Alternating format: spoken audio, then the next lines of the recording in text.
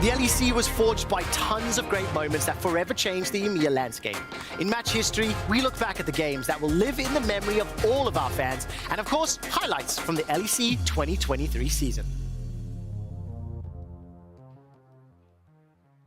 So I do think that Marcoon of 2022 that was taking over games that had that gigantic impact, we're waiting to see him find that groove with this SK roster. Yeah, it does feel again like he can still play to that style that we saw in XL, like playing around Patrick in that bot side, just replace that with Exit Kick, because I think at least looking at scrims, SK Gaming have been doing absolutely fantastic. It's just a case of trying to translate that to the stage, right? And I think trying to play for Exit Kick and DOS, these newcomers that have been so hyped coming in from the LFL, feels like the way for them to go for. I mean, Exit Kick and DOS, they've had the Zeri, Varus, as well as Yuumi and Karma thus far in the two previous games. In terms of bans, Heimer, Jack, Siva, Rise, Lucian, and Berlin wants them to ban the cat. Yeah, the big question is, do you ban the cat here, so you end up taking away the Zeri option, or you maybe give Zeri and Lulu across, or do you ban the Maokai and try and give yourself something like a Caitlyn Lux as an answer? There's a lot of stuff here that can kind of go on, but some way, somehow, you're getting Maokai, Yuumi, or that Caitlyn through the graft, but they will listen to the crowd, and they'll be very happy. Now, what is going to be the highest priority? Yeah, most likely that Maokai. We've seen that banned multiple times, as well as picked, and that's now secured here for Team Heretics, their first time on the blue side.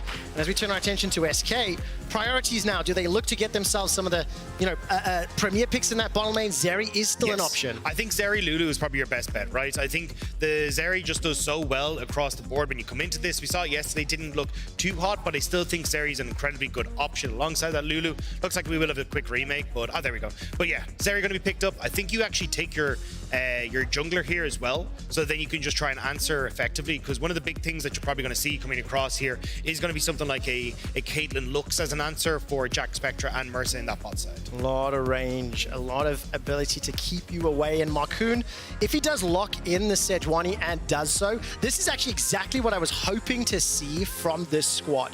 If Marcoon is able to create opportunities, to create engages on this tank and on this frontline champion, he can then lead those younger players to a better situation. I think we've seen Certus having a slightly higher impact across the two games they've played, but it's really going to be up to Exit Kick and Irrelevant to step up here and turn this two-game losing streak around if they want to try surprise Heretics. There's going to be Varus locked in instead of that Caitlyn. Yeah, and this is actually something that's become a bit of an LEC special. We haven't seen it as high in other regions, but certainly has been creeping in, this poke Varus. And although I do like it in certain respects, I think the biggest problem that we've seen with some teams is that they end up refusing to take kind of more damage-oriented mid laners or even junglers with them, right? So I think we're going to have to wait and see what Ruby's going to bring to the table now. So far, he's gone for the Cassiopeia, the Cassin. He has been that late game insurance for Heretics, and I think we're going to see if he's going to bring that to the table once more. What do you think of this Lulu takeaway in terms of pairing it up with the Varus? I do like the combinations later in the game, especially with that Maokai potentially being able to run you down, use that wild growth as an additional kind of CC in engages. So I'm actually wondering if it means we get on hit Varus, because one of the big things, obviously, Lulu gives you the attack speed, gives you that movement speed. You don't get that value when you end up going for the poke Varus instead. But otherwise, the Lulu doesn't make a huge sense. It's kind of just, as you say, a takeaway to stop the Lulu going across the Zeri, but you still have things like the Karma that can potentially go through it. You generally want to pair Zeri with some sort of enchanter, because she does get that 10% movement speed once she gets a shield, so you want something that can, in general, give that to her, so she's a bit more useful in team fights. Okay, interesting then, as the Silas is now locked in for Certus. He's got 9 professional games played on the champion, only won 3 of them over the course of his career thus far. And of course, with the ability to steal away some of those impactful ultimates already, can have a gigantic impact. I like the Cassiopeia ban away. Ruby's had a fantastic performance on that one. I think he put Cassidin as well as his second champion. Another great, influential performance. And also great into the Silas, which is why we're seeing it banned away there. But it does leave the Azir open. And in Ruby, I mean, most played in his career. He's been playing all right the way back when he was in LPL and Rogue Warriors as well. All the way back in 2020 was his most played there. So I expect to probably see that go towards Ruby in the mid. And then you can still look to see exactly what you want to take for Evie in that top side. Casante's still open. He'll probably default back towards that. Talked about that Azir. 29 games played on Azir. Next in most played, 27 on Victor. I can imagine the Azir Victor meta. I can see it right now. Yeah. The next most played was Syndra at 16. So their last ban was going to be Renekton, denying that option in the top lane. For the time being, SK Gaming now looking for their own top laner as well as support.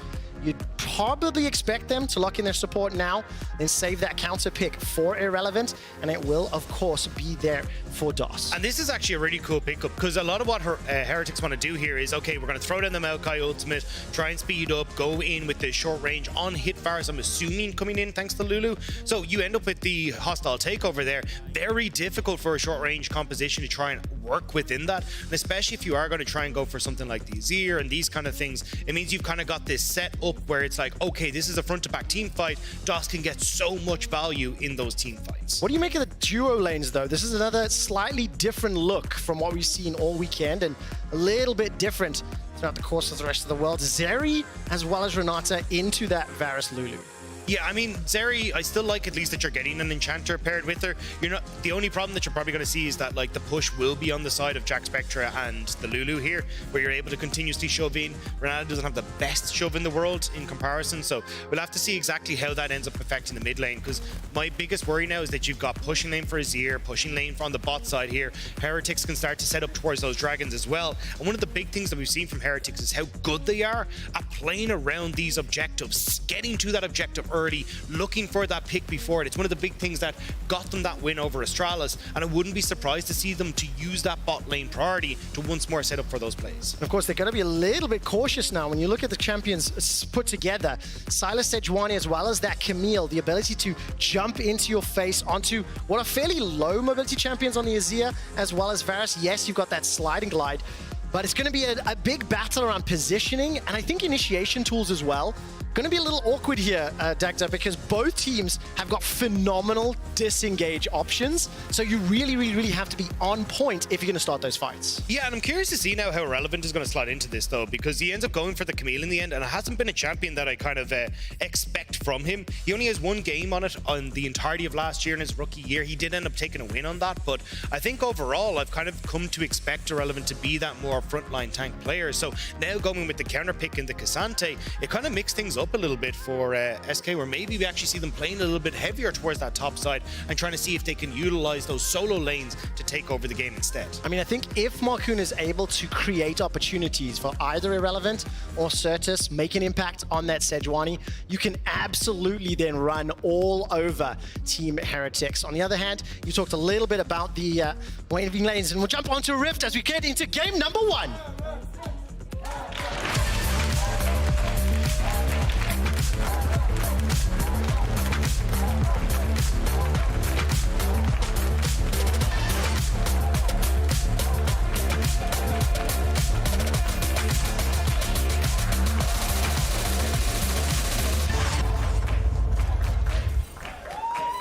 And welcome to Summoner's Rift. Team Heretics 1-1 taking on SK Gaming's 0-2. I immediately like some of the adaptations that we've seen in the draft yet from SK. Marcoon on that primary engage, and now looking at Irrelevant and Certus and saying to them, you need to step up. The reason I draw attention to that is I think Evie and Ruby have had pretty impressive, games thus far. Team Heretics have, dug deep, played heavy around there, but Ebby with those solo kills, like Kedra was talking about, and I think Ruby on the Cassio and Kassadin really showing his prowess in that solo lane. Yeah, I think Evie has been absolutely fantastic. This is his third game in the Cassante, and we even heard Kedro mention on the desk, like 2 solo kills both games so far. He's been very strong in that lane and making sure that he can keep control of this on this Cassante. The big question, though, is, as you say, like, what happens with Ruby? Because he hasn't had the strongest early stages, but has come alive in the later portion of the game. He really has, and I think quickly highlight a few of those numbers. When you take a look at his forward percentage, 17% on the champions like Cassio. Kassadin does tend to be a little bit pushed in, but I think more importantly, negative goal difference of 14, but then still putting out 777 damage per minute over the course of the game. And the big one for me, 80% kill participation. Now, the damage is sky high because he is playing things like the Cassiopeia and the Cassim, right? Late game scalers that do a ton of damage once we get to that later point. Most likely expected to be competing with in that 6, 7, 8, 9 spot when you start looking towards the group stage. So just keep that in your mind. New format for this year, a lot more stakes. And I think as well for a team like SK, where there was a lot of talk about them coming into the split as well, it has been unfortunate they haven't quite been able to find their success on the stage, but wait, as you already kind of alluded to, this is a very young squad, not a huge amount of experience when it comes to being in the LEC. So I think it will take them a little bit of time to find their footing. I'm just hoping, as you say, they manage to get themselves into a position where they can actually challenge for those best of threes, because I think that's where they'll settle in and really find their stride. And of course, you get all of the ability to adapt and understand your opponents in those BO3s. See how deep both teams' play styles and champion pools are. We jump back into this top lane. Abby once again pushing into Irrelevant. Still sitting with that biscuit. And Marcoon, level 3 gank in the mid lane, forces the flash already on Ruby, and that is exactly what you want to see for SK. Yeah, and just good transitional gank, right? Marcoon doesn't really lose out on too much here. Yes, he burns the flash, but he wanted to move to his bot side anyway, so managing to get a little bit more control there for Certus. And Marcoon could actually look for maybe a wrap around here if he wanted to, as Ruby doesn't have the flash, Certus does have his, so Ruby now may not actually be able to crash this wave as effective as he wants. That could cause issues here for the mid lane for Heretics. And it's got to be very, very careful. Without that flash, the kill pressure from the Silas Sejuani, I mean, frankly speaking, even just the solo kill threat that Certus could pose once he gets access to that hijack cannot be understated. Jankos does want to have a small potential reply, but Irrelevant started the recall and is now going to linger. Yeah, I think Heretics have got a good response though, right? Jack Spectre shoves in bot side. We already talked about them having the push. He immediately recalls for that cull. He wants to try and get to, 2-3 items where this on-hit Varus comes alive, but they just let Mercer roam towards mid. He's like, hey, look, if anything goes awry, we'll have an extra body in the way. Maybe we can actually keep Ruby safe. And even Jankos once more, he's fully cleared. He's going to go towards his Raptors, but just hovering in mid-side to make sure that nothing happens to Ruby as he shoves this wave in. Yeah, that wave was nearly at the tower of Certus' Silas, and Jankos will jump into his jungle. It looks like Marcoon will be clearing out the bottom half of his map. Take a brief moment here, just quickly talk about the early game expectations for both teams, because they both struggled a little, but I think for Heretics, I was quite shocked to see that they were down 1,800 gold at 14 minutes, because it did feel to me like some of their objective fights and team fights in later games were a little bit better than that stat would signify. Right now, Jankos trying to make an early move. Yeah, we have to see if Jankos should find exit kick here, actually, if he wants to go. Does go for the engage, but an easy hop over the wall to escape.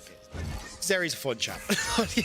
I think the big thing kind of looking at Heretics though is that, like, we see a huge amount of the time, as Ruby should be able to walk out of this one, is they, at least against Astralis, they had a good early start, but they kind of fumbled the ball a little bit, right? Where they try to go for the Rift Herald play. Okay, Evie TP's away, yeah. Right as Astralis go to fight them, right? So there's kind of little mistakes that are coming in, and that's where they kind of fell back into, okay, we'll look for picks in the late game. And then against Vitality yesterday, it actually was a relatively okay start. And then the team fight started going the way of Vitality, specifically at that second dragon as well. So I think that's where I want to see Heretic kind of cleaning up around those early objectives where they are all on the same page, they're all going the one direction, and then they can kind of let those individual performers on the team shine. Yeah, of course, that is something somewhat to be expected.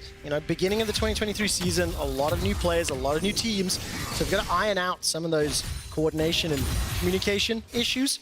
Right now, both teams sitting pretty even as Certus has shoved that wave all the way forward. Exit kick, with the help of DOS just a few moments ago, was able to bounce back in that bottom lane. They were pushed under their tower the first few early moments.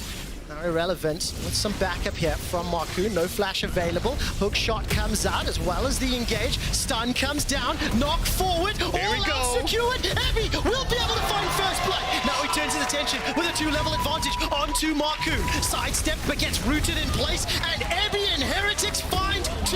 That's 3 for 3 solo kills for Evie. Welcome to the LEC, my friend. That was beautiful. That was spectacular. If we get a replay of that, I want to take a look at Irrelevant and Marcoon.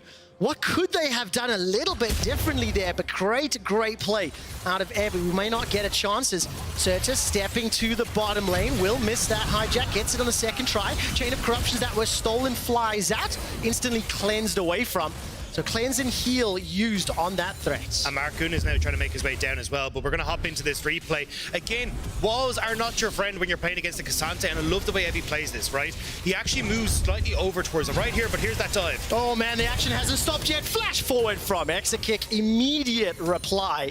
We were talking about the fact that Irrelevant wasn't able to hold down Abby long enough. Now Ruby's been jumped on by Certus after that push back. Dead even on CS in the mid lane, but SK are down 1,000 gold. Yeah, I mean, at least that hijack wasn't available because Certus had just used a bot. Otherwise, Ruby could have been in a very dangerous situation. But now, Yanko's moving back towards that bot side, make sure Jack Spectre can't get this recall off. But, I mean, SK, they try to bite back on this bot side of the map, and we're going to get the replay of this top side play. But Evie, look, moving over to the wall, he ends up using that W to push the Camille just close enough to the wall. The all-out then is able to bring her across, and suddenly then it's a 1v1. And now with the extra Omnivamp, the AD, and also the help of Yankos here, they end up getting Marcoon the kills as well. I mean, Abby just stepping up, and this is a little bit scary because SK's composition was obviously kind of banking, hoping on this last pick, Camille, to have some threat, some impact, and into now the 2-0, 1,000 gold up. Abby Cassante. The threat gets a lot scarier, especially when you consider the fact that he can combo so incredibly well. And it's actually interesting that we haven't seen as much over in Europe is the things like the Gwen coming out as an answer to the Cassante. Because one of the big things about Cassante is he wants to go for the Iceborne Gauntlet, gives him the slows, gives him that sticking power in fights, but if you end up going for the AP option, he goes towards the Jack Show, not as easy for him to stay attached to the people. And that's why we've kind of seen Gwen come up, not only because she does really well against him in lane, but kind of changing up that build path can be an answer. But unfortunately, Irrelevant hasn't found that success here. I mean, we're going to be playing on the same patch throughout the course of the regular season. So maybe as the day plays out, as well as the next couple of weeks, we may see that picked up and that adaptation come into play. But right now, Irrelevant forced to step back, that wave pushing away from him. So that's going to be a difficult scenario to play with. Certus and Marcoon at least stepping into the river, threatening the Herald. Not going to go for it just yet. That's going to be the hijack on the Emperor's Divide. Ruby's going to use his own one to push them back and stay alive. Yeah, he was very close. If Certus had gone on to him and actually got that ultimate off, could have been a very different story for Ruby. But once more, he's fine, just farming up here. Now got the help. There's the Glacial Prison. At least slow down Jack Spectre. Flashes away from that hijack chain of corruption. DOS steps forward, manages to pull back Jack Spectre. The hostile takeover holds them in place for now, and that's the second kill for SK. They're not done yet. Mercer will be the next target, and kill secured by Marcoon. SK are playing aggressive and forward into Heretics. And that's what we want to see from SK. This is where we can get to see them come alive. Even look at the bot side. You're going to get plates going across towards the Zeri, and right now Marcoon is playing like we saw in Excel, where he's very good at snowballing leads and getting advantages for his team. He's highly focused on this bot side, and every time Yankas goes to that top side of the map, Marcoon's making a play on the opposite side. I mean, it's a tale of two sides. The bottom lane ahead for SK, the top lane ahead for Heretics. Nature's Grot will hold Irrelevant in place for a little while. He's still got access to the Hextech Ultimatum, buys a couple extra seconds with the help of the tower, gets one back, but is taken down by Ruby. That is huge, though. The fact that you actually got that kill back, it prevents that Rift Herald from going down on that top side as well. So Evie will get the kill, but you're actually getting two plates on that bot side. You won't take that tower on the top end. We're just going to have a quick look at this replay. Mercer and Jack Spectre, a little bit cheeky on the way that they angled here. Should have gone the long way around. Certus with a great flash over the chains of corruption, and that actually sets up DOS here. I mean, so many flashes burned, but beautiful engage at the end there from DOS to guarantee the kill. I mean, really, really nicely done. What do you think the impact of this will be for the next few minutes? Because SK Gaming have clearly got advantages in the middle and the bottom lane, but Abby is significantly further ahead, 1,500 gold, and that tower is being brutalized. So both teams' strengths in different areas. It means how they move their fed plays around the map will have a gigantic influence. I think it's so much easier, though, for a Zeri to have an impact in a game rather than a Cassante, right? Because Cassante can kind of isolate one target and try and take them down. As long as that target is not exit kick, you should be in relatively good spots here as SK, because how strong your just front-to-back team fight is. Even the fact you have DOS to try and interrupt Cassante going in. And now Marcoon is just trying to bully Yankos on this bot side because he knows, hey, look, we are winning this bottom half of the map. Yeah, Evie and Irrelevant once again trading in that minion wave. Irrelevant not going to be able to get that secondary shot of the hook. Ian still helping out, forced to flash away from Evie. Next engage starting out inside the jungle. Yankos is engaged on by Certus. He hijacks the Nature's Grasp and throws it down. Hostile takeover keeps Yankos and Ruby inside the red pit. Marcoon's low, flashes away and stays alive. Exekik gets himself another as now Mercer and Jack Spectre step into the fray. Exekik's mouth the bailout! He manages to stay alive an escape. A double kill for SK. The blinking health bars in SK, and they managed to make the play. Hopping over the wall, Marcoon stays up, Exakic's alive, and I mean, Irrelevant might not hold on to his tower for too long, though. No, he's got a few seconds before his ultimate's available. Ebby just trying to get that down.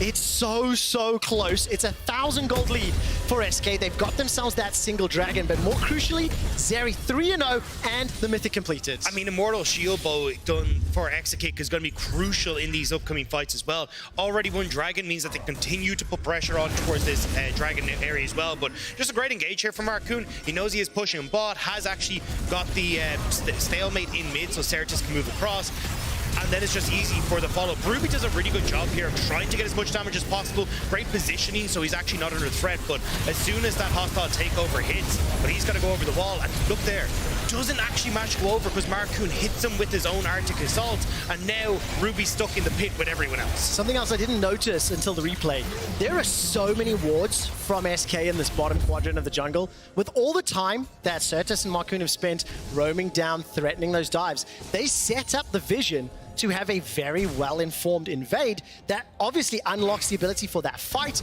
and give them the advantage. 1 minute and 40 seconds until Dragon. I keep looking at the minimaps. Some of those wards are now starting to be cleared out. If SK invest champions towards, which is what it looks like, it may be conceding the top tower. Yeah, I think you go for it and then you try and immediately go for the play. I mean, they're even moving Irrelevant down towards this bot side. They want to try and go for a 5v5 and actually punish the fact Evi's on this top side, but Evi does have TP. So this actually won't be a numbers advantage if Evi's able to join them, and I wouldn't be surprised to see a quick TP in as this starts. Tower's just about half HP. Teleport is available. Does it get channeled? Yes, it does. Prison comes out, insta-cleanse, no flash, and Jack Spectra is down. Evi's completed the TP inside the fray. Here comes Certus as well as Yankos. Dot's forced to bail out for himself, managing to escape for now, and all of a sudden a couple members are rooted down. Evi jumps in for the connection. I keep waiting for more to follow up, and this time round, SK get the kill and they get away. Honestly, the TP was a little late from Evi. He needed to get there as soon as that play was starting. If you see members go, just TP. You already got your win on the top side, and now Ruby slowed down, locked in place by the Hextech ultimatum. Emperor's Divide buys some time, but it's not enough. DOS secures the kill. 1-0-6. SK maintains some form of control. And 30 seconds till Dragon. I mean, this is great timing now. You get to reset. Ruby won't be up in time. No TP to get there either. So it means you've got this numbers advantage now that, again, Heretics can't play through. And once more, we're seeing Heretics, the early game not quite going their way. We're going to have to see if they can maybe bring it back with Ruby in the later portion of the game. But right now, this is very much SK in control. Now we get to see how SK play around those objectives. Starting to move towards this mid-game phase. Tower 1 has already fallen. Looks like this may fall as well. A number of wards from Heretics in the at least mid-lane river area. And with the Dragon up as well, there's a number of players moving around. Irrelevant's got his TP available, so he's going to try and push that top wave. Can jump in if needed. Needs to be quick on that trigger figure.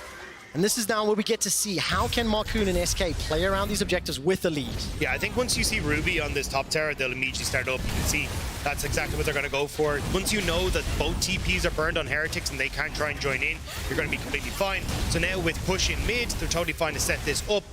You can try and answer with Heretics here to get some control over the Rift Herald, but it looks like they're not even confident enough to go to that, knowing that Irrelevant is kind of sitting around there, seeing if he can pick people off. I mean, Irrelevant is down 2,000 gold and 30 CS against his opposite number. That is somewhat mirrored in the bottom lane as Exakick is up 1,700 gold.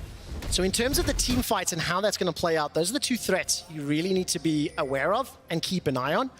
And that is definitely something that Ebby will try to do, try and use that knockback ability to get rid of one of those threats. Yeah, the biggest problem, though, is before you even get to those team fights, how do you try and control the maps, though, right? Because you're looking at Irrelevant, he's already got one item, he's working up towards his second one. Certus is really strong in the side lane as well, and Ruby just doesn't quite have the damage yet, or even want to be in the side lane particularly. Well, the river was controlled here by Heretics. They've thrown out the ultimate from Yankos, and that's already going to be a kill onto DOS. The bailout not helping. Irrelevant jumps over the wall, holding on to the ultimatum as Marcoon's already fired out that prison. 5 versus 4, and the Sand Soldiers are sent forward, chipping away at Irrelevant's health. Now Certus is the focus, targeted, forced to flash, piercing arrow, and one more 4 tick. Heretics get 2, and they can peel back for that Herald. And we talked about Heretics, how they like to make these picks happen before the fight kicks off. DOS takes that step too far forward, and suddenly Heretics pull the trigger, get mid-tower. They're going to get the Rift Herald as well, and that gold now is back in favor of Heretics. I mean, it's just going to be an all-out brawl around the next few objectives. 3 minutes until that dragon. SK have at least got 2 in their back pocket. But I think one of the things I noticed in that previous fight, just the safety with which Heretics can engage gives them a little bit more time to figure out their angles. Throw down that Nature's Grasp, force SK to scatter, and that's where they're finding their opportunities and punishing. Yeah, I think it's just a case of SK were a bit slow to get there, right? You can kind of look at, okay, well, X-Kick's trying to clear out mid. You've already got DOS who's starting to move into river area where he shouldn't really be without the help of Marcoon. Like, you have very easy to execute engages with Marcoon, even with DOS throwing an ultimate over the top, but and you don't even have to fully commit to the engage. But look at where DOS is positioned here, right? You've got Marcoon and DOS as Evie already kind of settling them, separating them. They've come in one angle, but they're not moving as a team. Even have Irrelevant still down on this top or bot side, so by the time he gets into this fight, DOS is already out of the equation. And again, we kind of talked about the ability for Heretics to kite back, reset the fight. Well, they're doing exactly that, so they take it nice and slow. They know that SK have nothing left in the tank for them to actually turn the engage around, and once Certus goes low, great arrow from Jack Spectra to set up the burn from Yankos' Demonic Embrace to finish him. I mean, SK was stepping into the darkness there. There was so much vision from Heretics in the river, nothing to speak of for SK. They get punished for it. They get punished and they lose their Herald, they lose the gold, they lose a little bit of control.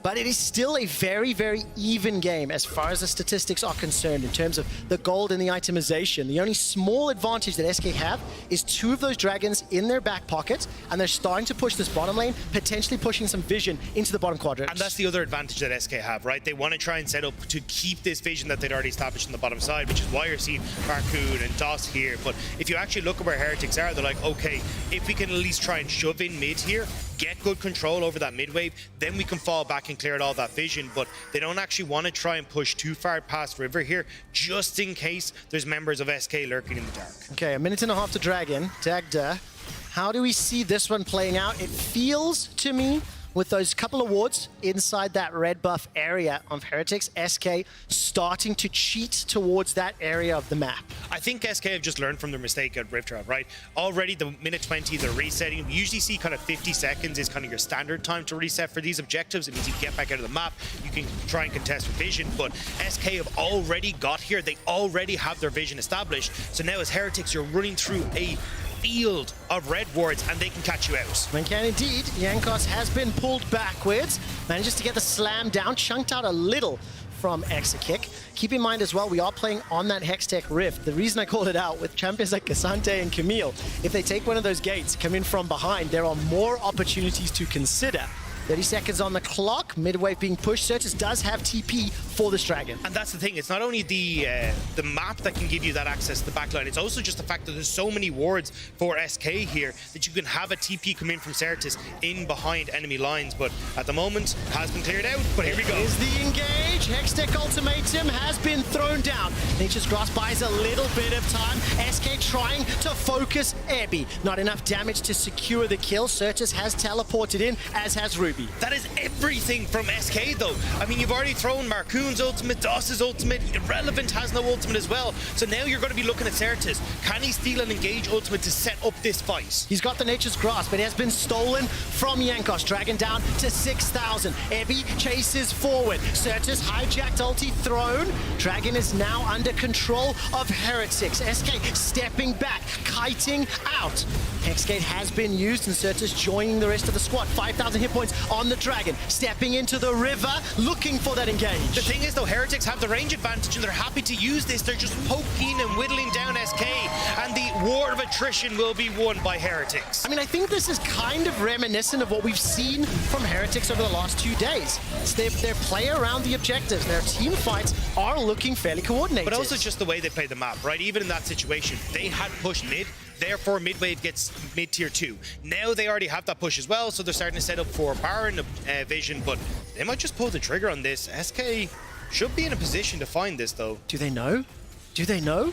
SK stepping forward. Baron's down to half. Mercer will spot them out, and Dos pulls him backwards. Ruby caught in the wall. He's taken out. Baron is now down to 2,000. It might have just been gift wrap. Smoke fight available. Jankos secures it for Heretics, but he's lost his mid laner. Now Jankos has been chunked out and chased down. Exekik stepping forward, firing all the bursts he can. Mercer's going to be the next target while Evie tries to escape. He turns the damage onto Marcoon, as here comes Certus. Will be able to deal some damage.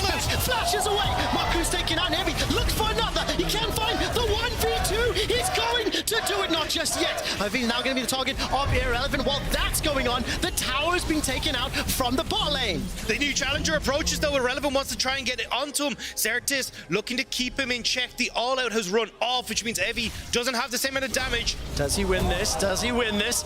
Irrelevant has still got his ultimate available, as well as that flash. Chucks it out and should be an easy shutdown. 11 kills to SK. I think crucially, removing the Baron from 3 of the members will be very important, but we are still dead even on gold, and that time, Heretics got punished. Yeah, that was a big mistake from Heretics. He didn't need to try and force the Baron, and especially Ruby just that little bit too far forward gets caught out. I think he was trying to bait, saying, hey, look, there's no way we're on Baron.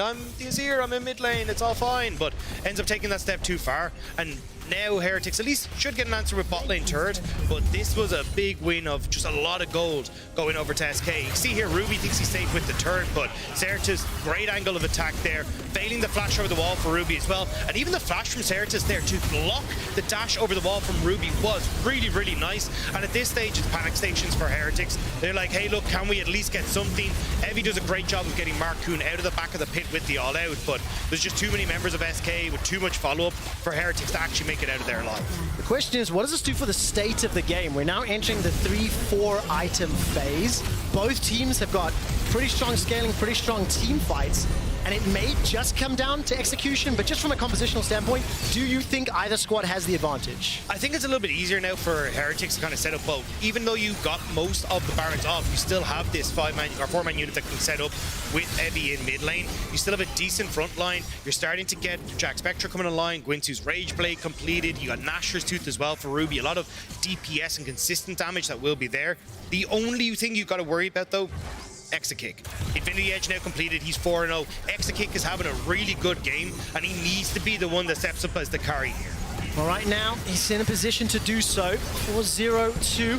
Marcoon chases forward, throws out the ulti. It's Nature's Grasp square. Both squads hold in place, but Jankos stepping forward. Emperor's Divide from Ruby buys a little bit of time. He is taken out on the fray, though. Jankos running for his life as Evie has chunked down, forced out, and killed. Irrelevant. Exekik, the man that needs to step up, is doing so. Gets that shield, gets the kills, and now Evie is running for his life. Mercer has escaped, and he takes the Hex Tech out. I don't know how Evie managed to take that before he got hit by something, but that was the fight that SK needed, and I love the fact that they immediately spot Exekik has Infinity Edge. This is where he's strong, and they go for that engage, catching people out on Heretics. You see it here, Ruby takes that step forward. They know he has no flash from that last fight, and Marcoon pins him down perfectly.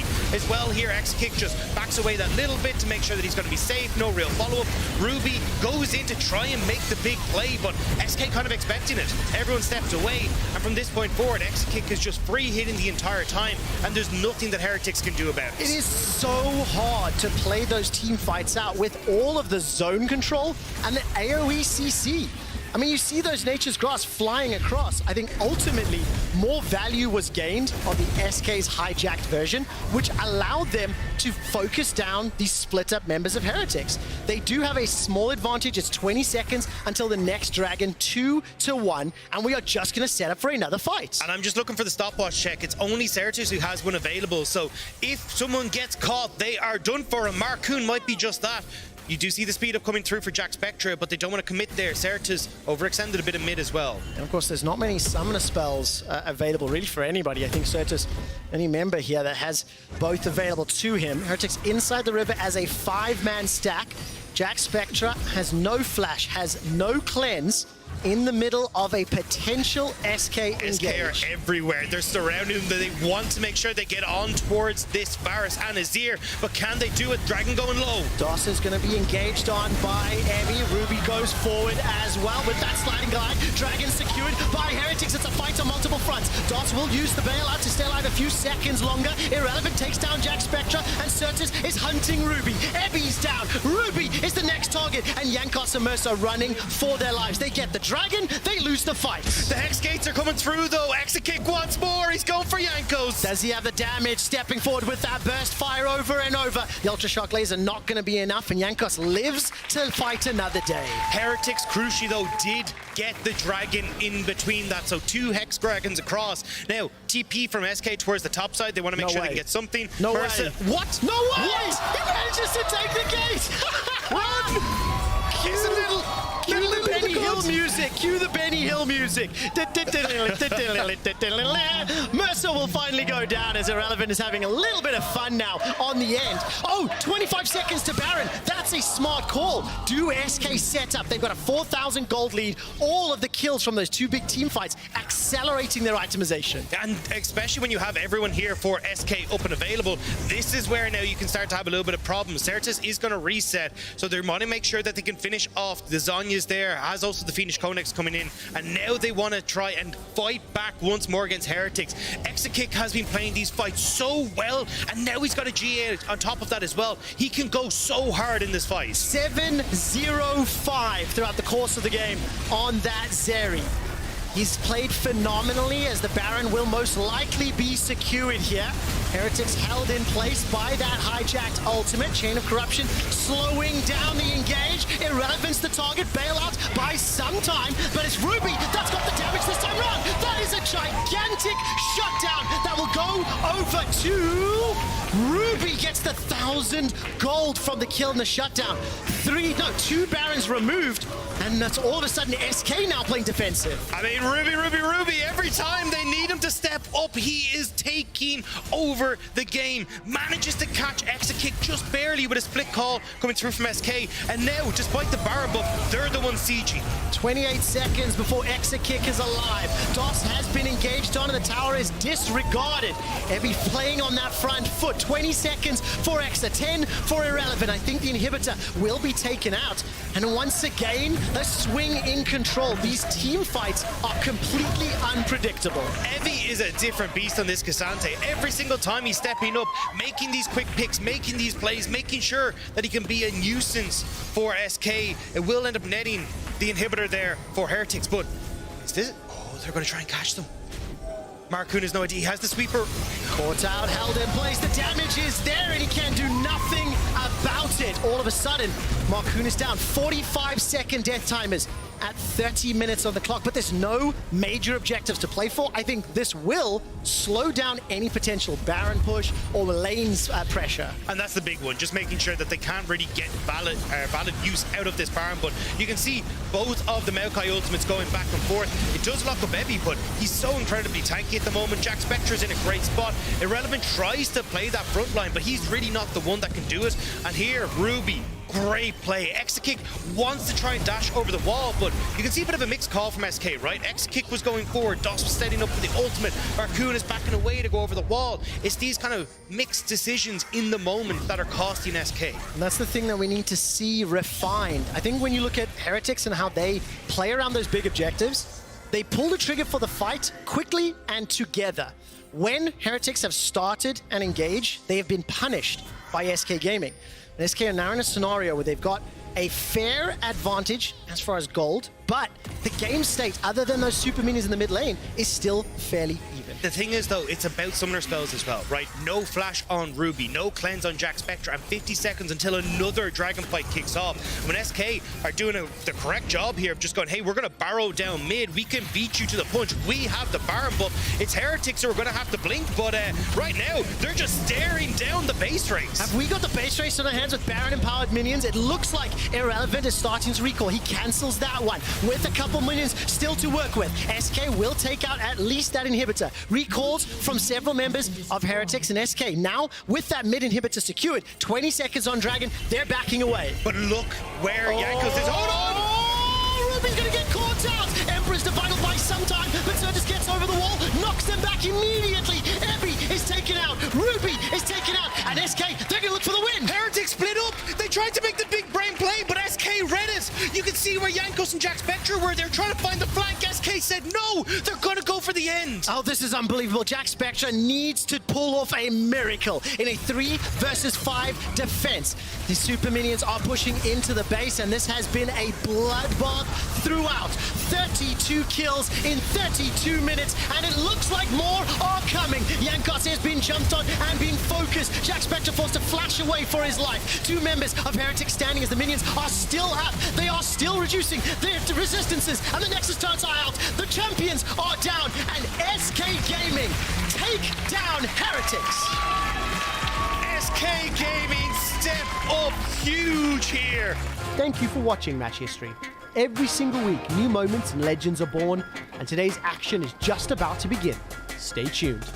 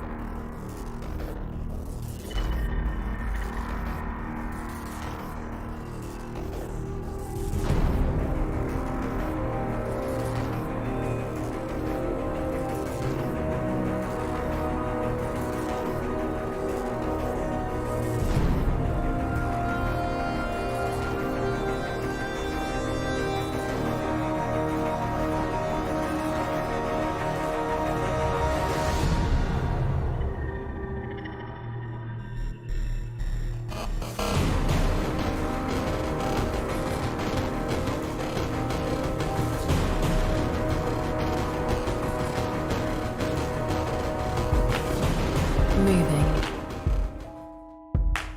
When did we stop doing it? When did we settle for technology that keeps us still? So move me, baby, like you've nothing left to prove. The Kia electric range. Technology that moves you. Kia. Movement that inspires.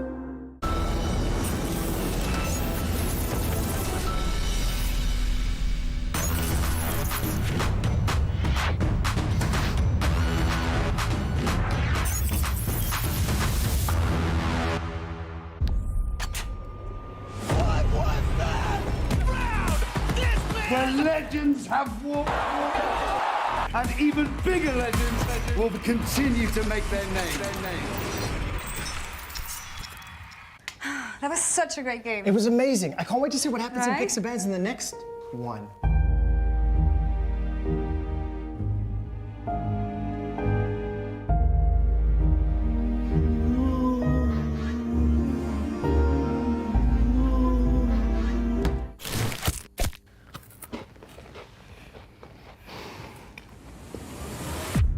Even the biggest champ needs a break. What's up, guys? Guys, I was saving that for later. I called dibs.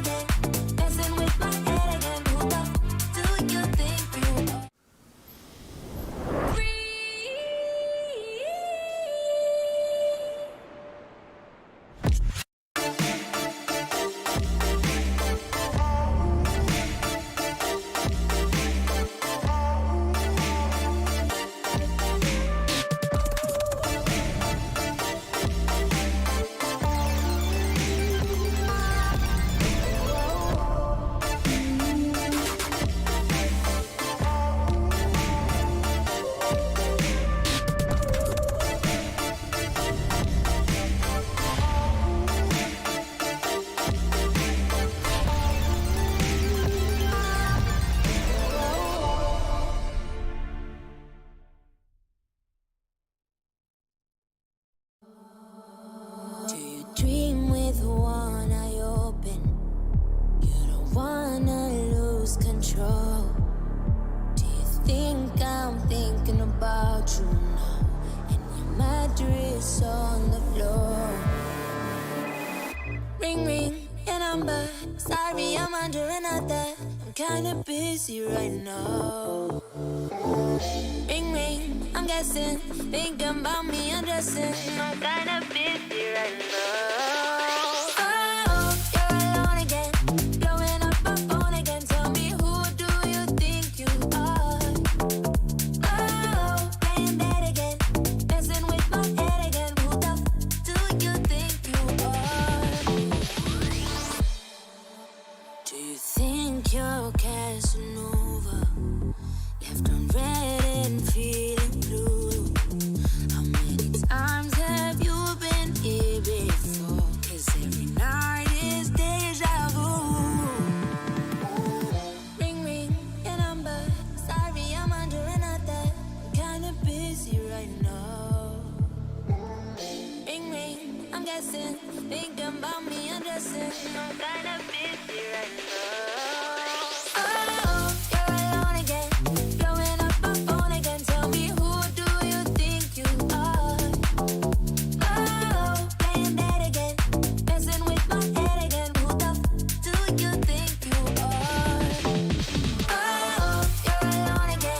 Blowing up my phone again. Tell me, who do you think you are? Oh, playing dead again. Messing with my head again. Who the f do you think you are? Ring ring, your number. Sorry, I'm under another. I'm kinda busy right now. Ring ring, I'm guessing.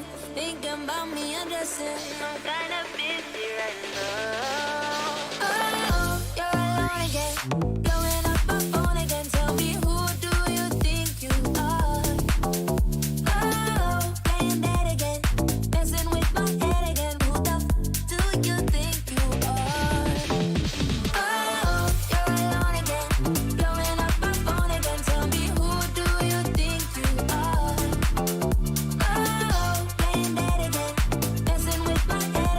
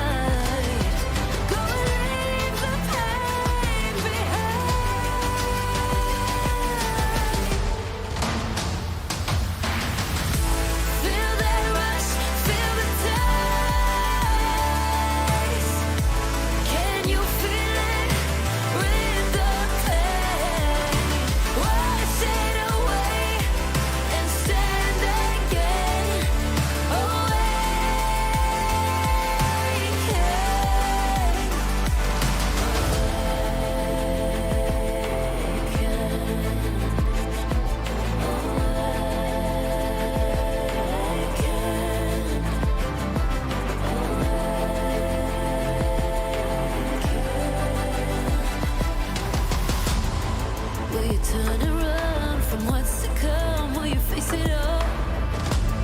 Or will you fall away again? What's calling out to be found when the time is right? When the time is right. 'Cause we all face the fires, and we stray from the light. Go and leave the pain behind.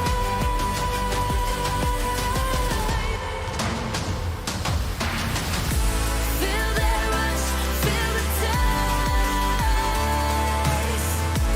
Can you feel it with the pain? Wash it away and stand again.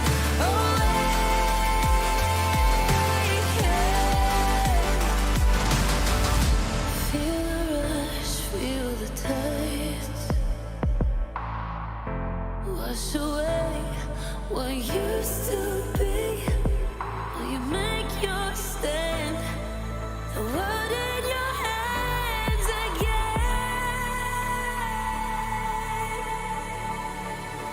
'Cause we all face the fires, and we stray from the light. Turn the page and make it right.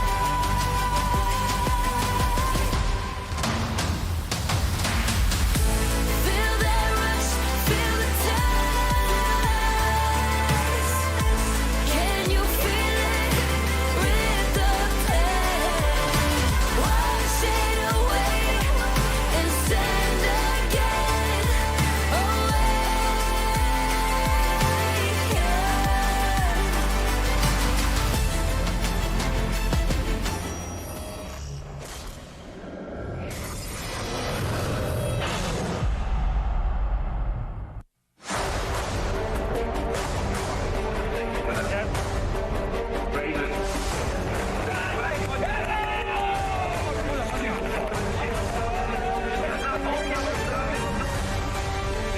We were confident, but we were scared that we could lose, and winning so clearly, 2-0 being better than they were.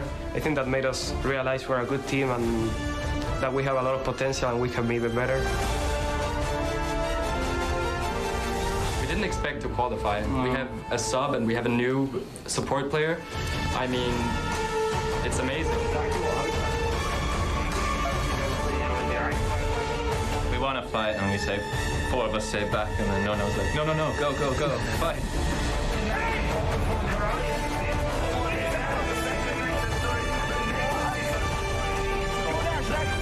After these guys started listening to my calls, we would actually get there. But it's okay. We've qualified. We qualified.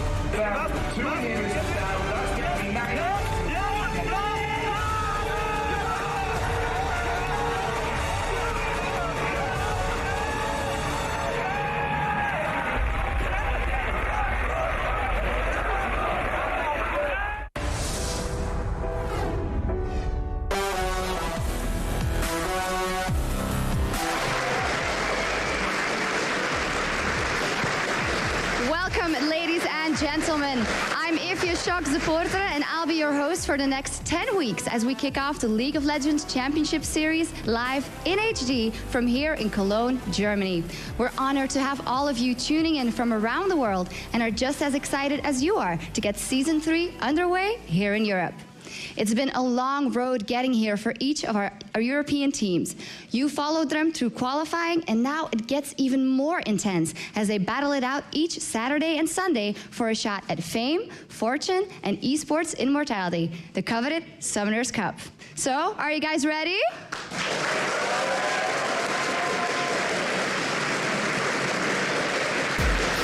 Analyst, well then. show some love. Yeah, we're gonna cut her off. Yeah. Oh my God, don't tell me you're already crying. I didn't think I was going to, but yeah. Oh, Trevor.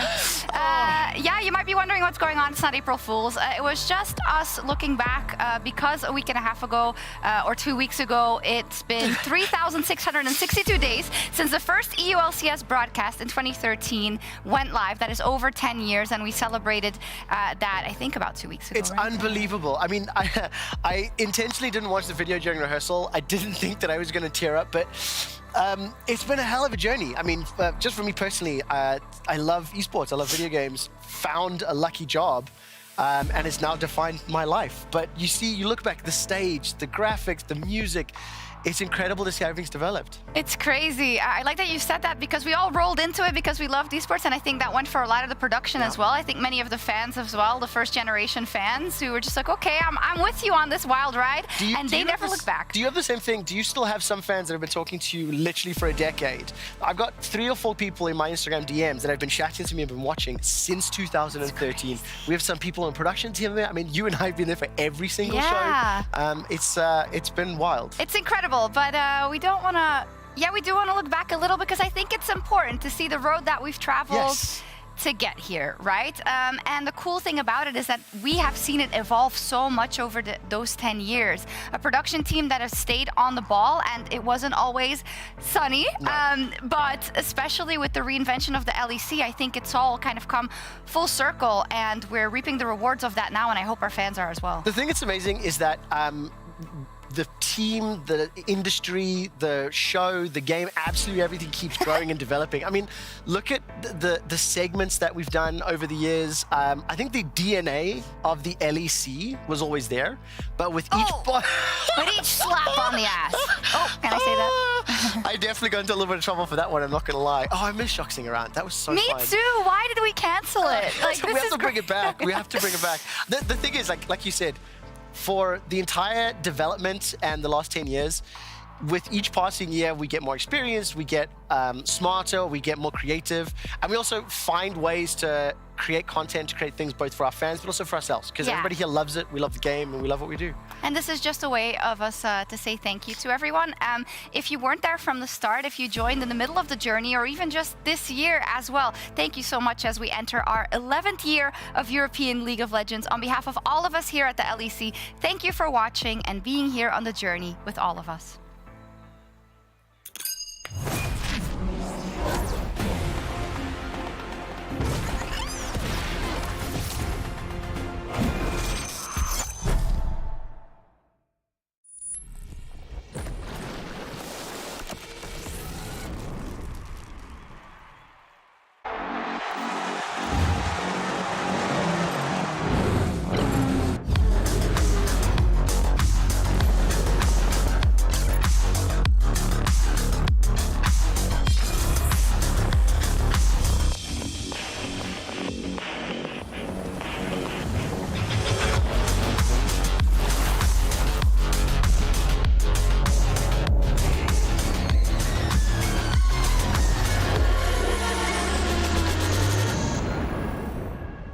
Definitely still a mess, but welcome back to the LEC 2023 winter season. There are only 2 weeks left in the split, and I'm here to quickly run you through the stakes and a reminder of how the format will play out for the last 6 remaining match days.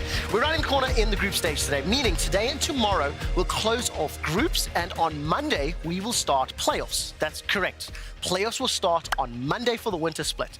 So today, both BO3s are in the lower brackets. We're going to be taking a Team Heretics versus SK, followed by Stars versus BDS. Lose and your season is done. We'll see you in spring. Win, you play again tomorrow. I want to run through the bracket and show you some examples of how this can play out. Before I do though, just a reminder that playoffs BO5 between Koi and G2 will start on Monday. Okay, right, so let's take a look. When I take a look at the bracket today, I'm already expecting, you can see with Vitality beating Heretics, Koi beating SK, we've got the first one for groups. I think that today, SK are most likely to take down Heretics, and I think BDS will take down Astralis. They'll set us up for our Sunday matches, where Vitality should beat SK, Madline should beat BDS. That'll give us our playoff teams. What you will notice, the teams that win tomorrow will advance to the lower bracket of playoffs next Friday. I'll come back to that in a moment. I'm going to quickly run the bracket and give my predictions. G2 will beat Koi, Vitality will beat Mad, Koi will beat Vitality, and Koi will beat G2. That is my prediction. There's no movement on that one. The winner will go through to MSI, as well as being crowned the Winter Split Champion. Please don't forget that, as I mentioned, playoffs will be Friday, Saturday, Sunday next week. So now that everything's set, back to you, Shocks and analysts. I'm just shocked that you just gave us your prediction and it was like not even any explanation, just like this is what's going to happen. Let's see. Also, welcome to the desk, Jamada and Goldberg, some of the newer faces to the LEC, and we're so happy to have you here. Any reaction to that very frank prediction? You know what? Honestly, thumbs up, Trevor. Just saying it how it is. I can get behind it, honestly. And I'm in the same line of thought, so I'm down for it. Okay. I think I can make small tweaks, but I think it's pretty aligned with what I would say myself. Obviously, the games haven't been as clean as cookie cutter, but I think for sure that could have been a stable prediction. Still, let's open up the floor then, because if this is how it's play out, I think that we wouldn't see any upsets. But is there an opportunity for a Vitality or a Mad to get upset, and who would be it? See, I could definitely see Vitality be a team that got upset. I wasn't really impressed with how they played up against Koi as well. And I think specifically in the bot lane, where if SK wins today, they're so insanely strong with Exeking and DOS, and they would have to go up against Neon and Kaiser. I could definitely see an avenue where they would make it incredibly close. Yeah, I feel like, to me, SK have a really solid shot, maybe at taking down Vitality if they're as shaky as they were last weekend. However, on the opposite side of the bracket, or the next side of the bracket, I suppose, to me, I feel like the BDS Astralis match looks a lot more set in stone. I really don't see too many ways how Astralis are going to end up really giving anything to BDS unless they turn into like 2015 SKT Prime. But not saying BDS are that good, but what I'm saying is it's going to be a mountain to climb in my mind for Astralis. But we'll have to see. I feel like they still have the likes of Finn up in the top side to try and match up to Adam, so it's not like it's completely out of their depth, but it's still very hard. I gather, in terms of the question of upsetting and getting into the playoffs, you think they have a chance to get further, but that's a bridge too far? Yeah, that's Okay. Let me just add some things here. Paint a picture for us. Okay. SK in regular season, they have the potential once again to play against Vitality. In regular season, SK won. Yep. Okay. BDS in regular season, when they played against Mad Lions, who do you think won? Tell me, Google. BDS won as well. Yeah. So I'm just saying, there is a picture where some of them in the past were obviously the kind of team that came in as underdogs and they overcome it. This is best of 3 now, so we've seen it go to the stages as well. And I'll be real as well and say, even Mad Lions didn't look as convincing versus Astralis. So I think there's for sure room to go the mile in terms of competitivity. Maybe there is a chance. We've seen good things out of BDS. I think Adam is someone we have to talk about in terms of, also what he said openly about, I want to kind of rehabilitate my image. I want to show that I want this, that I want to go for it. And I think that's shown tremendously in the games he's played with BDS. You can see it in the stats alone. He's really stepped up this year. And I feel like Adam has kind of had this stigma in terms of his gameplay around him, always being a little bit too over-aggressive. But I feel like this year, the pairing coming back from Academy with Shio has really kind of allowed him to flourish, and also I feel like the bottom side has facilitated a lot of that gameplay as well. See, that's why I'm really finding, I love the bot lanes, okay? And I gotta say, when me watching Crowny and Laprov, I've only been impressed by them. I think Crowny is legit a top 3 AD carry in the league. I think his mechanics has been on point, but even further so, his understanding of the first waves in the game right now is so high, and I really think that defines how the bot lane meta currently flourishes. So I could definitely see them try and stand up to the likes of Kazi and Hilly if they would go up against them. That's what I want to hear. Some dreams, so that we don't just end up with, a bracket that we could have auto-completed ourselves. So hopefully our teams step up. But let's also talk about the meta and a few picks we either have already seen or are excited about and want to see. And I spy with my little eye, Lilia. Yeah, little deer, little Bambi. I think... Please no. No, please no. Well, hopefully it doesn't end like Bambi for the next Lilia picks, but I am hoping that we get to see a little bit more Lilia, not just out of Yike, and G2 of course has been kind of pioneering the pick here in the LEC, but I feel like it fits really, really well for a lot of the meta that we're starting to see develop in the mid lane with some of these AD mids coming in, but also specifically as a counter to Sejuani, which has kind of just been a first pick regardless of what's actually up. And that's the thing for me, right? Because how many comments have we seen where, oh, the meta is so stale, we keep seeing the same champions? And yes, we would have, because Maokai and Sejuani were first pick worthy. Then people start to actually get the theory crafting going, and then the ingenuity of Yike shows. Lilia, great into Sejuani if you want to pick that. And it's just the fact that you have a patch where the meta can be ever evolving if the thought process is put into it. I think that was awesome to see with the Lilia. Explain it to me like I'm 5. Why do I pick Lilia into Sejuani? Well, you pretty much have true damage also on your Q as well to go through. That's super good into Sejuani. You have fast clears as well in a meta where junglers really like to put a lot of emphasis into the gang style. So if you can get through your first clear as well without enemy jungler getting any priority in terms of getting a good gank on a lane, then all of a sudden when you start rolling into the first items, you're just going to be higher level, you're going to be easier to play around, and it's just, you're so fast, so hard to lock down. You got me. I think everyone should pick it. Next up, in the bot lane, is there anything you want to see? See, I've been theory crafting a lot as well myself, okay? And I've seen a lot of double range bot lane. We've all seen the AD carries in the support role as well. The thing that's really good at shutting this down has been kill lanes. We've seen G do it with the Handsama Draven and the Nautilus as well. My proposal is Samira. It's specifically ever since AD carry items got buffed in terms of the IE changes, coming through with a kill lane when you see a double range bot lane, I think could really work out. Nautilus, Rel, just throw yourself at them in the early levels and don't let them take priority. That could be an avenue for you to get ahead. Yeah, what Gorbog's basically saying is just bloody send it. Just go 2v2, go for the kill lanes, and never really allow these scaling Enchanter picks, or the double AD carry picks for that matter, get to play their game and actually get to a point where they can be super obnoxious on the map. And that Samira sort of aggressive support lane really works because, as well, that mid-game spike to shut down what those picks typically want to do is so potent now with the item changes. Now, I will say we've only seen one in a top league we played so far, and it lost. So this is my kind of theory crafting going out there. But if you see it, you know I said it here. I know. I'll remember that you said it. Let's talk about Ziggs as well. Seen it already in the LPL and the LCK? It's my new neck of the woods, the LPL. Specifically Thunder Talk Gaming and Huang Fang, and then, of course, a little bit of Jackie Love as well. Oh, yeah. Pulling it out. And honestly, I feel like it fits the meta really well because we're in a meta where, you know, we're getting a lot of AP junglers and a lot of AD mids and melee mids as well. And Ziggs flourishes into a lot of these champions that are quite bulky and lack a lot of mobility. And in terms of the actual matchups on the bottom side, he deals pretty much very handedly with every meta pick right now. It's more about the support matchups and actually setting up for his damage so that he can either A, blow up the enemy AD carry, or B, just sit there and wave clear until the team actually needs to play off of it. Yeah, I've actually been playing this lane a lot with Orcs as well, formerly off the LPL, and we try to play this like decent high-elo, D2, D1, whatever. But like, it works really well. Okay, thank you. I'm a humble guy. D2, no, you're D1. not, so this is... Never give him a break. To get back to the point, okay? To get back to the point, everyone.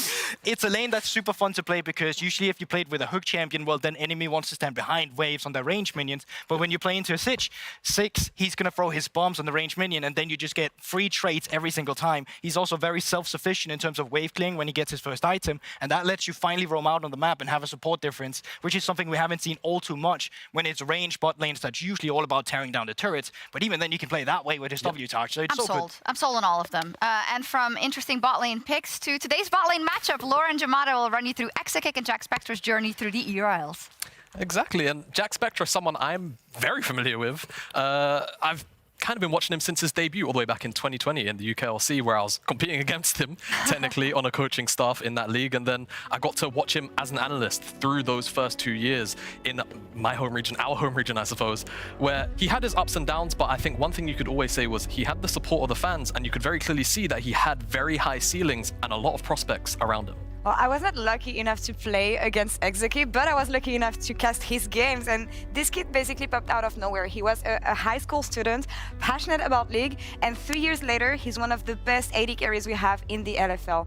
And what I found interesting about him is that from the very first games we saw from him, we could see the potential. We knew that he needed some time to grow, but we knew that he was going to become one of the best ADCs we could have in France and maybe in the LEC later. But some inconsistencies, maybe some key champion he was relying a bit too much on, but 3 years later, EU Masters, we thought that this was it for a DLC until you guys arrived. Exactly.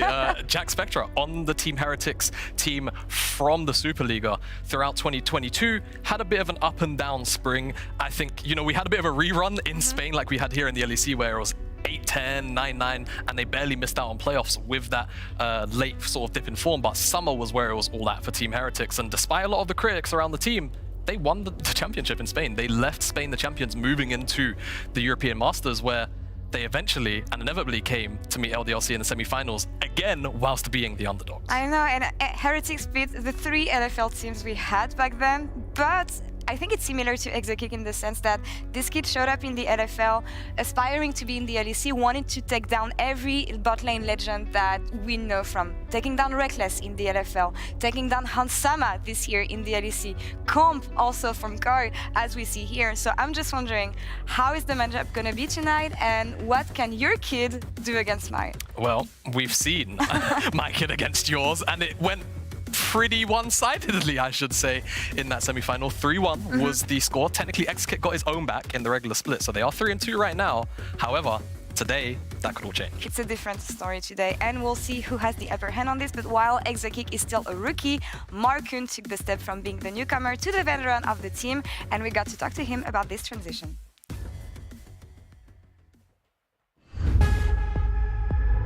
I had this confidence in the ERLs, and I wanted to try and make sure that I wasn't gonna play scared on stage.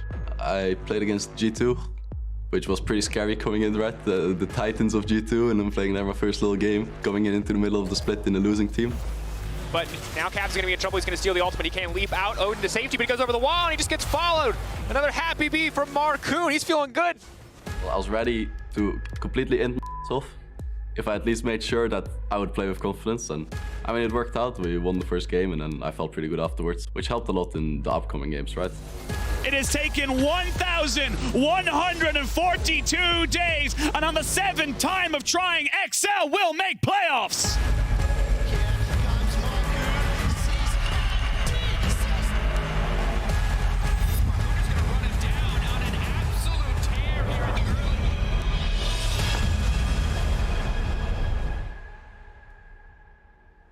I think Mark has kind of adopted like this pseudo leadership role in the team, right?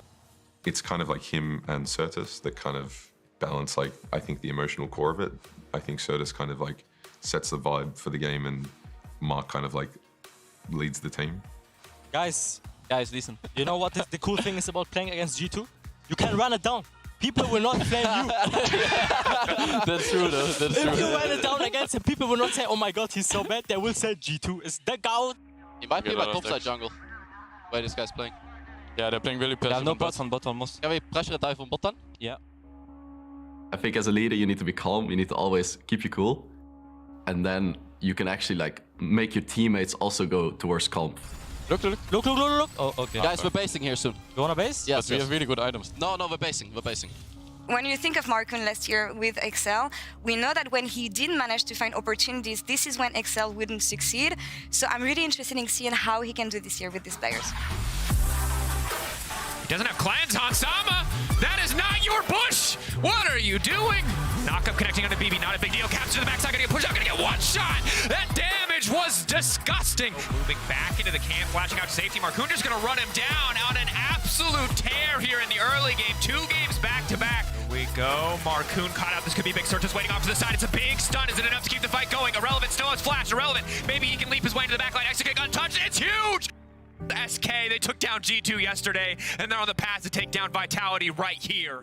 I didn't know if it would happen in the winter split already, but I knew we had a lot of potential in the players that we had. Like, for me, it was more, are we gonna be able to show this potential already early? I thought maybe we need some more time to adjust to the stage and this kind of stuff, but I had it in the back of the mind that it might happen, that we start wheeling early, yeah.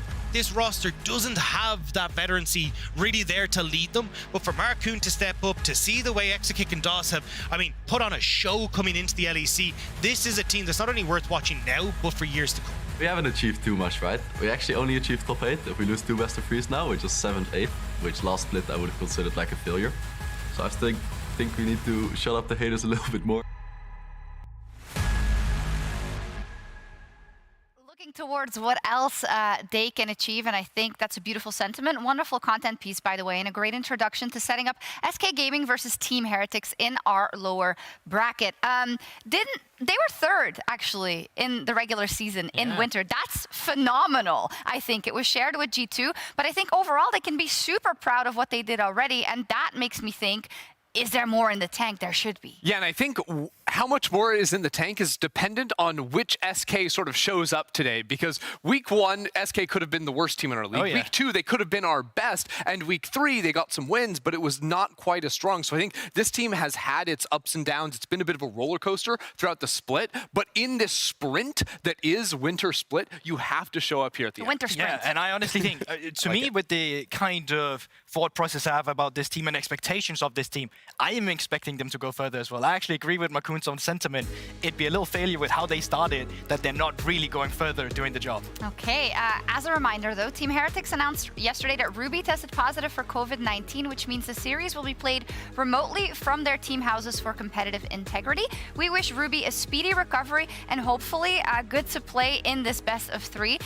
When it comes to Team Heretics versus SK, there's a callback we need to make because something fishy happened. Something Hextech-gaty happened when they played in week 1. Yeah, all the way back in week 1, this is SK down 0-2, a very back and forth game between the teams, but Heretics decided to sort of shake hands and go for this base race, realizing way too late that against a Baron buff, you're just going to lose this, and it ends up throwing the entire game. And then normally here, resets are coming through from Team Heretics. SK's looking like, you know what, they got what they came for as well. They're going to go for a reset. And then you just kind of forget about the fact that these Hextech Gate is still around. You can already see them coming out on the indicators, and it's just a slaughterhouse. It feels bad, man. It does feel bad. But in a way, maybe this propelled SK forward because, as you said, they were 0-2 and then they went on to do great things. So they're going to say thank you to Team Heretics. But we are, of course, looking at 2 very different teams. To just set the stage, Goldberg, for Team Heretics, how much have they lived up to your expectations or maybe not? I actually think this is what I expected from this team. In my head, they were like, all right, this is a kind of developmental team that's going to take some time to come together. You have 3 different languages coming together, a system that needs to be developed. They are managed by Peter Dunn as well, so I feel like that gave me a lot of trust, but it was also just the fact that they are finally coming together and building their identity, but I just think in terms of actually being consistent with it, it's not always there for them. I do think for Team Heretics, a large part of their identity is going to be playing through bot side, right? When you consider, like, you have Ebby on the top side, very strong, self-sufficient top laner, mid lane, passive a little bit more, playing for the scaling team fights, but when it comes to the bot lane matchup, SK's duo lane is also always looking to fight. Yeah, honestly, DOS and Exakik has been absolutely phenomenal, and they've been styling on multiple laners already here in our league, and they've been insane on Delusion, they've been insane on the Draven as well. There's just so much consistency coming from the bot lane, and I love the fact that they're willing to create plays. In my opinion, this is going to be a huge impact in today's matchup because Jack Spectra, I agree with you, I think Team Heretics needs to adapt a bot lane kind of centric style, but they're going up against one of the best teams to do it in our regular season. Yeah, because when we look at how Jack Spectra has been kind of, or the duo lane has been attacking the matches, not necessarily out of laning prowess, right? A little bit of scaling, a little bit of damage later on in the game. Could that be a mismatch for them in this matchup? I think that even with scaling elements, bot lane, the ability to snowball out of bot lane, even when you have like a more like scaling pick like Azir, you can still find kills in the bot lane matchup. Like I'm all with Goldberg that like the first 3 waves can like make or break your laning phase. And if both sides come out safe in those first 3 waves, that's all of a sudden when you have like more of the, okay, you have a scaling conversation that comes I was up. more looking at the fact that the lanes have not been going that well. Yeah, Jack and Spectra. I agree. So to take you up, like the best we've seen from Jack Spectra outside of his Draven game, outside of that, because that was win lane win game, was the Seri, and that was when we got into the team fights later in the mid to late game. And I agree, that could be something to rely on. The problem I have with that is that I don't think that DOS and Exakik will let you play that style without you losing too much. I think you need to match it. And for me specifically, there's a lot of pressure on Team Heretics side on Mercer. On the range supports, he's not been looking too comfortable, right? I think the best we've seen from Mercer this time around when he was on Nautilus against Team Vitality. Last year at Summer when he was on Misfits, when he was playing the Amumi, when he was able to win the lane. Amumu, sorry. That's the cutest thing ever, sorry. Amumu, when he's able to win the lane and then start impacting the map. That's where I really see a lot of the good things come out from Team Heretics. And I would love to see them, to quote Jamada, fully send it in bot lane today. Yeah, I mean, I would say for Team Heretics, it seems like they are more successful when they're sort of playing through the lanes on their own. When it comes to them taking a lot of these early team fights around objectives, that's where they've actually really struggled through the regular season, leading the league in terms of early deaths before 14 minutes because of a lot of the fights they take. And they're not trading it for a lot of kills on the opposite side. That's been a little bit weak. So I agree, when they have played strictly through bot lane or when Mercer has roamed around and looked for picks in both top and mid lane, that's where they have been able to find much more success than playing for the early early team fights. It's so difficult. Oh, yeah, it is indeed. Sorry, I wanted to also talk about the jungle, which I know that you guys were keen on. Of course, Markoon versus Jankos. Jankos, who has been really great, very consistent, right, in that jungle role, but then also together with our mid laners, Ruby respectively, and Certus. What do you think? I think a lot of today is going to come down to the jungle matchup as well. I would love to praise Jankos even more. I think his early jungle pathing has been absolutely phenomenal. Yes, a lot of people will look back at the series against Vitality, where he went for over-aggression and died, kind of entered it a bit on the Vi. But his early game has been so phenomenal. And I think going up against Markoon today, that's going to be a lot of pressure in the early game matchup between these two in terms of who can influence that bot lane as well. I don't think top lane matters too much. And I also think in terms of what mid laner will have the priority here is going to help enable their jungle even further. Yeah, I would say that for Jankos, his biggest strength is knowing like the timing windows in which he can look for a gank. You'll see a lot of times like camps will be respawning and he'll deliberately walk past them because he knows bot lane wave is crashing in this moment. This is when they're meeting up. Bot lane's getting back to lane. These types of things, everything he's thinking about. So he's always finding really good windows to look for ganks and to come away with kills. But I think when you do look at like the mid jungle 2 versus 2 and the champions that are played, Ruby almost exclusively plays a lot of these scaling mid lane team fight mages, which makes it much harder for Heretics to play around the mid lane. Yeah, and I also just think in general, like last year, Certus was so good on the Akali and the Sylas. That's when he performed the most. And when I saw him on SC, I thought to myself, okay, we can go next. But when I'm seeing that now instead, and I see his Assia, I saw him play against Caps. Caps was pinned on the turret, and that's why they kept going bot afterwards and just won against G2. I think Certus has become way more flexible. I think in terms of the 2v2 in the mid lane, from what we've seen from SK, we've seen more. But once again, I think Team Heretics, they also have a certain clutch factor with Jankos, and I'm looking towards him to be the hero of Team Heretics today to kind of help his team and specifically the laners. So they're going to need that kind of superhuman clutch factor, you think, in order to make this competitive? I think that could be a factor. I also think the Cinder we saw from Ruby looked really good at the tail end of their series, even in a loss, which is something I'd love to see come back. But for me, this game could go one of two ways. One is both mid laners go, you know, Search is like, okay, you play the Azir, I'll play, you know, another mage alongside the Victor or something like this, and we just play a little bit more scaling with bot lane, more isolated. Junglers will still go there, but mid laners maybe not quite as involved. Or it's all the onus is on Certus to be, I'm locking in the Talia, I'm locking in the Akali or the Sylas, something that wants to move around the river and look for early fights, and that's where I am concerned for Heretics. Yeah, and I also think that's where the kind of flexibility stops for Team Heretics, because you know kind of what to expect from Ruby with what we've seen so far. Either today he continues down that path, or we see him evolve and try and go for the same, or the flexibility element stays with SK, where they can match control mage, or they can go for kill lane. Quick reminder, both top laners led the league in terms of solo kills during the best of one. 7 for Relevant, 6 for Abby. So it's not all about top lane, but there's going to be some bloodshed. There is going to be some bloodshed. And from now on, it's do or die for the teams in the lower bracket. It's time to kick off the final phase of the LEC 2023 Winter Group Stage.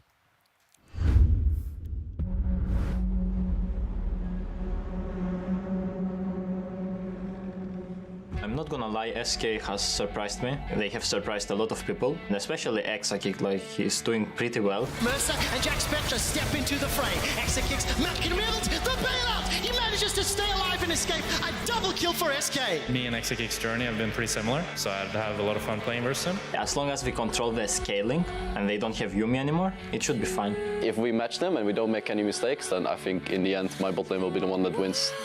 BDS is an interesting team for sure. They kind of came out of nowhere and started playing really well. I think they rely a lot on their strong laning. Looking for the solo kill, trying to finish up. If they give me their trust, I have to carry somehow. I cannot break their trust they're giving me. His champs aren't really blindable, and I think if you can force him in draft to pick it in uncomfortable situations, then I think you can end up in really good scenarios for you. You kind of need to hold that counter pick for topside, otherwise Adam just gets to run away with the game as he does. BDS could be quite a difficult opponent. I'm especially scared of Adam because I think he's having a really great split. Our last chance after losing to Mad. We have one more try now, and we have to make the most out of it. If you play against Astralis, I'm pretty confident because I kind of know how they like to play. The game against Vitality was pretty close. That's why it's a bit frustrating. We had a lead and we threw it, and we have a lot to take from it. They're not a bad opponent to play against, but we already beat them. In our next series, if we lose, we drop out, so I think that's enough.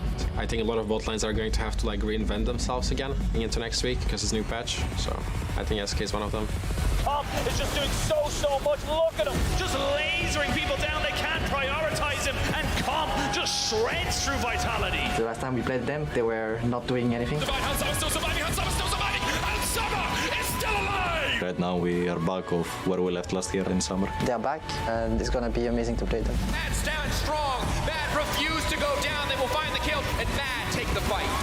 On the line, we have not making it to playoffs, which would definitely suck, and that's the most important part. Neon's AoE was doing work, but it's just not enough. Double kill for the Zeri! We actually got quite outclassed on bot lane, which I can only blame myself for, right? Heading into next week, I'm gonna make sure that this doesn't happen again. With no more last chances, the winter season is drawing to an end.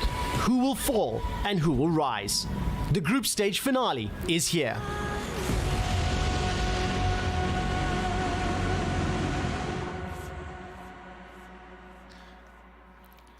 Love hearing some of the words from the players. I'm Dracos. This is Kadril. You're joining us now at the Cash Desk for SK Gaming versus Heretics. It's going to be a banger. We're like Zaya and Rakan here.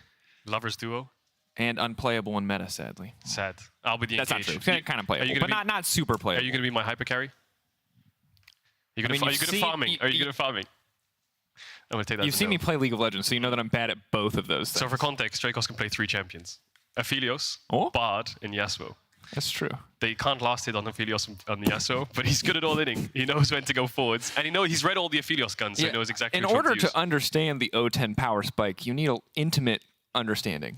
You know, I'm really just trying to gain greater understanding by feeding, which we'll hope is not the case in our games today. Of course, players all playing from home today due to some health issues on the Heretic side. But of course, just going to have to see how this affects performances across the board. For now, we're just going to assume that everything will come up the same, and we'll hope that everybody can put on their best performance. But as we look ahead towards picks and bans, frankly, Kadril, I want to see some spice.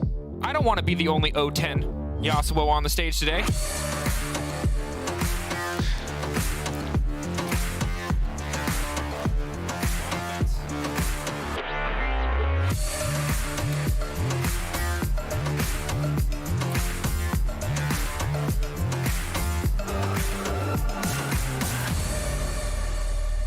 Ready to play. Gamers to get into draft. And wow, look at those teddy bears. Not even headphones off. Let's play a game. Oh god.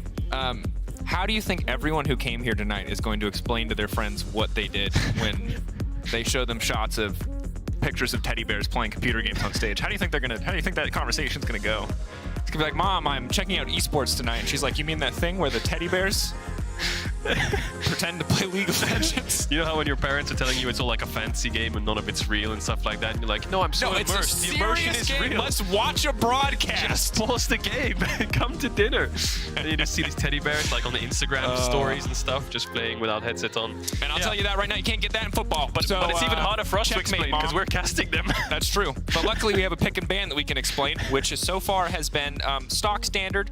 Elise, you used to be able to call it a Marcoon target ban, but I think generally people have just appreciated how strong it is. Yep. Caitlyn, Draven as well, just premier picks. And for Jack Spectra especially, his one really standout game was on the Draven.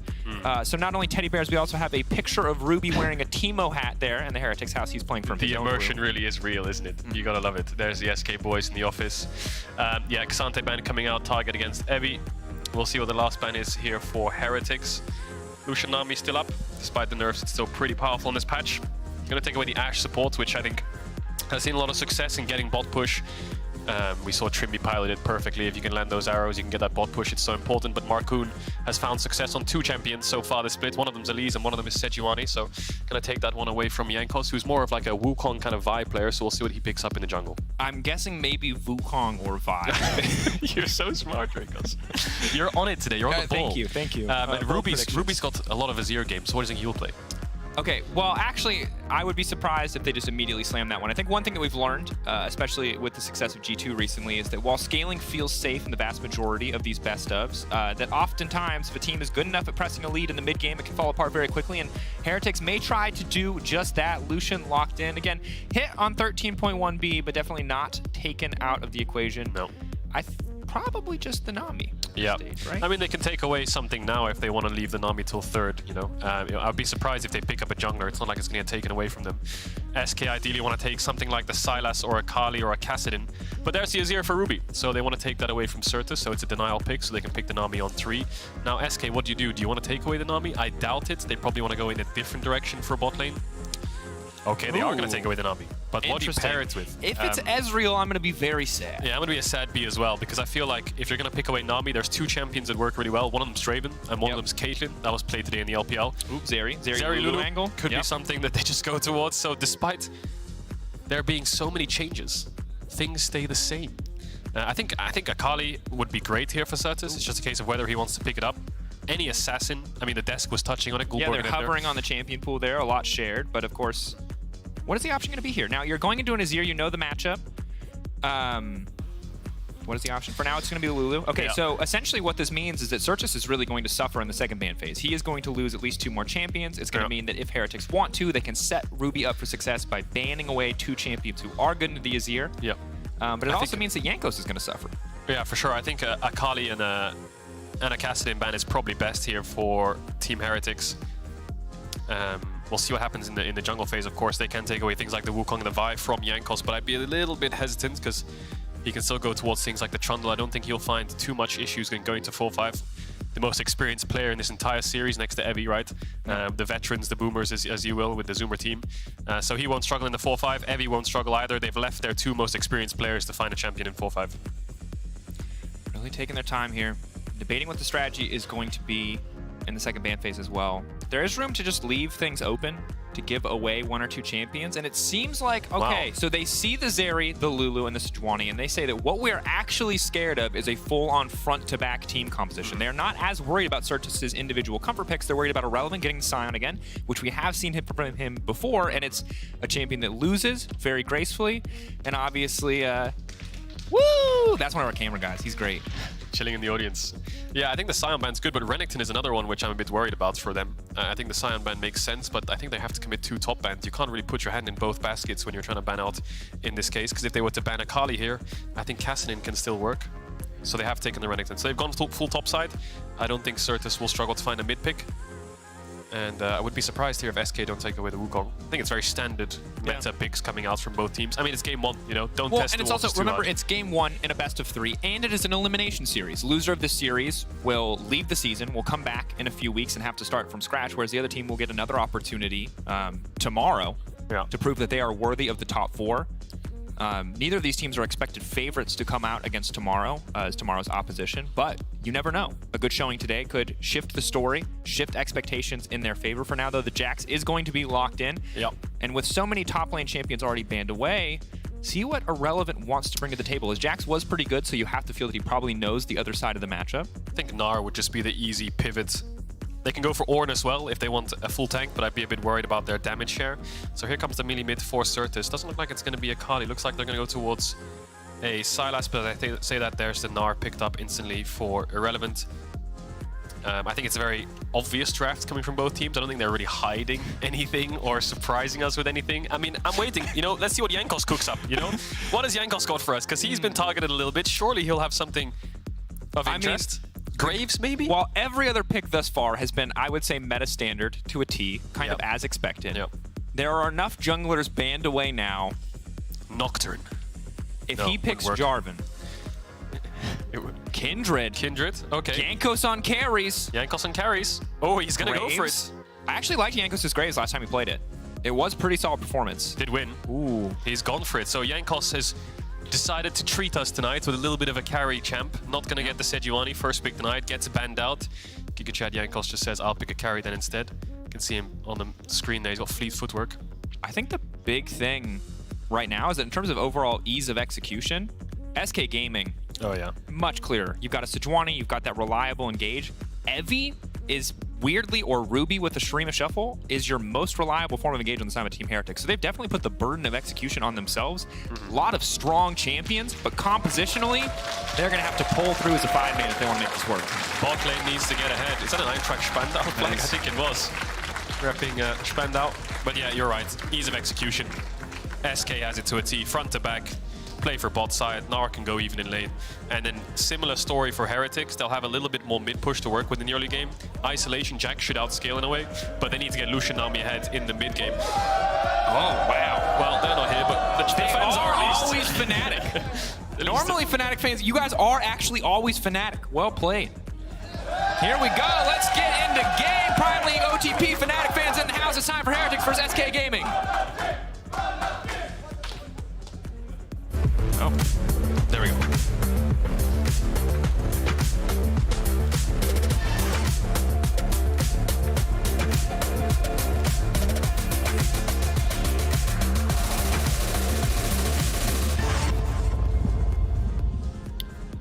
here we are. Ooh. Gearing up for what could be a spicy level 1 on the bottom side. And again, quick shout out to all the Prime League fans, all the OTP fans in the house. Love all of our regional broadcasts. But now focusing in on the game at hand. Yeah, well, the Fnatic fans can be here to support Adam. There you go. Yeah, a little bit of past history. That's fair. Ex-teammate. Sure. But you know how you were touching on the... Or they bought the tickets early and things didn't pan out. Which, to be, yeah, I'm getting some yeahs. I'm like, you know, to be fair, history was on your side, Fnatic fans. It would be pretty reasonable to assume they would have made it this far, but you were wrong. You were wrong. Your suffering is going to help make everybody else laugh. But so I hope you can take solace in that. The finals is next week. Yes. And then there's a week break. And then there's a break, and then they're starting over. Yeah. It's like they just took nothing ever happened. It's like they took a vacation. They're back. And I think they're scrimming now. I think XL's scrimming now. So even despite being out, teams still keep practice up to make sure they're ready for the next split. Sure. But you know how you're talking about, you know, showing your friends League of Legends, you know, look at this is really cool. You send them the link, you know, twitch.tv/LEC. And now the teddy bear cam, I think that's really selling it for me. I think so too. I'm just impressed that Riot Games over the years has made so many different teddy bears. And that people have... Is it all come from Tibbers? Yeah. Are these supposed to be like little Tibbers? I always thought with the amount of Lux skins we make that, you know, Tibbers wouldn't be the strongest on the merge front, but it appears that Tibber is winning. Poros as well, you know. How many different kind of Poros do we have, you know? We've got the brown Poro, that was pretty cool. I do like that one. A relevant little quick Goomba bounce over the top of Evie there, and I think until we get to level 3s, and Marcoon going to really be the player that we have to watch, because other than Marcoon, not really going to be any big sources of action in the early game, unless Volley wants to get aggressive here. I'll touch on Marcoon in a second. Just one little thing I want to point out for top laners, all top laners out there. When you're playing Gnar or Kennen or Jace, specifically into champions like Jax, starting E is actually really good. You know, Gnar can get autos and hop out when Jax moves close. Jace E is like the gate for move speed to kite out the damage. Evie tried to get the creep there and use E to Q and then get the stun, but he actually cancelled his auto, so he didn't get the damage off, so Irrelevant gets a better trade. And then Kennen E is good for movement speed and attack speed, so the safer option is actually better in a ranged matchup in the level 1 to just auto space more if you can practice it. But here's Marcoon. 3 bot side camps into invade. This is exactly the same as the G2 game. Jankos is playing Graves. Yike was playing Graves. They go into top side, they take away their jungle, expecting to find Marcoon. Marcoon's not here, he's in your jungle, and now your bot lane's exposed to a dive. So Heretics in a bit of a tricky situation here where Irrelevant should be safe. But is Jack Spectre and Mersa safe? Can they pull this dive off? TPs might need to be used. Marcoon thinks the wave's a bit too small, so maybe on the next one. Yeah, just a bit of poke for now. He can't just turn his sights back onto the ground, but good call out. History does seem to repeat itself here in the LEC for now. Mercy and Jack Spectre just sitting under their tower. Early lane phase very much going in the favor of Exec and DOS, just in terms of raw pressure. And now that level 3s are ticking around, this will be much easier. Bigger wave. Oh, the crowd knows it's coming. Little bit of action. Oh, Jack Spectre leveled up. That's going to sting a bit. They're trying to take away the passive from Sejuani. That's going to be big. Knockup down goes in. The TP coming in. Jack Spectre trying to turn it back. DOS ticking, burning, goes down for first blood. A KO if I've ever seen one. Ruby rocks up and says, my job here is done. Didn't really need to do anything. They win the 2v3 dive. Smart usage of the heal by Mersa. He used it before DOS could put the ignite down, so they were both full HP. Can he cancel the base? Little bubble over the wall to check. Not going to do it. X-Kick's actually going to stay to catch the wave. So the dive backfires. And the beauty of this is Jankos took away all 3 camps from Marcoon. But Marcoon only took the Gromp. So 2 camps down already. He's going to lose top crab. Jankos, if he wants, could run through mid here to bot side and protect his bot side camps. But basing also works. We'll see what he does. But we'll take a look at that dive again. A little bit scuffed from SK. The wave is bigger, yes, but Jack Spectre dings over to level 3 after the 2 melees. So that makes it a bit hard. You'll see Marcoon second guess the dive right here. He's like, what, they leveled up? Maybe not. But then they have to commit. They're already gone. Heals used before Ignite's dropped. Polymorph is great, but Marcoon Q is blocked by Mersa. Don't even have to use the flash. Jack Spectre just dashes. And DOS was tanking, so quick and easy kill. Yeah, Marcoon no passive either. There's just so many things. He's already taking poke. They're already hurting by the time they even really go in for that one. So a lot of small things that turned against Team SK in that instance. Ooh, heavy. A little bit difficult to say trade back and forth now. But this is actually very good news for Team Heretics, because when we looked at how these two teams were going to match up, bot lane was one of the big areas that we talked about there potentially being a discrepancy. But jungle, the area where they could have an edge now is Jankos comes into the top side. Nice slow coming out here. Heavy, he's going to flash. Jumping out. No! He's done. He already flashed. He's done. He's gone. Yeah. Quick kill. Nice follow-up on the top side, and everything right now in the early game is going in favor of Team Heretics. And the beauty of this is Jankos hasn't based, so he took his top camps, took the enemy top camps, then took his second respawn top camps, and now he went for a top gank because he needed to base anyway. There was nothing to do top side. But he thought, you know what, I'll go for a top gank. This wave looks a little bit good for a little bit of setup for Evie, and it worked, and now he can clear out his bot camps, and he's going to be so far ahead. This Graves is going to start getting faster and faster on the clear. Marcoon's been put behind already. So we'll see what SK can cook up in terms of skirmishes in the mid game, but for now, you can see on the left side of the screen, all the flashes down for SK barring mid lane. Heretics really happy now. It's really hard for SK to look for any kind of plays. Dragon's up soon. I think Jankos can do his blue, his Gromp, go towards Dragon, level 6, and he'll be really far ahead of Marcoon. And again, DOS trying to cancel some bases here, but the jungle matchup was the one we were very interested in, because when you look at K plus A at 14, that top stat line there is just how involved you are essentially in the early game. Both these guys are pretty damn involved. Mostly everything that's going to happen on the side of both of these teams is going to come from these junglers early on. So the fact that Marcoon attempted to play and it failed, while Jankos got more camps, hold that thought, he might attempt another one here in the mid lane. Chain goes wide. Yeah. Took the Azerial one to get the little push going onto Marcoon, but yeah, didn't land. And you're absolutely right, Jankos. See, a lot happens when Jankos looks for plays. Yep. And he's won both side lanes because SK messed up the dive, and then Jankos found the play topside. Marcoon's just here to cover, expecting maybe Jankos to be up here, but he just got spotted on vision on bot side, so Marcoon's going to move away. I think Jankos has a really good angle for a Drake here, but he's getting a little bit of vision for his team. With the Jankos of this kind of lead, already able to take away so many camps, 600 gold individually. Jack's also pulling ahead early on here on the top side, courtesy of that kill. No flash on Exekick. Stepping in. Exekick makes it to the wall in time, so does get out to safety, but already Jankos, as you said, bot lane, yes, won for Team Heretics because of a fumble dive from SK, but he helps win top lane. Now he's going bot again, trying to create so much more pressure. And Certus, kind of the last remaining member that we can really look at. He's dinged over, he's level 7, he's got a stolen a zero ult. Maybe he can be the factor to make some plays in this early game, but SK already finding themselves about 1k gold down. It's definitely not the early game start they wanted, especially against a scaling pick like the Graves. Yeah, and like the Jax as well. It's only really going to get worse in that department. The only the Azir, I mean, we could just keep listing the scaling. Top side is a bit rough in terms of scaling, but as long as their Lucian Nami is ahead, I think they'll be happy going into mid game. Right now, they've got that kill, but they're down in creep, so it's a little bit even. Need to get objectives rolling, I think, here, Heretics. You know, Jankos was bot side for so long, he lost his Raptors. He will ding over to 6 here and get his red, so hopefully he moves down there and looks to contest that. But with Herald spawning soon, we'll see how both teams play around it. With that pink ward on red, you can see on the bottom of the screen there, we'll spot Marcoon. That'll be the opening for Jankos to go to Herald. I think they probably will go for it. There's one thing that is probably the most consistent aspect of the Team Heretics game plan is contesting that 8-minute Herald. And as you highlighted, they have the vision set up necessary to do it. Jankos should be able to solo it, so can just go over the wall here. Yeah, so they sees Marcoon. There it is. Right as it spawns. This is so rehearsed, so practiced, so clean. Now Evie is going to reveal that they're doing it, but because Marcoon is on red, there's just no response here. Relevant with Meganar maybe could try to get something back. Is just trying to threaten for now, it would seem, and make sure that they have concrete information. But Azir has push in the mid lane as well, so this right here is just clean play from Team Heretics. Heretics need to respect this now. The whole map knows that Jankos is top side, so their bot lane needs to play safe. Look how far back they are, Jack, Spectre, and Mercer. They're basically hugging their tower, going towards Gromp, seeing if they can find Marcoon, who's cross-mapping a dragon, but look how much respect they're playing with, making sure they play really far back, and they're looking for information. But yeah, stock standard so far from Heretics, really well played. See the experience coming out of Jankos, doesn't go for Drake early, make sure he's topside on the spawn timer, red buff warded to make sure that he's safe, and he's not running into any 3v3s, and now he's gonna hand the blue buff over to Ruby as well. You expect? Nope, good old jungler, legend. Love it, Jankos, I'd have done the exact same. Second blue buff's overrated for mid laners. They get Lost Chapter anyway. They get, yeah, and they have the Catalyst thing as well. I mean, early on. They really need it. Yeah, he's got Lost Chapter. They have TP. What are they whining about all the time? Just give me the camp. I'm the jungler. They just complain. Mid laners love it. And then by 25 minutes, the AD carry's doing Raptors in red.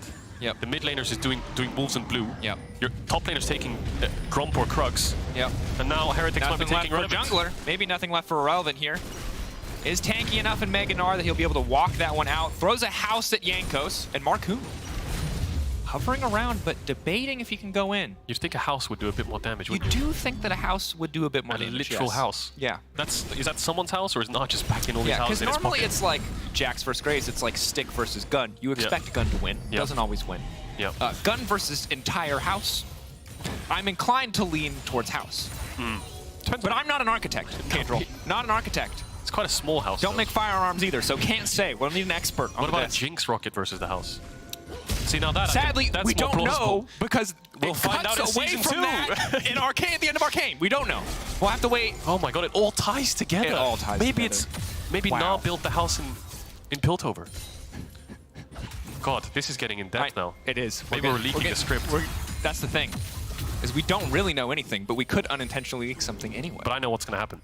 No, don't say your Yasuo win wall theory. Yasuo's going to win wall it. I can feel it. He's going to come out of nowhere and just win wall the Mega Death Rocket, and everyone's going to be safe. I know that's going to be episode 1, season 2.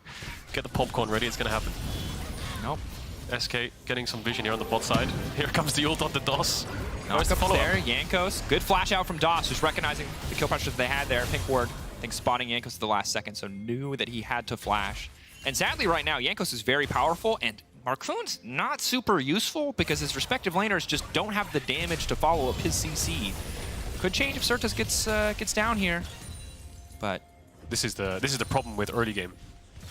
Sejuani and Lulu, they have good base damage and good CC, right? So despite you being ahead on Graves and being stronger, if you get hit by a Sejuani ult into a polymorph, they're going to kill you straight away.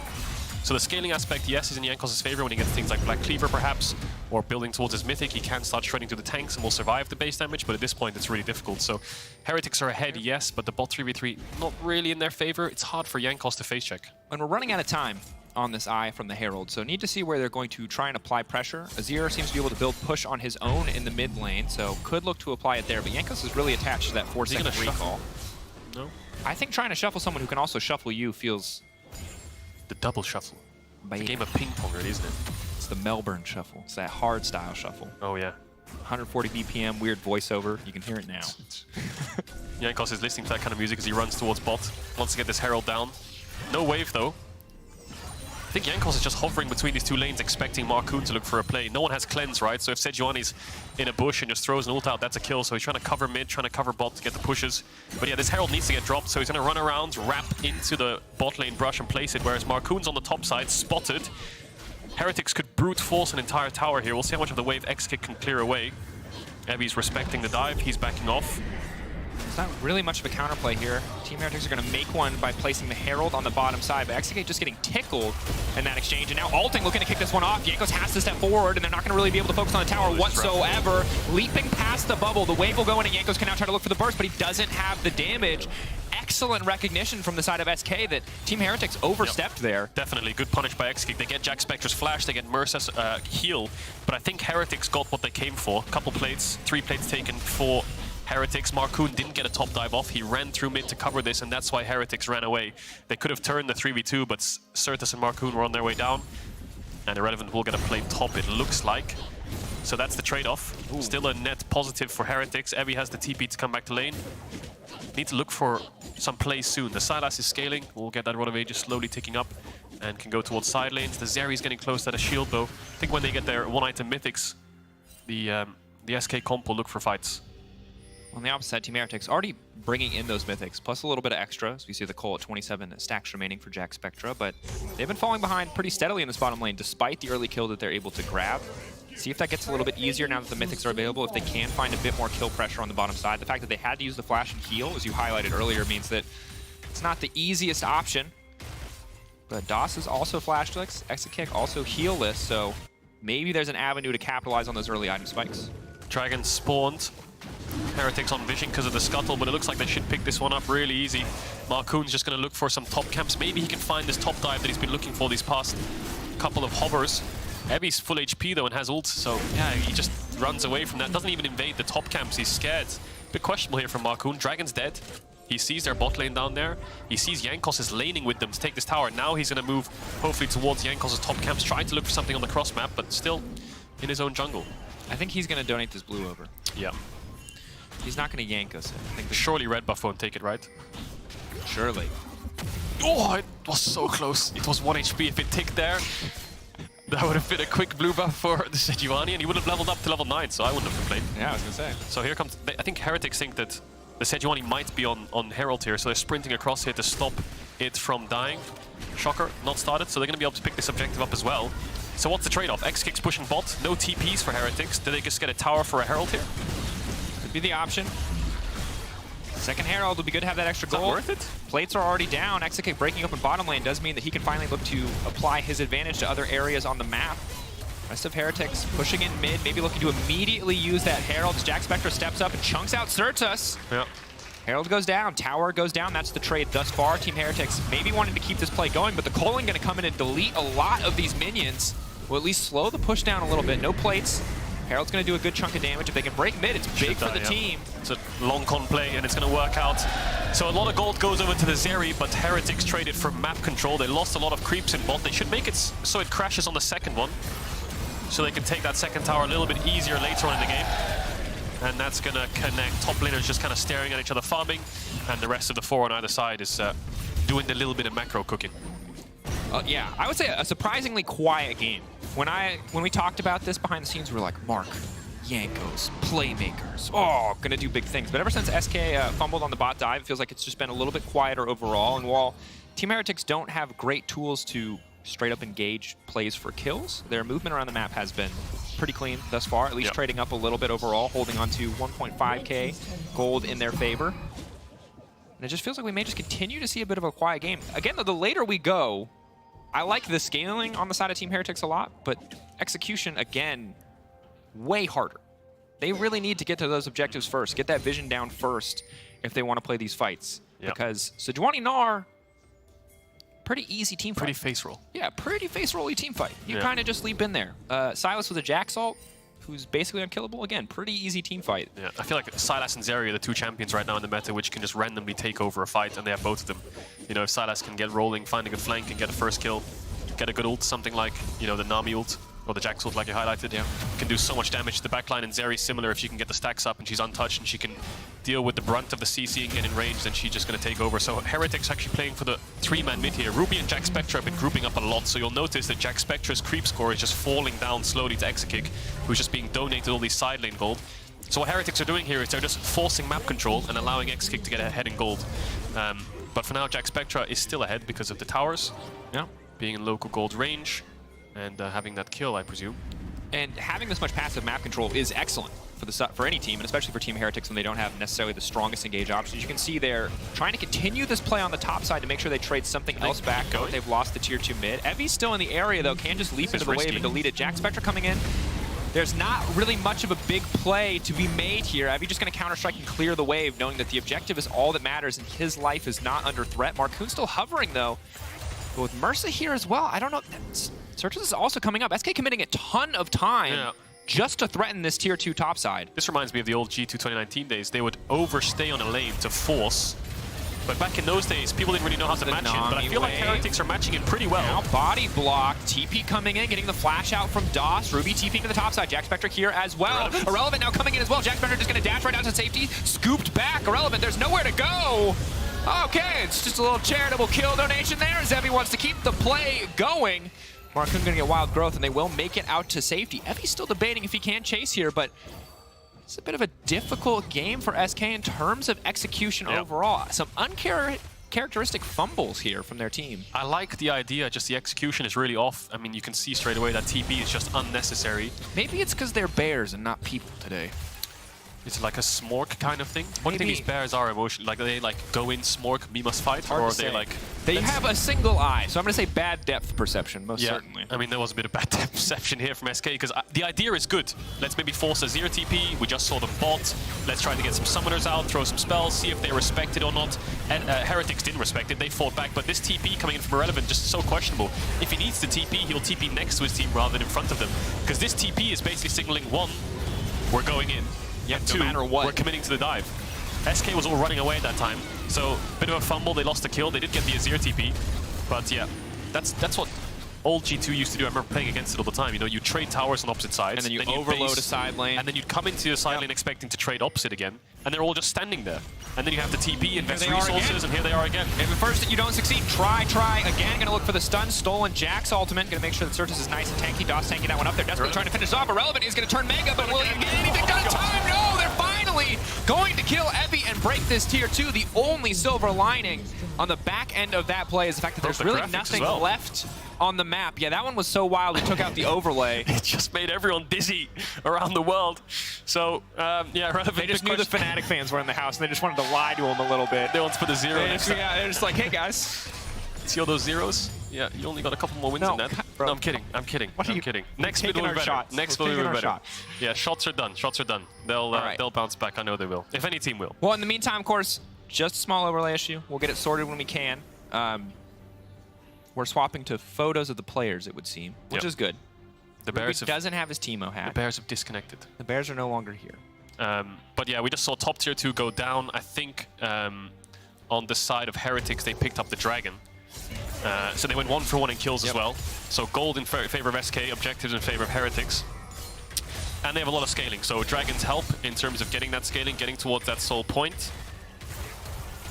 And again, hopefully, after forcing the play for the second time and getting something out of it and getting the tier 2, maybe the team is starting to feel a little bit more on the same page for some of these bigger moments. Yeah. Because again, we said ease of execution was on the side of SK, but if they're not all on the same page, that can very quickly fall apart. Jankos now backing up. Shrelia is going to get used just to create a bit more vision control. SK posturing around this Baron, and I wonder if we're going to have the get impatient and flip it. Yeah, I mean, there's no Dragon to fight for. But yeah, it's just a farming game. Hopefully we'll get this resolved as quickly as possible for everyone at home. Just realized it said Fnatic, so maybe this is the spring finals leaked, who knows. Heavy trying to get this bot tier 2. Irrelevant. Does he know he's still there? He's staying around because we can see X-Kick was hovering, looking for a shadow, but Ebby is mission impossible.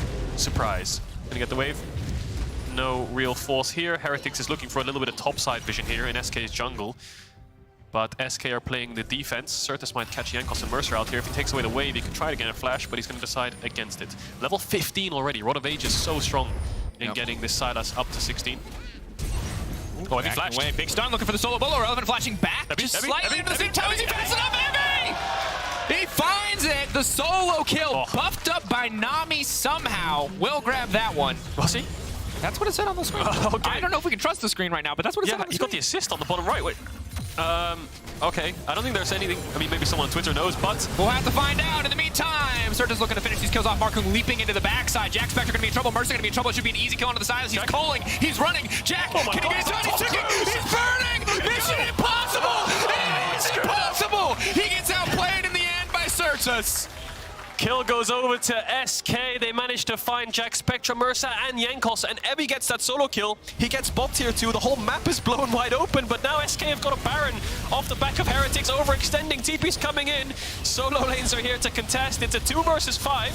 Ebby looking for the stun on the backside. Gets over. Excellent buffer there. Now getting knocked out. Marcoon irrelevant, waiting on the back. Smite, is it available? No, not for Marcoon, not quite yet. Ticking down, but there's no jungler in the area as Jankos is dead. Overlay's coming back. Baron going down. SK going to grab this one. Team Heretics bot lane caught out and knocked out. Certus, man of the hour to make that play happen. All fell apart there for Heretics. They had so much of a lead. They had top tier 1, they had bot tier 2. Side lanes were both winning. They had mid push. I think Ruby was TPing in. And then just a bit too far. SK find the engage. And they fall, they lose Baron. So now SK have so much standing gold on the map. Mid tier 1 still up. They can play for bot tier 2 as well. So we'll see some kind of 1-4 come out here for SK. Dragon, I think, is spawning soon. Yeah, it is. So maybe they want to try to control that, stop Heretics from getting towards soul points. See what they can get done with this first Baron buff. Of course, there's a lot of reliable wave clear on the side of Team Heretics. And you can tell we've gone back to the more basic, less exciting overlay. But it is, you know, holding accurate information currently, and still a 2K gold lead in favor of Team Heretics. Yeah, SK just fishing, trying to further establish this, trying to get control of the area. And again, Team Heretics, when their comp falls behind, really they're going to have a terrible time entering the Slog of War. They have no true tank. Yes, there's an Umbral Grave on Jankos, which is nice. Yes, he has a smoke screen, but getting vision down when SK hold an area is such a flip. It is. And the last time these two teams faced up against each other, it was very back and forth. Heretics had the lead. There was a fight around bot tier 2 where I think X-Kick on Zeri got like a triple kill. Then the game swung back in their favor, and it was very messy from both sides. And I think we can see that here as well. SK are still down in gold, but they found a way back in despite losing those skirmishes. Managed to find 3, get the Baron, and they're just securing this Dragon area. They should try to force this mid-tier 1 as well. Certus can use spells to threaten, take away the Nami or the Lucian ult, use it as the wave crashes to force them back, and then they have to give the tower because they can't soak the damage just like that. But Jankos ulting to commit. Don't really think there's a way they can save this, but I mean, they can put an Azir tower up if it's off cooldown here and hold the mid-tier 2. It'll be interesting to see SK for now. It seems like the prize that they are looking for is the Dragon. They already got that tier 1. Waves aren't really synced in terms of Baron pressure, so hard for them to full-on force anything past that tier 1. We'll be happy just matching 2 for 2 on the Drakes overall. Ocean Soul, I mean, it's Ocean Soul. It's important for everybody. It's a very big buff to have. Ocean Soul. Yeah, bot tier 2 is not going to be the next target. Looks like SK just using this Baron to retake some map control. We talked about how the mid game went for Heretics. They sacrificed side lanes for just raw push in mid to make sure they can get that map control. And now SK have kind of recuperated that a little bit.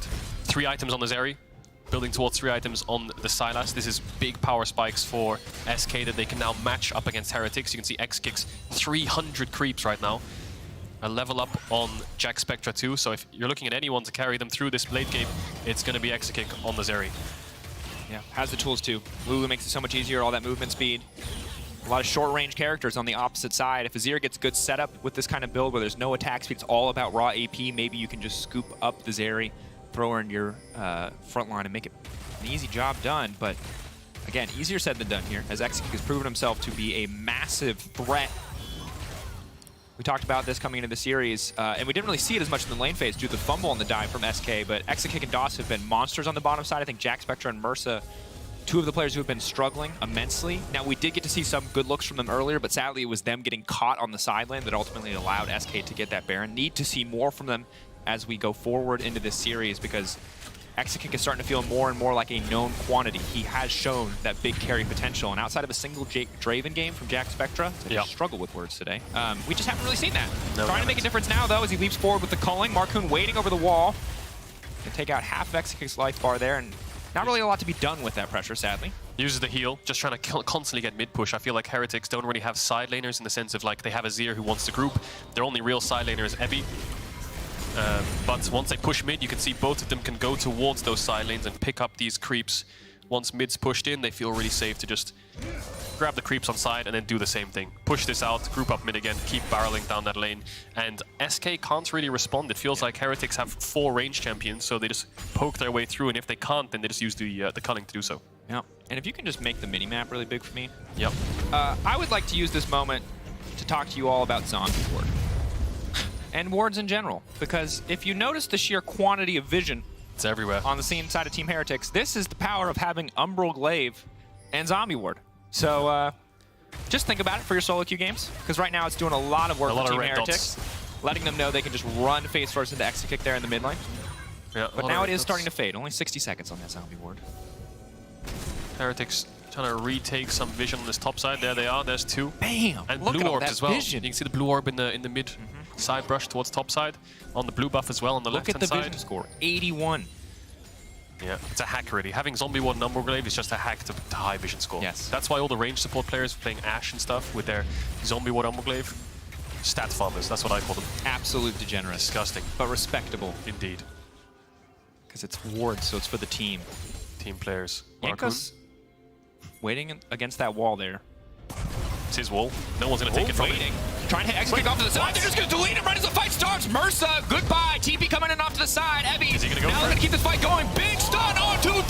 Ebi getting some work done as Jankos backing off. But again, the front line, the back line rather, from the side of Team Heretics really just cannot get onto these carries. Beganar ready to go. Ebi getting chunked out. Ebi shut down. Eyes on Exakick. Exakick is everything. 1. Looking for 2. He gets 2. Looking for 3. But Sertus is going to grab it. And SK monstering in the fights. Ruby running for his life. But that is a huge shutdown. SK find the fight. They just make it look so easy. 5-0. SK just run head first into Heretics. No wave, no nothing. Screw it, just engage. Mursa gets blown up.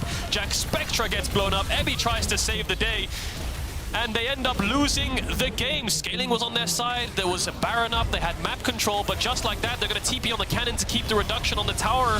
I believe it looks like it's going to live. There's a wave coming in. Trying to kill the cannon. It's good. It's over. Wow, okay. So all of a sudden, the blink of an eye, SK 5-0 wiped them off the map. They struggled in the bot lane. They struggled on the top side. But in the mid and late game, SK show up. It's that teddy bear mentality. They're strong. We know it now. Just go in. They have perceived the depth necessary to find the wins here. Cadril. That woke us all up, didn't it? They just made a 2K gold lead look like a 10K gold lead. What the hell happened? We didn't even have enough time for a replay of that fight to talk about that fight. How did Mursa die so quick? Was it a Sejuani ult just hit him out of nowhere? I was so focused on Jankos hiding against that wall, trying to think of a joke to make. I wasn't ready for that to happen. And then X-Kick just backflips over the wall with the shock laser, and boom. You blink and you miss it. So SK probably very happy with that one. A lot to talk about. Maybe draft, see what they're going to do on red side, as you expect. You know, Heretics take away blue. and figure out game 2. 1-0 up Heretics, 1 game away from being knocked out. And what an incredibly odd game. I will just say that. Overall, a lot of fumbles. Yeah. I think on both sides in terms of execution. You obviously had Team Heretics bottom lane getting caught out, leading to SK's Baron, but ultimately, the fumbles from SK, early mid, did not fumble mid-late once they were grouped up, once they were playing together. And sadly for Team Heretics, when they were going to start to make those little mistakes, it was in the much higher stakes part of the game. It was. I mean, the game's over. Game-losing play right there. They could have just played slow, waited a little bit, but that's the price you pay when they have hard engage and it lands. And then they try to re-engage, over-chase into a Zeri, and the stacks get stacking, baby. And this is the pressure. Remember, both teams going for, I would say, overall pretty safe drafts, pretty standard meta drafts. The only real risk was allowing a lot of Jankos' picks to get banned away. And now it is Team Heretics, backs against the wall, already dealing with some illness. So this is just a ton of pressure for any one team, especially a young team for the most part, like Team Heretics, to deal with. Have to see how they recover coming into game 2, because for SK, they got that one. So we'll just have to see what they do. For now, we're going to head over to break. When we come back, more content, more analyst desk, more breakdowns. Maybe they'll talk about that team fight we're going to talk about. Stay tuned. Find out. It was wild. Wild.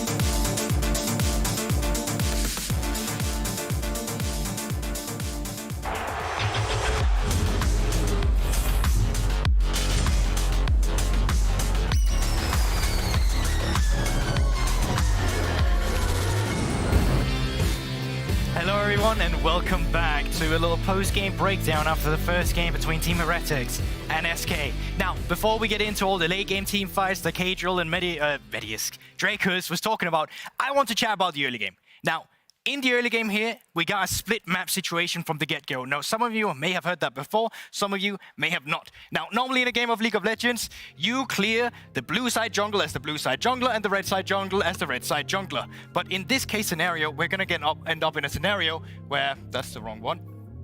Let's just get the actual one. Where, there we have it, you split the map in the middle. That's why we call it a split map situation. So you can see right now, there's actually no vision from either jungler in the enemy jungle. They did spot Makoon was doing the red side, but he's actually going to move into the blue side here instead. Now what SK is looking to do in this position is that they want to go for that classic dive on the bot side that we've seen multiple times. Now crucially already, you can see that in the mid lane, Rupee has to push. So he's ready to actually TP in and defend the bot side dive that's coming towards them. Jankos on the other side is clearing in the split map situation, where he's taking away all of Makoon camps, while Makoon is leaving Jankos camps up. So let's play the clip as it unfolds, because Makoon is just going to start by taking the Grump. He's just going to see if he can get some experience away from Jankos, because he knows he's losing a lot right now on the other side of the map, and it's crucial that this works for SK to get the early game going. But it doesn't. The CC is not layered properly. You're playing into a Seri and a Lulu. It just does not work. And the other side of the map, suddenly Jankos, he's just fully clearing on top of this play here, and you can see now, as we pause it, once again, this jungle was never cleared. Jankos still hasn't backed. He's sitting right now with a lot of gold. He's actually no items, but he's currently looking at the top side right now, and he know every he pushed in earlier, now the wave is bouncing, and he's gonna go look for that kill on the top side as well. Jump's already used by Irrelevant. This should just be as clean as you like it as he's coming in. Now, getting the kill is nice, but what is really nice here is the fact that with Jankos still not having reset, he can go back and clear his blue side jungle and be a level ahead of Makoon. And that's why the tempo was always in Team Heretics' favor. With an early game like this, it should have been easy for them with Illusion Nami to clean out this game and the late game in the Asir, but that did not happen. You're not going to hear that from me. You're going to hear that from the desk over there instead.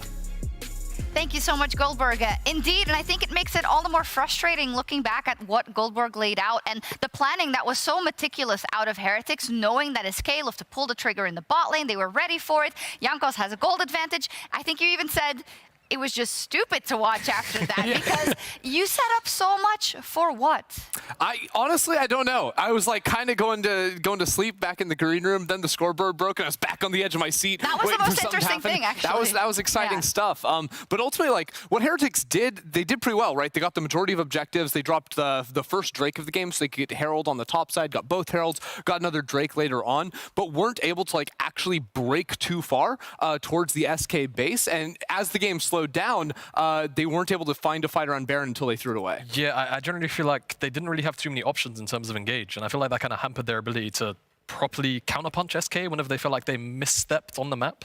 And to me, SK, I feel like they were just kind of handed a lot of the tempo. Whenever the few times we actually saw Team Heretics get aggressive, they were very handily punished. This is one of those moments actually here in the top side where the Heretics, they just go for a play, and then SK, they just have the strong members right here. And this is immediately after Ebby just solo killed Irrelevant in bot lane, right? Like, you have side lane pressure, Ebby is pushing for an inhibitor tower, potentially off of that play, but because they overextend in the top side, they get picked off, they lose Baron, the entire game goes haywire. This is actually one of the rare situations where you're playing sort of like 4 ranged with a strong split pusher, so you're not looking to try and fight with your 4, you're trying to allow Ebby to get the push off on the opposite side of the map, but because they throw away this 5 versus 4, they threw away a power play, giving up those 2 picks. Now, as soon as Irrelevant gets the Baron, Ebby can't solo push anymore. He can't go to a side lane. They're just going to be able to group up against you and take all the pressure back, and it threw away their entire early game advantage. And it's frustrating to see because they had the plan from the early game. They also know what they're supposed to do with their comp at the points that they are in the game, right? And for SK, then we got to praise the fact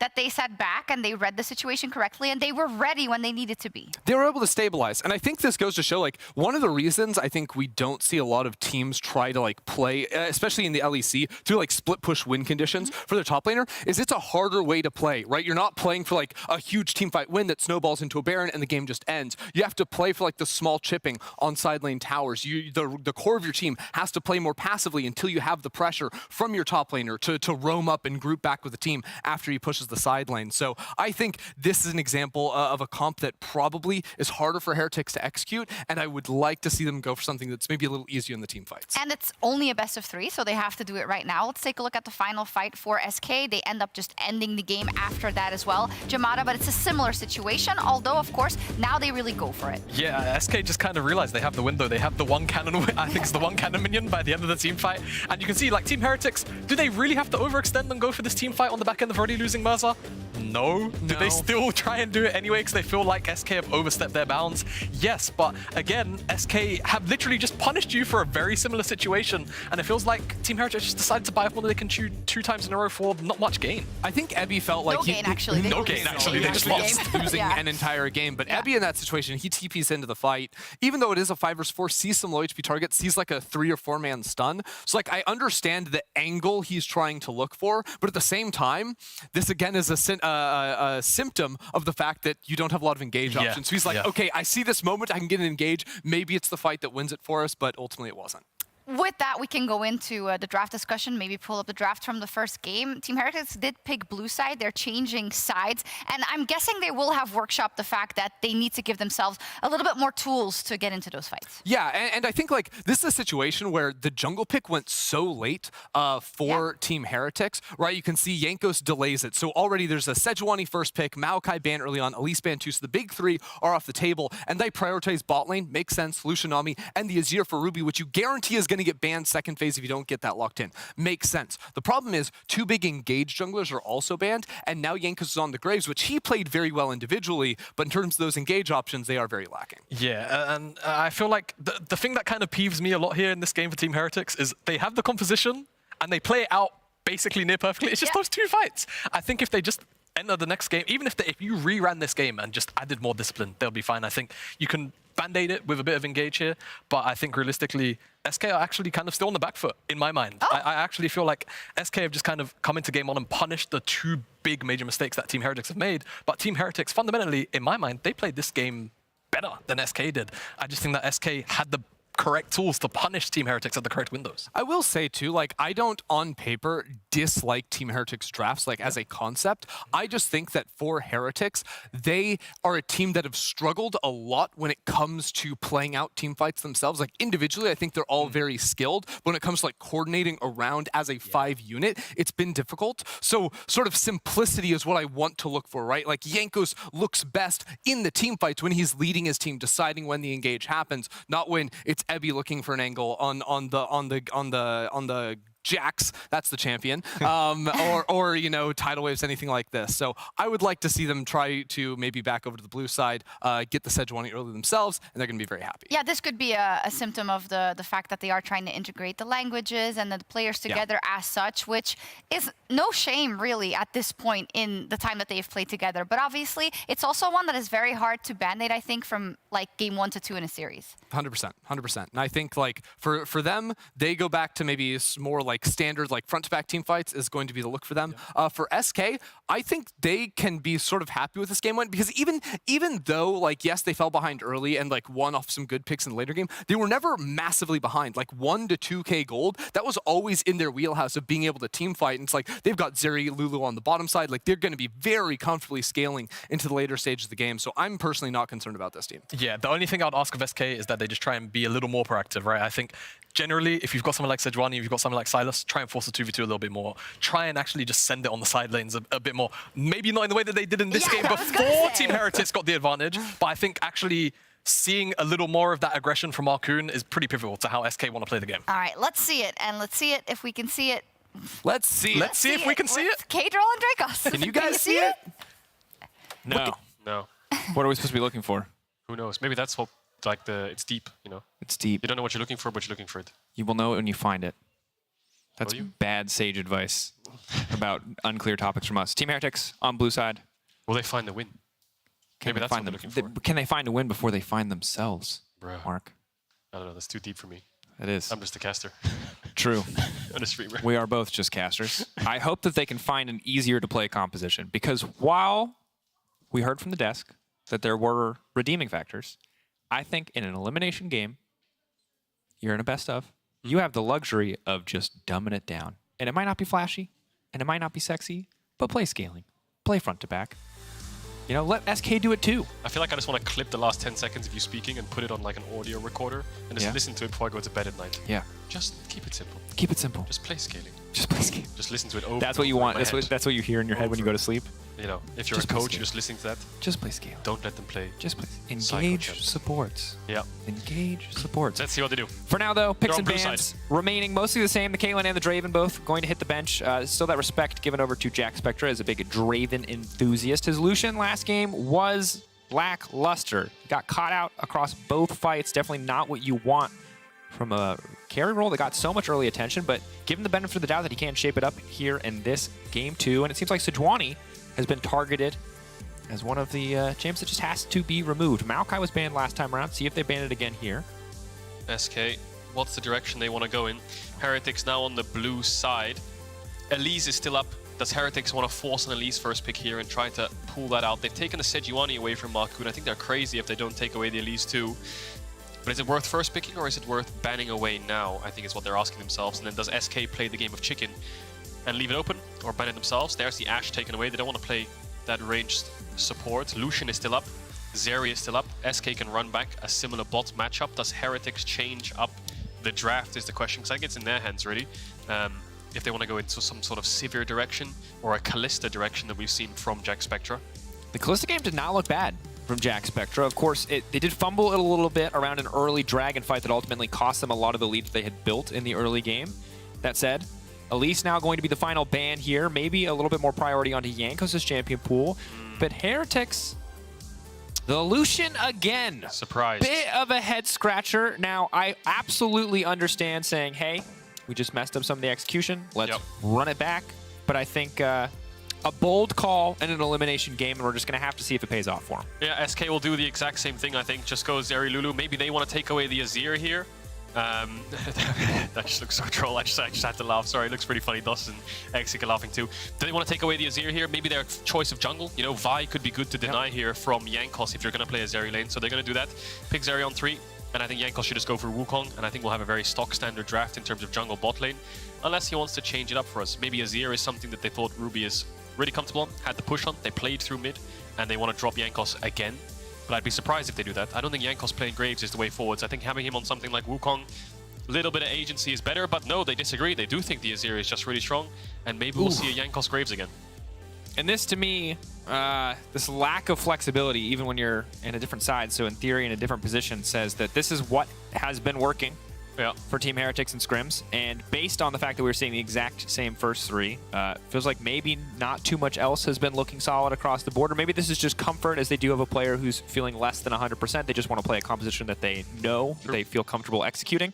That said, it could cost them as we get later into the draft. See if once again Heretics want to ban away the Scion, want to stop SK from playing full front to back. And yeah, the answer is yes, they do. They want a more volatile side lane, maybe hoping that Evie can be the one to bring home some advantages. I want Heretics, like you said, to play front to back. I want him on something like Ornn, some face roll tank up there. Gragas will do anything. Did you say at all. face roll and tank? Yeah, anything that just compress R and basically means go. It's like a little alarm bell that rings when you say you want your team to That's what I think of when I think of going down 20 CS and buying a Cole in top lane. Face roll. 5 giant belts. Look at me. What you gonna do? Deny me my ruby crystals? No, you won't. Full tank is what we need, I think, here for Heretics. And for SK, I think Renekton looks like the best champion right now. Maybe even for both sides. Irrelevant could pick that up. The Gnar looked good too if they just want to blind that here. But they can save their pick for last pick. I think what could happen here is they could pick mid. Akali, I think, could work very well with the Vi. And then Heretics could take the Gnar. And then SK have a Camille angle. I'd be a bit scared of that if I was Heretics. Ooh, it's interesting. You get Silas here to preemptively try and deny a Gnar or punish a Gnar. Ooh, Talia, I like that too. Talia bold. Now we have seen... Yeah, a bit more Talia across the globe. Oh, it's been rising in popularity, and we did forget. It's Evie. It's Evie. It's Evie Cassante. When in doubt, Evie will pull it out. He's going to go for the Cassante. Huh. Mars. Don't know how I feel about that one, but I do feel good about Evie's Cassante. Yep.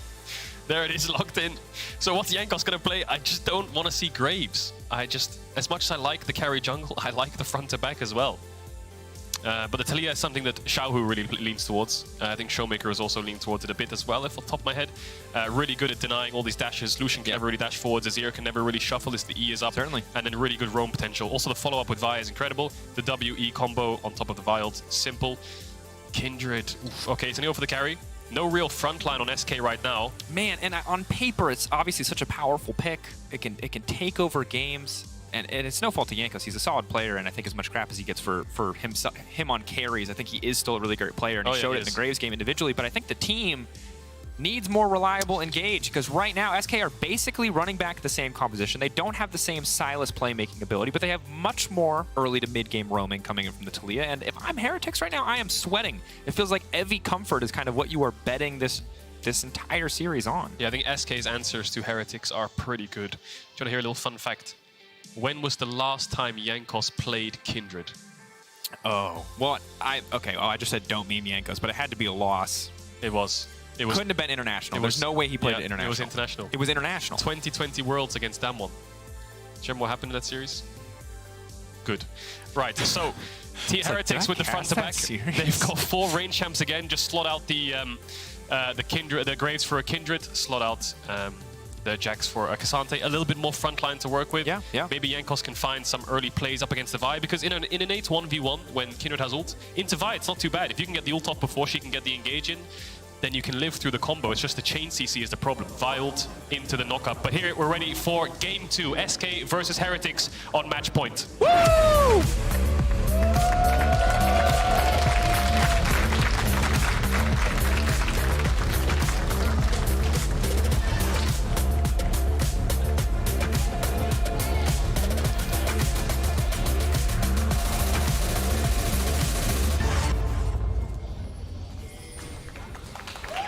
Here we are. It's the Rift. The it is time. Again, do or die for Team Heretics as SK are already up 1 game. And last game was messy. Neither side walked away. Too happy with that one, so both sides are going to look to clean it up. 5v5. 5v5. 5v5. Give it to me. And 5v5. 5v5. Nope. They're just going to sweep. The Bears aren't listening, audience. The Bears are not listening. I haven't seen a level 1 5v5 yet in the major regions. I really want to. Who wins theory crap with me? Who wins the level 1 5v5? I feel like it has to be the Talia team. Talia damage level 1. Damage level 1. Yeah, but it's actually kind of low, to be honest. Her Q only really does damage when she's level 9, when she has 5 points in it. Oh, yeah, you're right. Those nerfs are You're right. Situational, you know? What is Marcoon just escorting his gentleman now? No, I think they think that they probably late invaded top. Maybe they're a bit scared, so they want to stay together. Here we go. Ooh, and they're right on their read, but Evi's not going to stick around. Yeah. Certus. No one's there. Rock surfing, despite dressing like he's from the Water Tribe. Questions arising early in the cast. North or South Water Tribe? Where did he learn to rock bend? Geopolitically doesn't make a lot of sense, Certus. These are questions we have to ask the design team. Other than that, will we see a slightly different bot lane early on? Exeking and DOS got early advantages. They got early push, and it did a lot of work. Now, ultimately, they did fumble the dive. But with Jankos, or rather not Jankos, Marcoon starting on the top side, maybe they could look to rinse and repeat, or we could end up with a split map scenario and Marcoon paying more attention to Irrelevant. Good question. So is Jankos just going to go for a level 2 gank here? I think Bo on Kindred is the example of level 2 ganks. He just does red into bot. Looks like Jankos is going to do red Krugs into bot. SK bot lane 2 meaties away from level 2. Heretics 3 meaties away from level 2. They have to be ready for this. Here he comes. Jankos. Level 2 with a red buff. Can he pull it off? Dancing in there. Auto. Big damage. Nami just kind of alley-ooping that W onto Exakick. How broken is jungle roll? Just like that, bot is lost. And now Jankos will go to the enemy blue buff, you expect, but a bit risky because DOS is going to match him. And I think they just spotted Marcoon running across that ward back into bot side, so I think he's going to have to retreat to his Raptors. Does Marcoon look for him, knowing that he can't fight? Level 3. Try and take away. Smite just up came for Jankos. Smite up for Marcoon. It's a stare down. DOS? Not gonna squaring up. Just stand still. European standoff. And look scary. Jankos looked scarier. It looks like Marcoon's gonna back away. No mid push. And the sad thing is there is that Marcoon spent his time to look menacing. Yep. Whereas Jankos spent his time to almost murder Exakick. So overall, value proposition very in favor of Team Heretics at this particular moment in time. Trade offer. Trade offer not good. You look menacing. I murder your bot lane. We'll see if Marcoon can get a better trade offer next time. I mean, it's 21-8 in CS right now. And this is, I mean, to be fair, Jack Spectra, not the flashiest game. Again, they were able to punish the early SK dive, but we want to see more, and he is now set up to take over. So if there was a time for Jack Spectra to rise up and carry a game, normally I'd say this one, but with the way that DOS and Exekick are freezing this wave, ooh, that big stings. damage. That stings, doesn't it? Marcoon is bot side. The problem here for Heretics is bot is winning. Yes, you're winning out on the trades and you can punish, but your jungler's top side, they have a ward in River. Actually, they have 3 wards in River to spot out Marcoon, who's probably going to queue over here. Jack Spectra has very little mana. He thinks that River's warded, but the bush isn't. But the bush is warded. He thought he could queue over and wait for his Q recharge, and now he's going to have to run away. Not so menacingly. Jankos is going to get his full clear off. Top crab spawning. I think he got bad RNG. I think top crab is not his stack. I think it was bot crab, so won't have the first mark just yet. The 50-50 level 4 is always a great one to play. Not going to get it this time around. Is he waiting? I think he's waiting for the stack to respawn onto the crab. Can we get the camera on Jankos observers? I think he's waiting. Yeah, he's just going to wait for the stack to spawn on crab, I think. He's not actually going to take it. Now it spawns. Spawning. Smart Jankos. There it is. He knows the second mark will always go on crab despite the other one being down. And he gets it. Nice. A little heads up bit of Kindred tech there if you were looking to get into playing this champion. You go bot lane level 2 with red buff, then you stare menacingly, and then you wait for the crab to get marked. Easy. He just made a guide for us in the first 4 minutes of gameplay. Get it online, get it on the YouTube, get the clickbaits going. Kindred to Challenger, to LEC. Jankos has got it right there for you. First 4 levels. Mapped out, done. Yeah, done. Topside vision placed, ward on enemy raptors, second Boom. camp respawn, base. Go to your respawn camps. More like based, am I Based. right? There it is. You're always right, Dracos. Thank you. You're never wrong. I appreciate you. But you are left-handed. That's true. So you're not. That was a weird. We're in the weird. I went realm for a before right-hand now. joke, left. It didn't work. I know. very well. I see you. The transition was I terrible. appreciate you. No, you're great. Don't doubt yourself. Wow, you're just being each Don't other. let your confidence Should we just, get shaken. Should we just compliment Have each other the for 40 confidence. minutes? You need, yes. You know what you should do is you should live your life with the confidence of irrelevant. Just first item Cole, knowing that you're just going to power farm for 100 creeps and nothing else is going to happen. Exekick, back it up, getting caught on the edge of the bubble. Oh, that is brutal. Jack Spectra, easy kill. First blood. Are they going to go for the dive onto DOS? No red buff, no follow-up. Mounting Dread will not get completed, but that must have been pixels. That was pixels. That was a hitbox. That's all I'll say. Really, really close to dodging an X kick, but I think he was just in range of the tip of the bubble. Ends up losing his life for it. Jankos now looking for Marcoon. Knows he's around here. So it is the stack. He could steal it away. It could be another stack. Yes, he gets it. 2 stacks for the Kindred. Jankos having a great early game already. Manages to take away that second stack. Needs to get to 4. But SK have a little bit of pink, a little bit of vision. Pink wards down towards the spot side. Need to clear out. So can we get a slow-mo on that bubble? I'd love to see how close it was. Exekick actually thought he was probably out of range. Decides not to flash out of it. Here we go. Oh, and it's got a little fish in it. Oh my goodness. The ankle. The boot. The Achilles Take heel. your shoes off, Exekick. Oh my Oh, god. it's the big boots. This is why they say. It's the Berserker Greaves. Suffering for fashion. That's what that was. Yeah. Drake gonna go down. Unlucky. Yeah, 1K gold advantage to Team Heretics. Ooh. I don't want to call it too soon. Actually, I won't call anything because I'm going to cast a curse it. But what I will say is this is a very, very promising start for Team Heretics, and I'm starting to see why they wanted to run back a similar draft. Because again, this is not what happened in Game 1. It fell apart. It was not nearly this dominant, despite SK fumbling a lot of their early game plans. Team Heretics still weren't able to build much of in terms of a greater advantage, especially in bot lane. But this game, Jack Spectra showing up. I think Jamada summarized it on the desk quite well, where despite SK being ahead and it being 1 win in this series, Heretics are the ones just playing better, arguably. You know, the game, the early game, the mid game, the transition of leads, the snowball effect has been good by Heretics. It feels like they're the ones in control, just they make these hiccups where all of a sudden things fall apart. Well, it happened against SK in their first best of 1. Now it's happening again in the first game of this group stage best of 3. They just need to make sure they keep control of the steering wheel. Don't overextend and don't disrespect, because SK bot. Again, DOS just going to have to run. Oh, close. Ooh, I'm surprised he didn't just die there, but looks like Jankos didn't want to burn the flash for an extra auto. I feel like Jankos has got the better hand of Marcoon in these early games 2 times in a row now. Ruby, not going to go for it.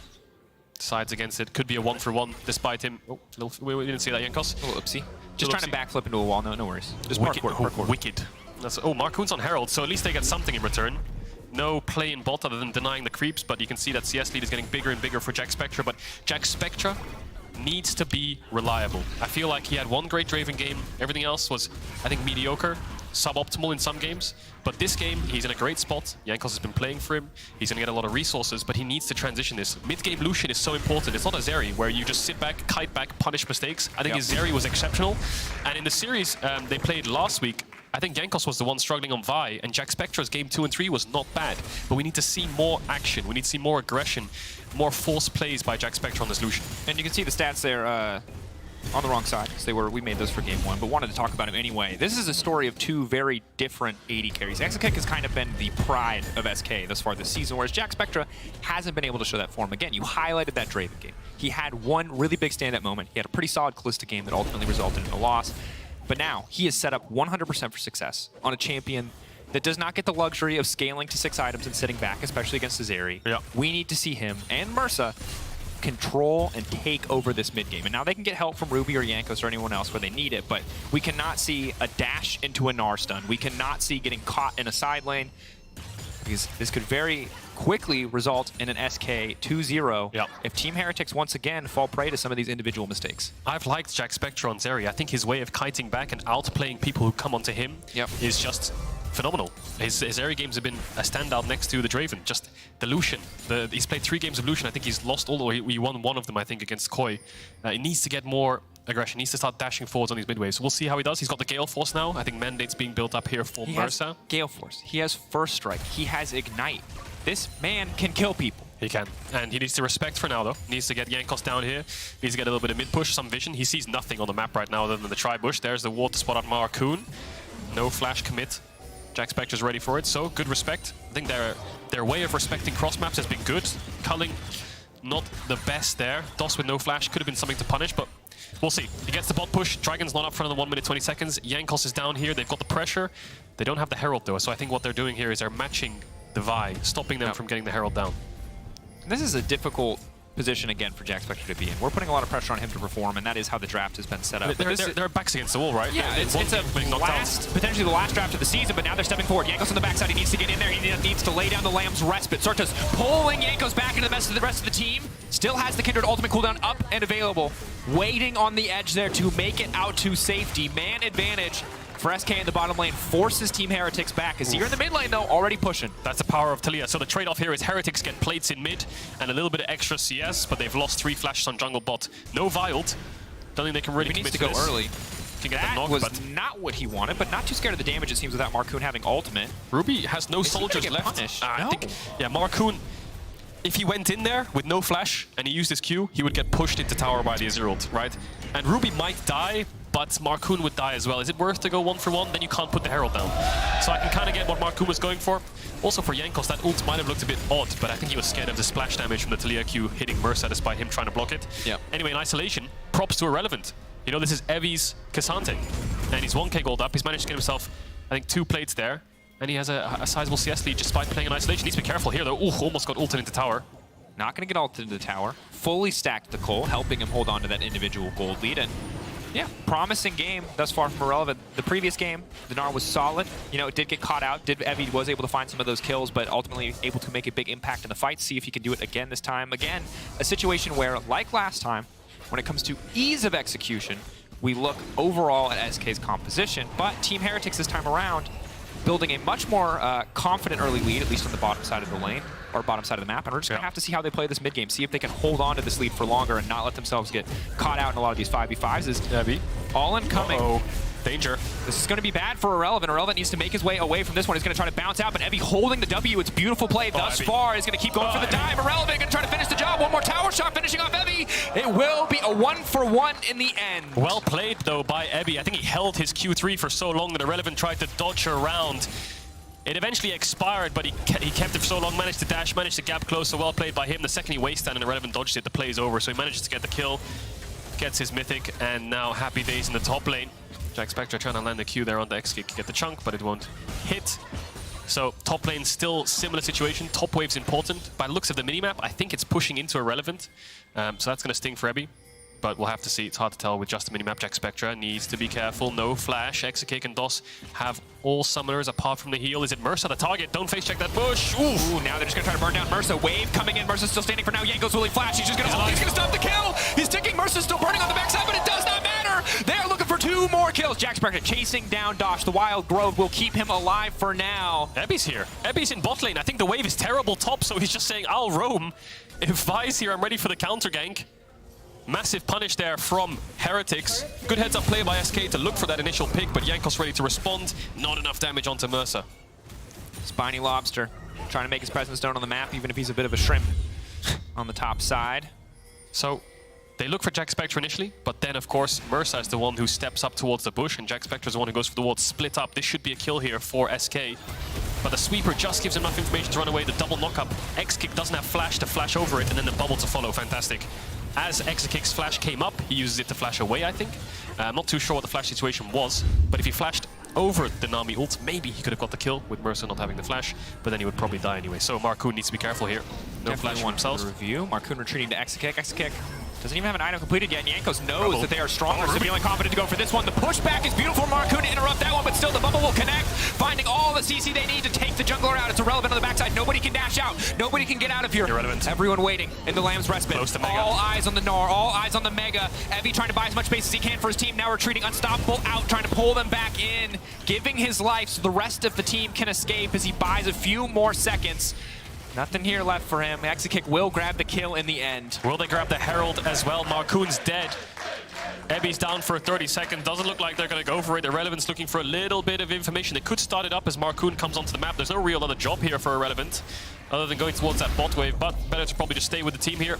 And it's Irrelevant that's holding SK in this game. 1.6k individual gold lead. Ebby's been dropping a lot of creep since that solo kill. Marcoon's on the way down. Hex gates are helping out. Ebby has TP. We could have round 2 on our hands here. Jankos ready to go over the wall. Looking for the steal. The eye, will it open? Not going to happen. Smite now coming in. Marcoon's grabbed that one. X-Kick going to leap out to safety with a bit of emote flare to make it out. Daw's going to get tagged by just the edge of the wave, and Certus. Yep. Nice use of the Talia ultimate just to make sure that play stops in its tracks. Disengage is good. SK get the objective and they get out. Was close. A couple seconds more and Heretics could have pulled the trigger. Ebby even uses the TP, so stings a bit on live there because he's laning next to Jack Spectre on top. Let's look at this again. Marcoon, you highlighted it, Dracos, in the fight. Good ult, unstoppable to stop the pushback. So he lived just long enough with the aftershock procced that SK could get a little bit of damage in. And I think what Ebby's eyes are on right now is Irrelevant. He sees a Mega Gnar pumping up. He's saying to himself, well, I think if I go in here, maybe the Mega Gnar doesn't go on my team. So he sacrificed himself in a way. That's the only angle I can see that Ebby looked at. Ends up dying. His team escapes. Not the end of the world.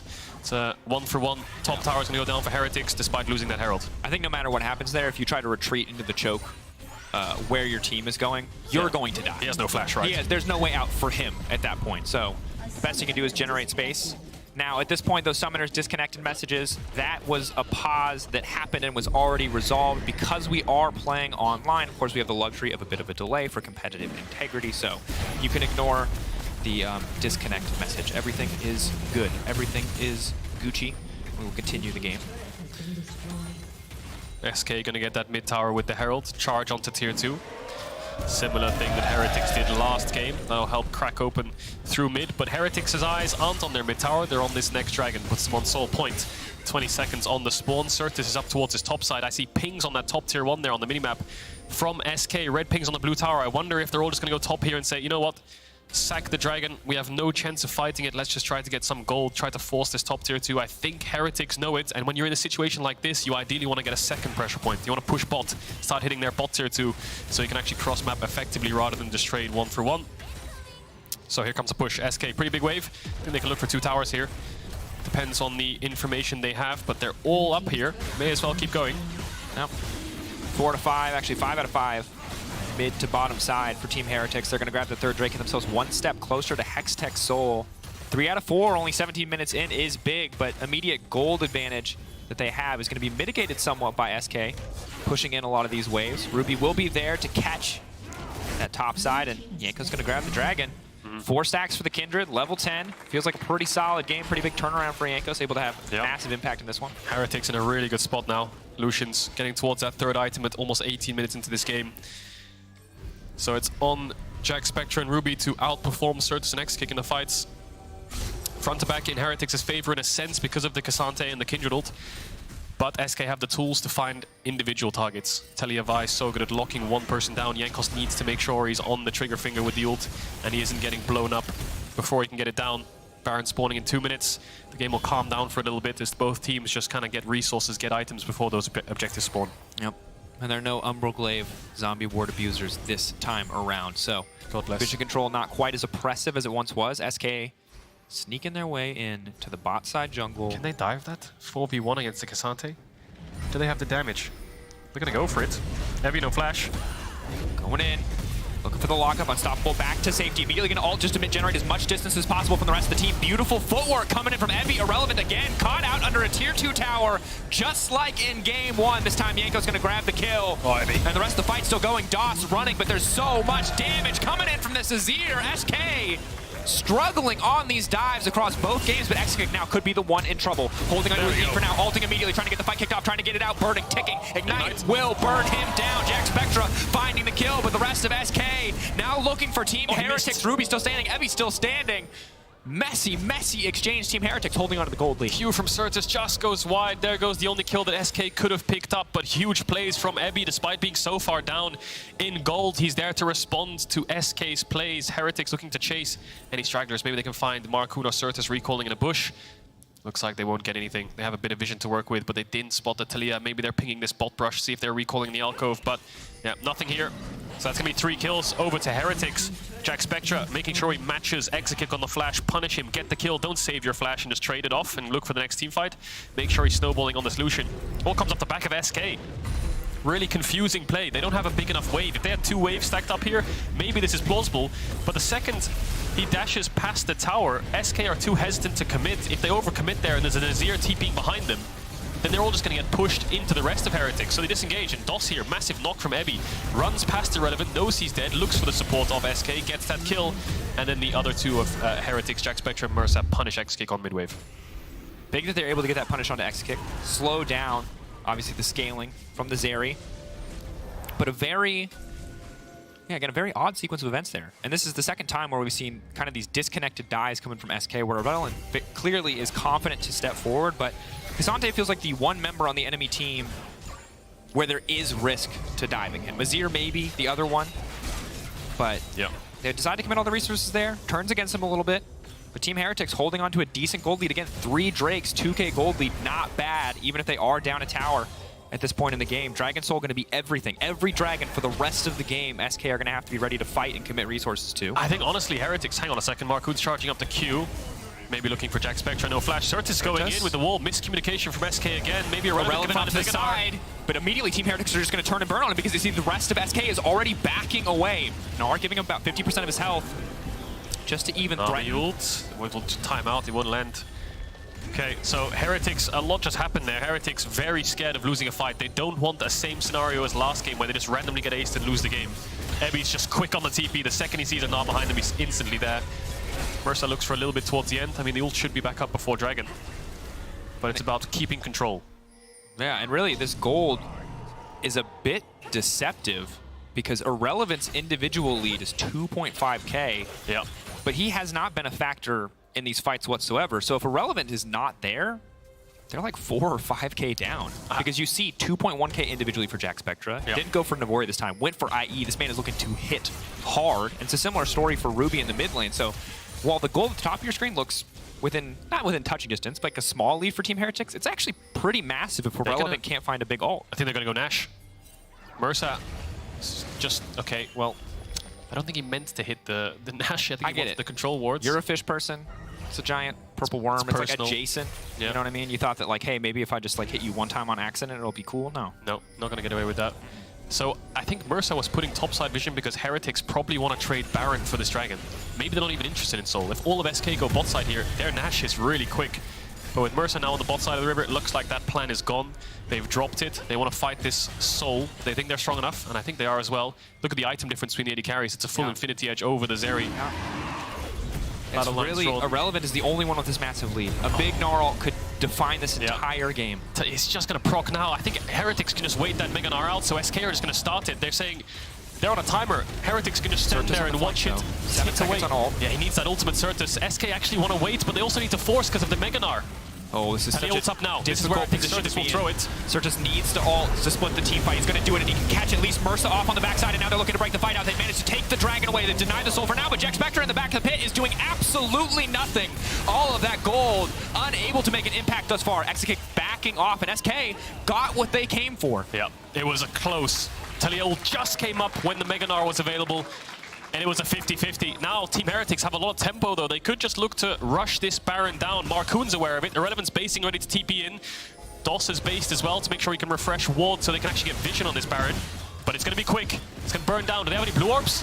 Heavy waiting. Channeling out. That means there's no one body blocking. I think they just have to back away from this one. They're too squishy. Yeah, Baron does too much damage. Oof, okay, so chips in the armor here from Heretics. Not as clean as they would have wanted it. They really wanted that Baron instead of the Soul, but the plan failed when I think Mersa showed. And then SK managed to steal it away. It was Exekick who secured it, so they must have called a number to burst on. And they did. Mid-tier 2's down, so they can push all the way into the tier 3. And it's not the end of the world for Heretics. They can wait 4 more minutes and get that next soul, if they pick it up. But now it's going to be a Baron dance. Nothing else to play for.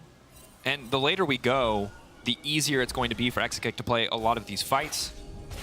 And it's important to notice, in that fight, item advantages was pretty massively, at least on the bottom side, in favor of Jack Spectre, but short range meant that he could not do a lot. Yeah, it's hard against the Talia. I think Talia E was down on the Dragon area, so as soon as he dashed over, he's not in range to hit, but he also wants to go forward, so in the end he's just being hit by the enemy because of the outrange, and he can't fully commit.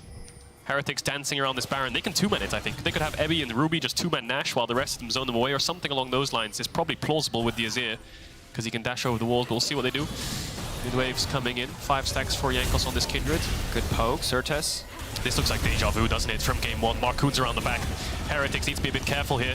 Ooh, this is a long flank coming in from Marcoon. Irrelevant stacking up the rage. They know Marcoon's around here. They don't see him. Here's the wall. They're looking for Azir. Wall's going to be big.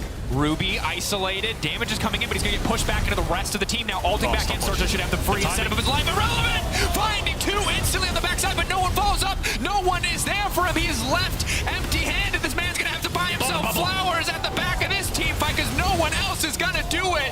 SK finally showing up.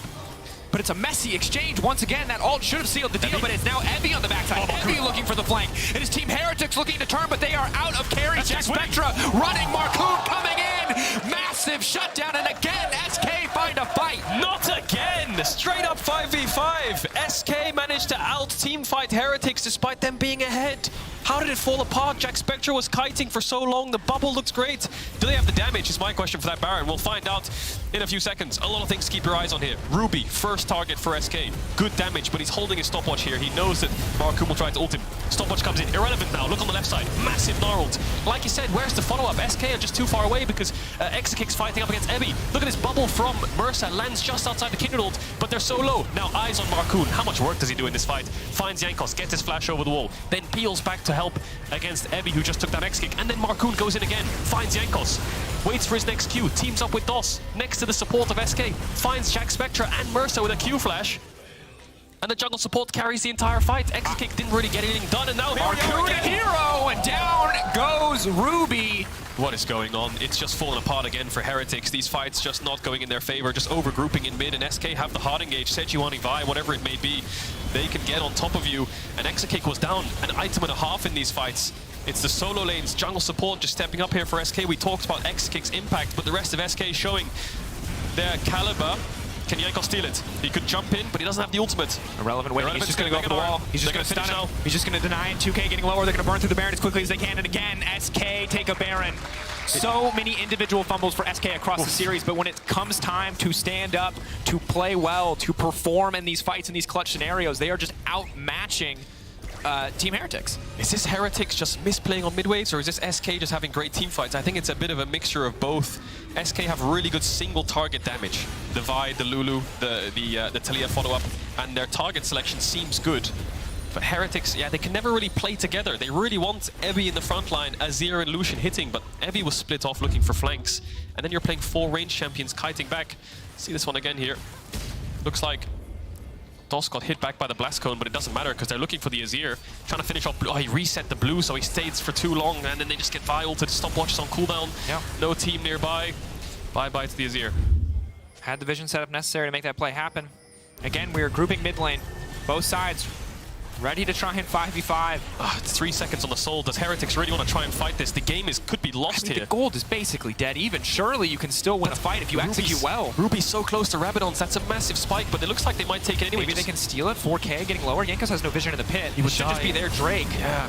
Relevant off to the side, playing well. Doesn't get clipped by the bubble. I feel like Heretics should be here. Oh, now coming in for Marcoon. They're entirely grouped. Gonna get knocked back. Heavy trying to buy as much as he can. Marcoon is all alone, jumping into this one, but they don't have the damage to kill the buy. Marcoon refuses to die, and now Exekick has come to play. Jack Spectre on the retreat. Jankos on the retreat. They're holding on for now. Team Heretics lose the fight, lose the exchange, lose the dragon, but they will hold on to their lives. Why did they take that fight? They could have just cross-mapped top, taken a Kindred stack, pushed out top, looked for vision top side. They just walked in with no vision, and Ruby was so close to Rabadons. Anyway, SK get the fight. They're going to push down mid. Top lane's being pushed in with from Irrelevant. Nice TP. Using this minute left of Baron will get them a tier 2. But that'll be it. So, Heretics not out of it just yet. That fight didn't lose them the game. They're holding on. They've lost their lead. But I don't think they're out of it just yet. They still have the Azir.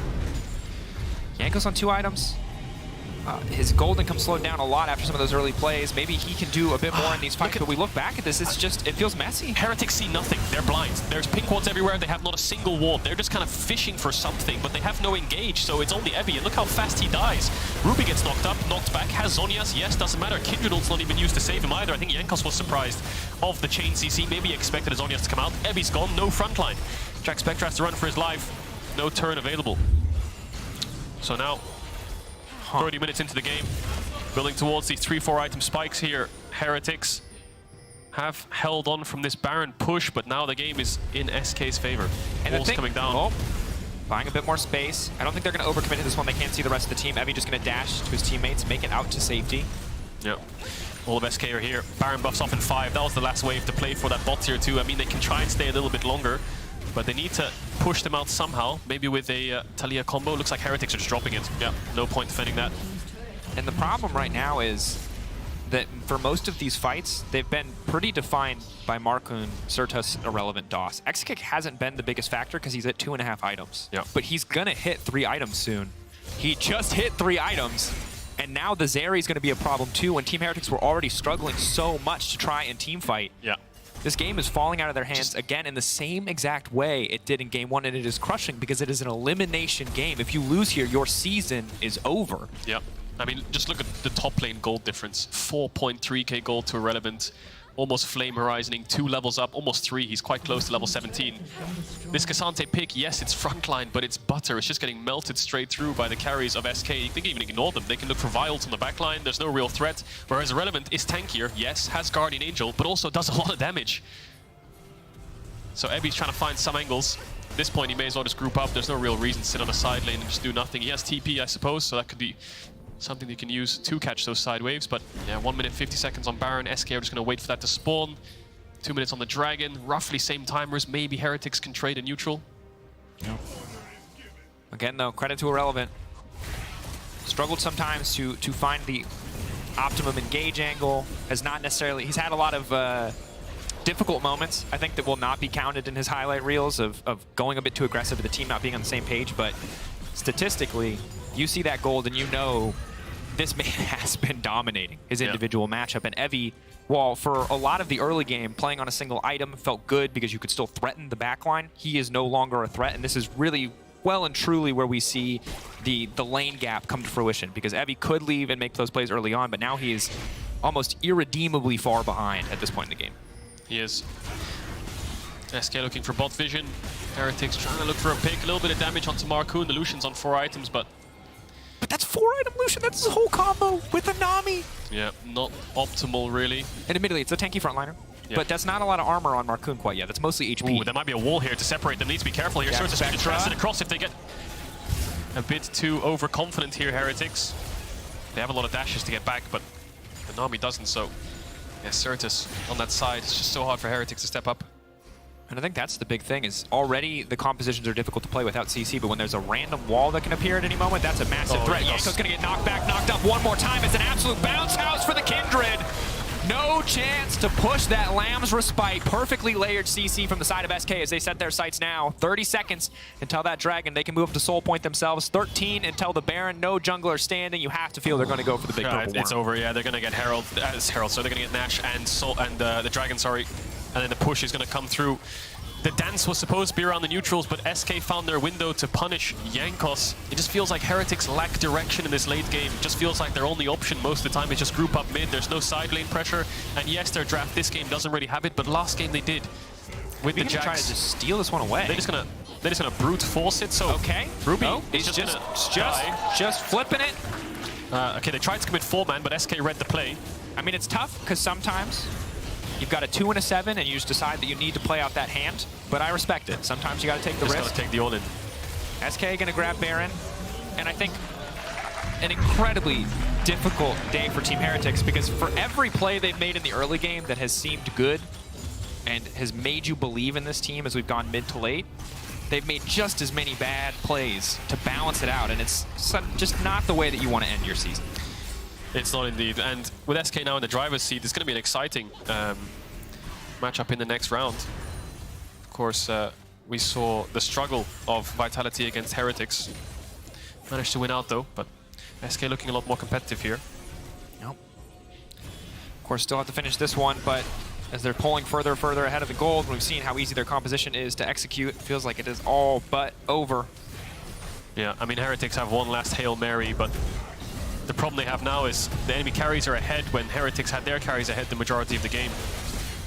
And they can just play this 1-4, siege it down, see if Heretics can find a big team fight. They have got the range champ, so if they overcommit, yes, they can punish. Big knockback, goodbye to Ruby, running, scoots out, X-Kick maybe went too deep now, but can they finish? X-Kick off, X-Kick dashing out to safety, he refuses to go down, and his Jankos now trying to get one more kill, but only Jack Spectra dies. How's he gone down? SK have lost one of their main carries. Ruby's had to flash away. Bot wave's pushing in. I think Irrelevant's going to base and TP back here. Looking to end on this wave, perhaps, but looks like they might back away. Health bars are relatively low, but they're going to go towards the mid. Irrelevant's TPing in there, calling his team, saying, move towards mid. We've got a wave. Let's play on that. Try to look for a next objective, next inhibitor. Keep cracking the space of Heretics open. 25 seconds on the Lucian. SK will play around that. Q channeled. Ebby unstoppable again. Well played to make it out to safety. Immediately going to be forced to use the Gargoyle Shield, and now going back into the Lamb's Respite. Irrelevant can just toss it back into his team if he wants to, but he's holding on for now. Surta's very aggressive step forward. Will not find the flip back into the rest of his team. So it is just going to be the inhibitor. I think need to be careful here. TP behind could be deadly here for SK. Where's Ebby? Can he find a ward? There it is. This is it. This is everything for Heretics. They're so low. There's so many blinking health bars. He doesn't know where they are. Ebby trying to find the angle. Doesn't know where they are. Spotting, he's just guessing at this point, but the Hex Gates! Yeah, they're out. They're out. That was it. I mean, the idea was good, but they didn't have vision. All of SK was blinking health bars. If they could have got those kills, they would have regained some control of this map, but yeah, that's gonna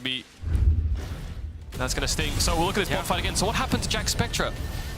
I think there's a pushback here from Surtus onto Ruby and Ebby. I think he hit both of them. Let's see it again. The Talia, they move towards mid here thinking bot wave's gone, but Ebby's overstepping. There's the knock here, both of them. Oh, beautiful. So they get a lot of damage onto Ruby. Now, eyes on Jack Spectra. Dashes forwards, gets the kill. Force Q flash from Markoon. Yeah, no counterplay there. Really well played by Markoon. The second the Lucian dashes forwards, instantly punished. So good engage from SK, staying together. They manage to get bot in it, but they don't get the mid inhibitor. And shout out, again, Surta's ultimately the one with the really nice scoreline at the end of this game, but big shout out to the jungle support duo of SK. Yeah. Making so many of these massive plays. Is once again the Weaver's Wall going to split Team Heretics for a few seconds. 1 minute and 55 seconds until Soul is on the table for either team. And to be honest, I think if you're Team Heretics, you kind of wish it was Elder, because that feels like the way you could come back to this game. I don't think Soul is enough. If you get the Soul but lose the fight, the game is over for you. So it's not quite as impactful. Yeah, maybe they'll try to stall it out. Let's see how aggressive they play it. Do you contest this Soul? I mean, Lelouch is full items, all he needs is boots. The Zeri's not full items just yet, so still gold lead in favor of Jack Spectra. The only issue is your front line is just going to get melted. Jankos trying to get towards that Lord Dominic's, trying to get a little bit of armor pen. Ruby has bought the Elixir of Sorcery, so looks like Heretics committing. You don't buy that potion unless you're looking for a fight, or at least trying to stop one from happening. The economy is a bit broken here for Heretics. I don't think there's any more item spikes to get in the next minute. Surtus used the flash in the last fight, so maybe that's something they can look to punish. Has the cleanse and the ghost instead. Not much to cleanse, so we'll see what he uses it for. difficult situation for Heretics. Again, walking into the fog of war so hard. Evie should be tanking enough to step forward here. I think they got to be a little bit more willing to use the K'Sante, but the K'Sante also needs to get this farm. So difficult situation to be in. Really just spending their time fighting over scraps of vision. Yeah. Hope for a better angle on maybe 50-50ing or flanking in a team fight. Okay. So Heretics is going to brute force through bot. You're leaving mid exposed there. They need to be careful. They could just end the game mid, Heretics. No TP on Ebby. SK aren't showing just yet, so they're not... Actually, they are going to show to try and get this inhibitor. All of Heretics are flushed out of bot lane. That's the only way they can get vision. SK playing it well, just matching what they want to do. The Hex Gate out here from X-Kick, and then move back into the bot side jungle. It's a game of push and pull here from SK. But again, Team Heretics, just to play the game, have to be willing to bet their mid lane inhibitor. The odds are starting to feel more and more insurmountable. Yeah, here comes the setup. SK trying to hold this line in the jungle. Weaver's wall. You can see it right there. Zertus just built it. Leaping over, Irrelevant on the side. Jack Spencer leaping in! Holding on for now due to the Lamb's Respite. Marku getting chipped away. Jack Spencer gets flicked back into the rest of the team, but he's still standing. Irrelevant off to the side. 1v1 versus Evie. Ruby just going to get taken out, and it is domination from SK. Confidence in the execution is finally X-Kick is going to get to auto attack, do the damage he's been waiting to do all game long. Now on a killing spree. Now with a double, and that is it. The whimper of Heretics. A struggle of a series, but SK will come out on top. A lot to work on, a lot to clean up, but ultimately it is they who will win the day. Heretics knocked out of the winter season as SK move to face Vitality tomorrow. Yeah, they were the better team on the day. Maybe the lanes weren't having huge differences in terms of raw firepower, but their drafts were one-dimensional in terms of one win condition. They stuck to it, and they managed to pull it off. Great game from SK, just staying together as a team, good target selection. And good team fights especially, which I think was the main difference maker in this series. Just team fights, that was it. Macro maybe slightly Heretics' favorite, but who cares at the end of the day? No. If you can't rack up the kills in the 5v5, the season's over. Jankos Bod reviewing the game there, I think, just trying to look, see how it all fell apart. So he'll be kicking himself a bit, but yeah, at the end of the day, not much that Heretics could look for, but it's SK who win the day. Yeah. And hearts out to Heretics. It's not how you want to end the season. It is not the situation that you want to find yourself in whatsoever. And, you know, get better soon to Ruby, and I hope no one else is feeling too down. It's a terrible way to go. You want to play at your best form. But ultimately, even though Team Heretics were able to find some edges there, SK, better team on the day, and that's what matters. And we'll move on. And we'll see, because SK and Vitality, both shaky, I think, in the most recent series we've seen from them. But we'll have to see tomorrow, find that out. In the meantime, player of the series at LEC on Twitter, Irrelevant, Markoon, or Certus are your options. Irrelevant was playing his own game, you know, but he was doing a good job at playing his own game. He did die a lot. I'm giving it to Certus. Massive Silas game. I think all of them had stand-up performances. Certus on the carry, Markoon on the slam dunk, and Irrelevant on his island, just outperforming, I think, in a way. Yeah. Just winning on his lane phase and being useful in fights. But big win for SK. This is a roster that they want to push into the top 4. I mean, they finished so high in the regular season. Everyone was surprised. Can they keep that momentum going? Because a lot of teams flop in the best of 3s, best of 5s, despite having good regular seasons in the past. Yeah, and we are setting up an interview at the moment. And when we're ready with that, we'll send it on over to Lore. But in the meantime, just thinking more about kind of what this game shows us for tomorrow, I think that a lot more potential for Vitality to be a more explosive team. I think Markoon got a lot of work done today in Game 2. Game 1, a bit of a struggle, not the kind of game you can afford to have against a player like Bo, even if he's not the most consistent jungler in our league. I think giving small edges over to a team like Vitality, especially against their top side, it's a risky proposition. Yeah, you got to tame the beast of Bo. I've seen Nidalee level 2 gank bot and sit there for 3 minutes, ignoring his camps, trying to punish you. Sometimes he tames himself, though. At times, yeah. I think that's when he dies, though. Because he just goes in, doesn't he? The fountain tames him. 10 deaths on Vi, just non-stop sending it. So yeah, I think it's about containing the beast, making sure they have full information as to where Bo is. But yeah, that'll be an exciting series. And they'll get to play in studio. So obviously, playing from home affects different players differently. Can't be certain how it affects either of the teams that played today. But we know that SK and Vitality will be able to play on stage again tomorrow, and that's big. Stage buff or stage nerf? What do you think you are? Are you a stage buff or a stage nerf? I'm a stage nerf. Oh yeah? Most certainly. Because there's no way that I get better. I play horribly with 0 pressure on. I don't think there's any way I get better. Just start shaking. You've played games with me. Yeah. Other than our signature Volibear Pike bottom lane. The pressure you're under is when I'm like dead in Apex and like spectating you. And like 2 or 3 people are watching you and you're the last one alive. It's like, the nice thing about League of Legends is people don't usually get to watch my POV until they're already dead. So it's like, oh, you're going to criticize me? Is this a seance, bro? I'm sorry. I didn't know we were speaking to ghosts. All you see is the flashy highlight reels. They just clip those on L. That's the secret. You can be bad at League, but if you clip your right moments, people will think you're good. Just make montages. Yeah, the PogChamp moments. Your Pyke has a lot of PogChamp moments. Thank you. I don't think it has as many PogChamp moments as Certus's Talia in this series, though. Did have a lot of PogChamp. Did he die in this series? I don't think he did die. We'll have to find out. Interview. Looks like we're having some technical difficulties, as I have some speaking difficulties. So in the meantime, we're going to head to a break. We'll be back with more LEC action. Don't go anywhere. I think Medivetti's coming up. It's going to be a great day. BDS coming up. Astralis. There's a lot to look forward to. Medivetti.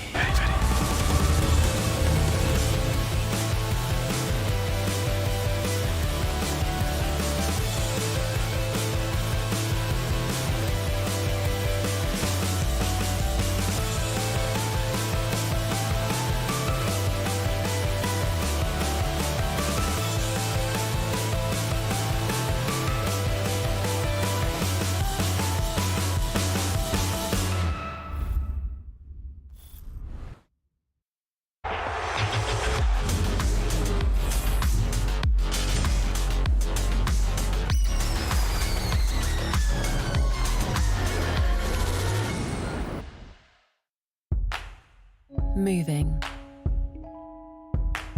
When did we stop doing it? When did we settle for technology that keeps us still? So move me, baby, like you've nothing left to prove. The Kia electric range. Technology that moves you. Kia. Movement that inspires.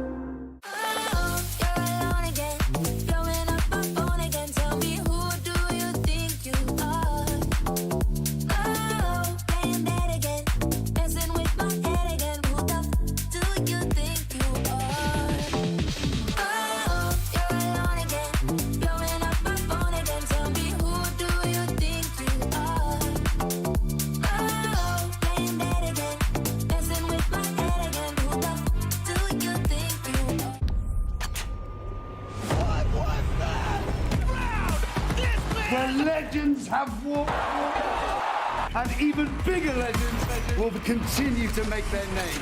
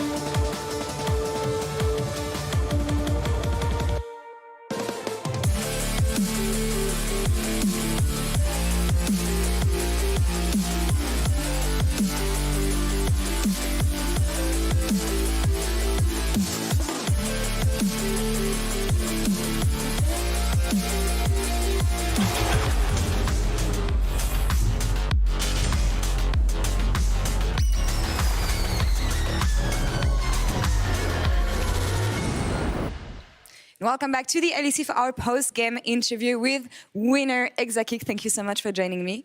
Félicitations for taking down Heretics today. I want to talk about this series. It was really clean 2-0 from you guys, but the second game didn't go as expected, I think, in the early game because of the whole Jankos attention to the bot lane. Can you explain how it impacted the early game and the first 15 minutes of the game for you guys?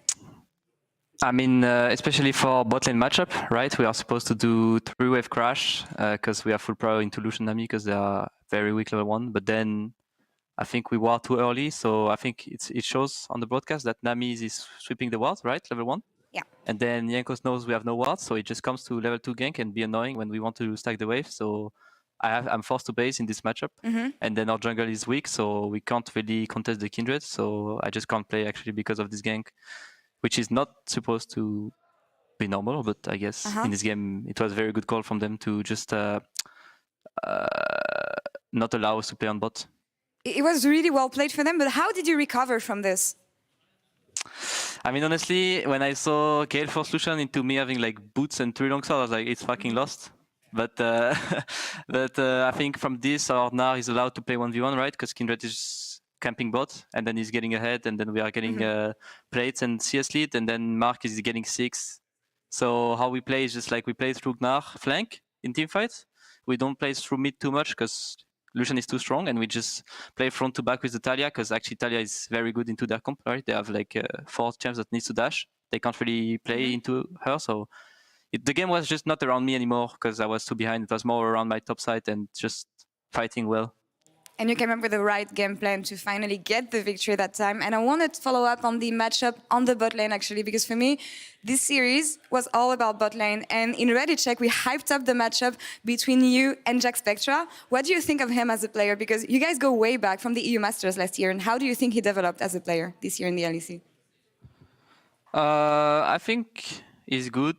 But honestly, I think me and Dos are probably slightly better than Jack Spectra and Mercer, right? But here they kind of surprised us in game 2. But yeah, overall, I think we stepped up a lot compared to EU Master, where we completely choked, right? That's why we got Giga Stomped. And I think the key is just to kind of not give him Draven, right? Because he's very comfortable on it, and they probably have a very clear game plan on how to play around it. And that's what we did here in this series, right? But yeah, I mean, it's very nice to play against him because we have kind of like this rivalry, right? But I think we are better probably as a team and on the bot lane, so that showed on game 1, right? But on game 2 it was kind of I got kind of shit stomped. But yeah, I mean, it's kind of nice.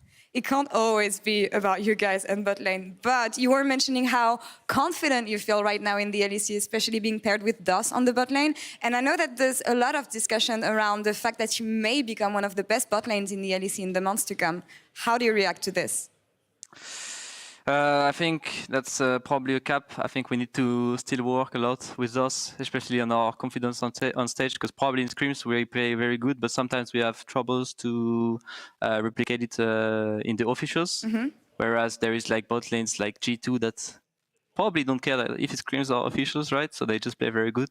And I think Koi bot lane stepped up a lot, and they came back to their summer split form. So I'd say that we are not too bad, but we are not too good either. We just need to keep working and stay disciplined and hope that the game 2 against Heretics never happen again, especially when the matchup is supposed to be that free. I know you take losses and everything like this very personally. And talking about SK as a whole, you came into this week having to bounce back from the loss you suffered last week, knowing that if you won today, which you did, you would have to play again tomorrow against Vitality. How did you prepare for this week, knowing that you had to play potentially 2 back-to-back best-of-3s? I think we prepared the Heretics first, and Vitality we don't really care too much because there is the series against Heretics first. And personally, I was like, wait, if I lose on Saturday, I'm out actually, and I'm in vacation. So I was like kind of shocked actually that we can be 3rd place in the regular season and just be 8th to 7th place on group stage.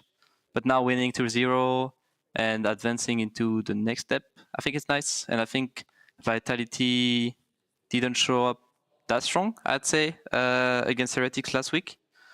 but we didn't either against Koi, right? So I think it's just gonna be fun tomorrow to play against Neon. I hope that they come up very strong on the bot lane against us, so we can have fun. And yeah, I just wanna win against them, right? Well, I hope you guys give us an amazing series. Thank you so much for the interview, Exakik. À demain against Vitality. And to set up for our next match, Astralis find themselves on a miracle run. And a few weeks ago, on the Baron Pit, Ender agreed to Finn's request to have him on between two Iverns in exchange of making the miracle run. And to make good on our end of the bargain, Ender, over to you.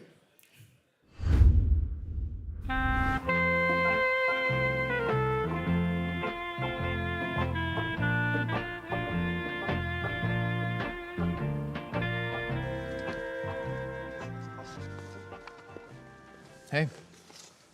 Hi. Great being here. Cool. We are back for Between Two Iverns. I am Ender here with Finn. I wanted to know, where's this name Finn come from? Yeah, it's Adventure Time? No, it's quite silly. It's just like my real name. Right. Yeah. Like Huckleberry. No. It's actually my mother gave it to me. She was like thought of it. She thought it was a cool name. She's a Star Wars fan? No, I don't. Not that I know. Can you give me just like a Ray? Ray! I wouldn't want to do that. No, sorry. Okay. You know, come to think of it, what is?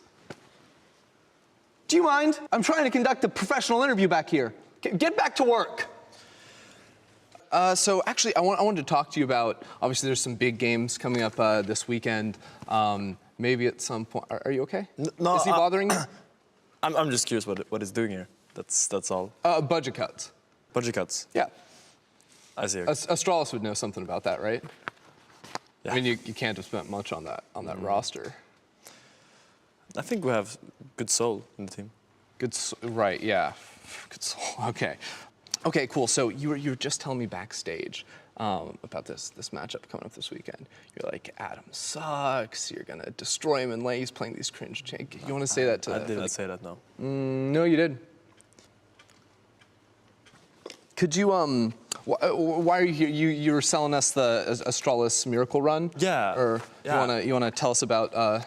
Tell us about that. No, I think if you just look at the numbers, we're practicing way harder than another team. And I think the guys are really just working day and night because just trying to really push forward. Thank you, Finn. Everyone, LEC Winter Finals are coming up hot next Sunday, right here. You're going to be watching. Who do you think is going to take it home? G2, Mad, Vitality, BDS? I would like to say that Astralis has the shots, making it all the way. I think Heretics. Cool. And any one of those teams, we have a lot of great contenders playing throughout the weekend, getting ready for next Sunday. Again, not Monday, next Sunday. That is all that we need from you. Thank you very much. Thank you. God.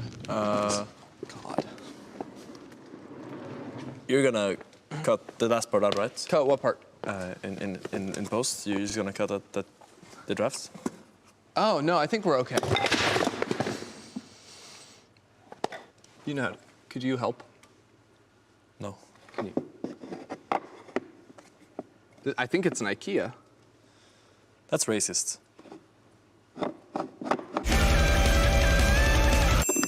Yeah, that's close enough. Perfect. Where were we? We were talking about G2 or something? That was all you had? Nah. Better than Astralis' regular season. I didn't expect much else from a guy that just came back from NA after a failed year. Yeah, well, no one expected much out of you either, and Excel happened. So. Yeah. First time playoffs. People can surprise. First time playoffs in organization history. Now, where are they without me? Where are Koi without you? You know, I can't help but feel like you're kind of taking my thing. Like, I thought that the hair was kind of... I was growing out my hair, and then all of a sudden I noticed you did. Yeah, I don't think you can claim that as your own, I think. Right. But really trademark. And on its own, that wouldn't bother me. But then I quit the LEC, and I moved to LA. Yeah. And then I came back here. And then again, you did the same thing. But Why are you copying me? I came back willingly. No, I came back willingly. You came back because you were fired. That doesn't make any sense. Why would I come back if I was fired? If I'm... What? Can you pick it up back there? Unbelievable. Interns these days. Interns.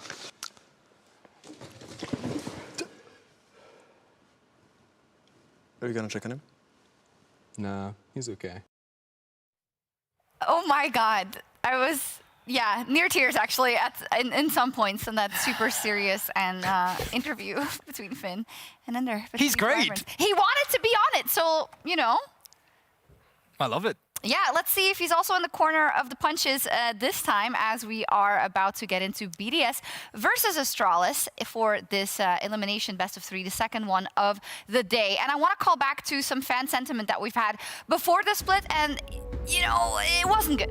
I'll be real. We want to watch these teams in a best of 3. Here we are, guys. That wasn't just fan sentiment. That was my sentiment as well. And I'm just throwing that out there. And I think that it's honestly crazy that both teams have elevated themselves to be in this position now. Yeah, I mean, I think it's definitely credit to both. There's some outside forces, Fnatic failing to kind of glue together, and you can definitely argue the same thing for Excel. But either way, you can't really say that these two teams haven't earned their spot here. Specifically, of course, BDS after last year.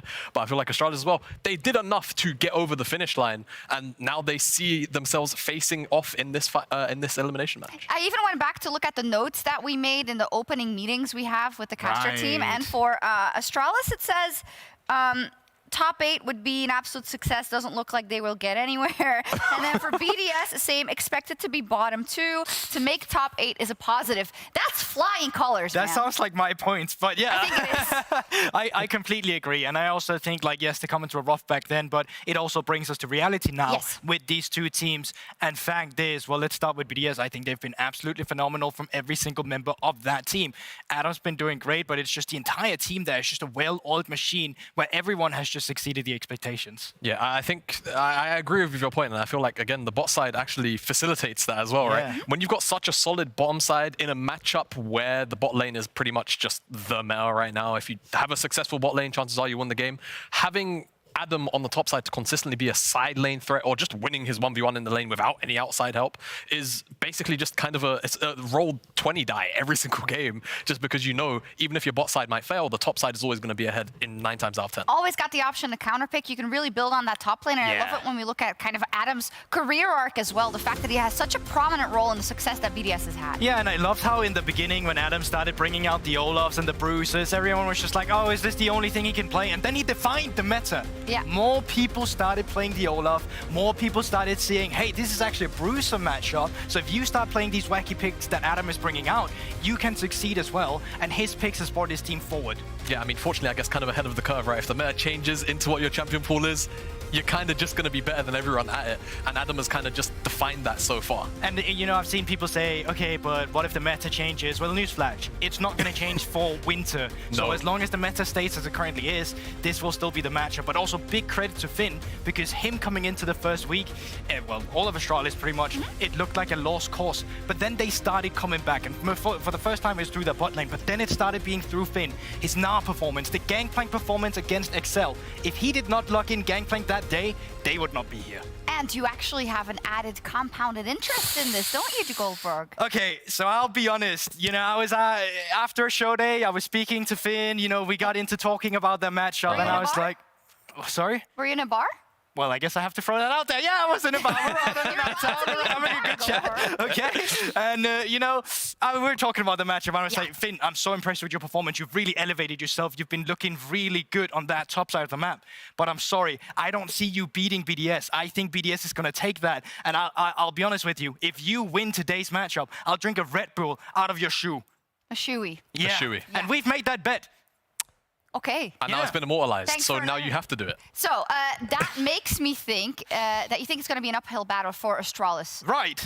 Why is that, and where do you think the options lie, or what are they going to have to attack if they don't want to make this as much as an uphill battle? I think it's great from the top side with Finn in general, but I don't see you putting resources into that. I think you keep him low recon. I think a lot of it is going to be through bot side, but where I see Astralis fall apart in today's matchup, it's going to be in the mid-jungle duo for me.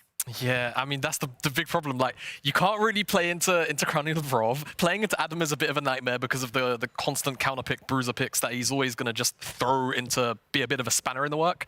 And you don't really win the mid jungle, so I kind of struggle to see where it's a bit of a hard, it's a really, really hard sell. I think maybe if 113 has one of those days where every engage that he has works, then maybe Astralis have a bit of a chance. You just play for scaling and just hope that 113 sends are good. Uphill battle, but the Shui is going to be extra motivation for Finn, I'm sure, as well as wanting a chance to advance and face Mad Lions tomorrow. It's Medi time. That it is. Thank you very much, Shox. It's great to be back for another week of the LEC. Everyone joining us here on this fine Saturday evening. It's raining outside, so I'm happy to be in here. Could be out gallivanting. Frolicking. Have you ever frolicked? Gallivant? Have you ever frolicked? Wait, hang on, no, let's get back to the... Gallivanting and frolicking are very similar. Where would you gallivant? In the rain. Would you? It's joyful. That's how you spend your free time? No, but I could, I could frolic, We're talking hypotheticals now. No, I'm just saying, sometimes a guy needs a good frolic. Hypothetically, I could be CEO of Riot and release the MMO right now. That's what Mine is a more achievable We're both goal. just living in dreams, are we? That's what's happening right now. Astralis and BDS, perhaps living in a dream world after today. Whoever claims the 2-0 here sets himself up for a match against Mad tomorrow. And what a match is going to be, Betty. You're going to talk to the music? Well, so the problem was I started talking through the music, and so now I have to continue talking through the music. No, I've got to commit, yeah. I've been told it's fine in a slightly peeved tone by our producers.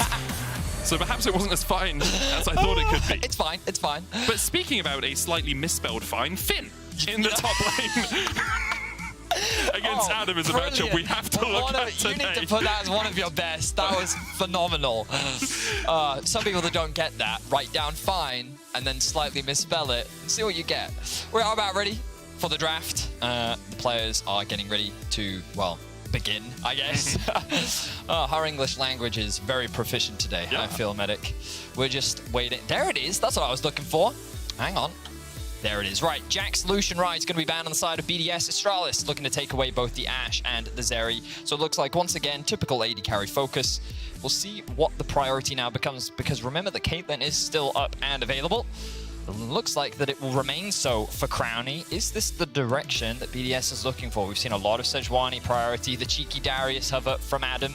Very unlikely to be first picked. We know that he has a wealth of champions at his disposal, but we know that he loves to spin as he hovers the Garen as well. Spinning is kind of a motif that flows through all of Adam's champions, It's isn't true, it? yeah. It 100% is. At least, however, only spinning webs in Looks the like jungle. Sheo is going to have that early aggressive jungler. There's the Caitlyn Lux immediately for Kobe and Zhonghung down towards that bottom side. So what will the response be here for Crownie? And it's going to be Ezreal Karma. Yes, it will be. Unsurprising. Crownie is a very proficient Ezreal player. Going to look to play very safe, leverage his range and poke.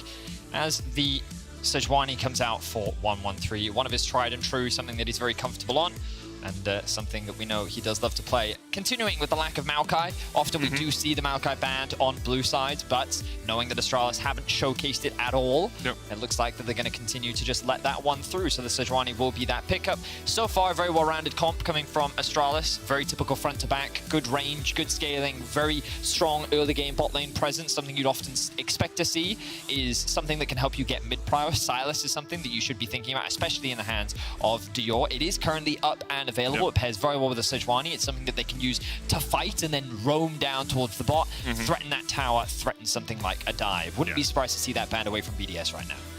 Silas does make sense. Akali as well works well with the Sejuani in the mid lane. Doesn't give you quite as much push in the lane, but does give you that melee synergy that works so well with Sejuani's E. BDS get the Jace and the Renekton taken away from them. Of course, Renekton at least a tried and true combination.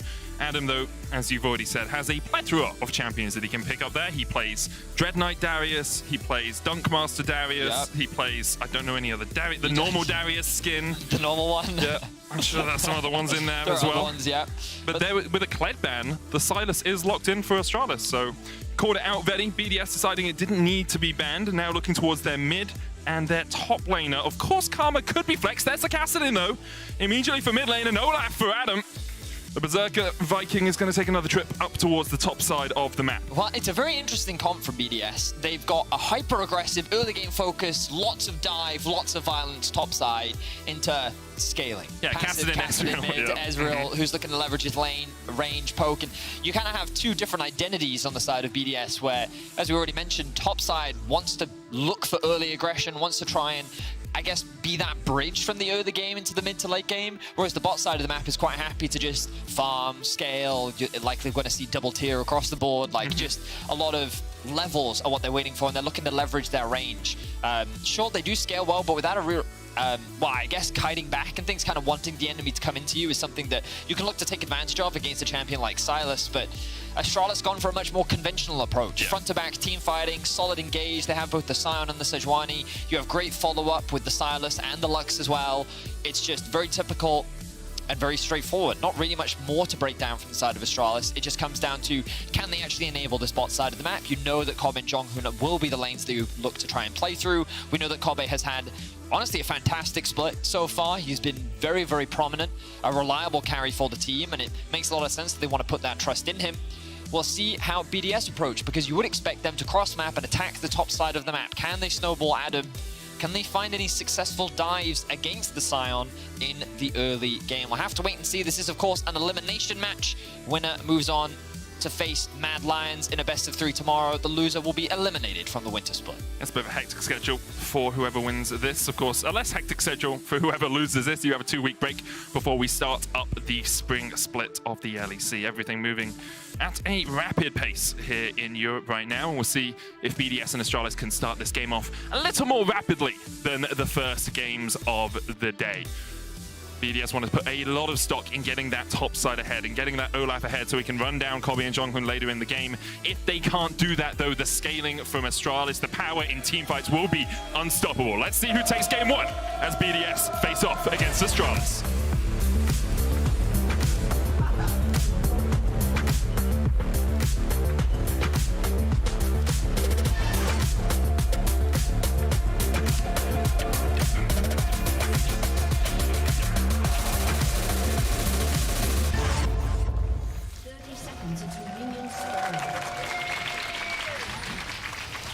Let's get into it, Betty.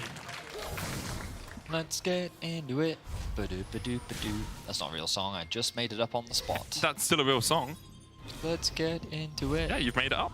You have created it. You have breathed life into those lyrics. But it doesn't have an ending. Does a song have to have an ending? It does, Medic. Yes, it does. Okay. Otherwise, it's more of a tune. Interesting. 113. Looking to get a bit of information here. Exactly what Crownie, Adam, and Labrov were all up to after Jonghoon walked into the lane. And they wanted to try and drop a ward. Hang on, did they actually get that ward? I can't see it. Yes, it looks like they did. The casting icon was covering it. So they will get to see where the Elise is starting and what she will be up to. Would you be shocked if I say, I think she's going to go top lane at some point in the early game? That's a fairly safe suggestion. My dear Medius. Your detective work continues to surprise me. Well, only 5 years on the job so far, Betty. Only 5 years on the job. But I do like this from 113. We have seen some Caitlyn Lux lanes kind of left out to dry here in the LEC, and 113 goes Razorbeaks down into the bottom side, can look for an early gank, get level 3 from Blue and Gromp, I wonder if he is concerned about an invade, because, you know, Caitlyn Lux, often a very powerful lane, strong in the 2 versus 2, but in terms of raw wave clear, Karma has many a supports beat thanks to her low cooldowns and access to the mantra. So you can already see BDS clearing out these waves quickly. The poke is already very strong. And this means that BDS could collapse on the bot side very quickly. And you can see as well, Shio actually doing a full bot side clear, and maybe even threatening a potential invade or even a dive on the bot side of the map. And this is something we didn't talk about. While yes, typically you look at Olaf, you look at Elise, very powerful as a mid-top, well, a jungle top duo rather. But diving a Sion, like, how much value do you really gain from that? Sure, maybe you can get the Olaf ahead a little bit. However, if you take apart the Caitlyn Lux, then all of Astralis' early game suddenly disappears. And you can trust Adam to win in the isolated 1v1. It's good damage. Yeah, lots of damage going down onto Labrov. One more auto is enough to take him down. Kobe, though, low now, and Crownie's trading onto him. Kobe will fall first. Jonghoon's going to try and flash away, dodges from the cocoon. Sheo unable to land it there. So there's good news and there's bad news for both teams. The good news for Astralis is that they were able to find themselves first blood. The bad news is that did go on to Jonghoon. The good news for BDS is that they are able to respond by getting the kill onto Shio. The bad news is that, well, there's not really that much bad news for them. It's kind of good overall for BDS. They were able to push the wave underneath the tower. The fact that Caitlyn was the one that died means that she's going to lose even more farm. And while Crownie wasn't the one that actually secured the kill, he still finds himself with a very small advantage. So overall, great play from BDS, even though they did end up losing the first blood. And Crownie still has cleanse and flash for this lane. It does mean Lebrov needs to be a little bit safer. We'll see him get caught out here. The CC potential from a Lux and a Caitlyn is devastating in the early game. Ooh, nice. Jonghyun kind of made it look like that he was going for an auto attack on that minion. Threw the Q out just as the minion dies. Caught Lebrov off guard, able to set up the trap combined with the binding combo. But of course, Shio hovering on the bot side of the map meant that he was able to trade back a kill. Nuke now looking to interrupt Dior with that tower shot. Dior, ooh, could look for something. Nuke with a good sidestep. Dior's mana is a little bit low. I think he should really focus on trying to go back to base here. Does of course have the TP, but Nuke does as well, so I guess holding on to that one for the time being as a wave slowly start stacking in bot. Keeping my eyes on the junglers, we can see 113 securing that bot. Scuttle Crab and Sheo actually pathing back towards his Raptors as he's expecting 113 to try and steal them away. Sheo and 1113 will face each other in the jungle. Sheo no flash, does just have the smite coming off cooldown, and with the control ward will clear out any vision that Astralis had, but 113 will reciprocate by walking back into the jungle and taking this 75 gold off at the map. Well, the good news for 113 is his bot lane has the push right now. That stacking wave after Crownie and Lebrov push the wave underneath the tower means that Kobe and Jonghyun get to rotate first.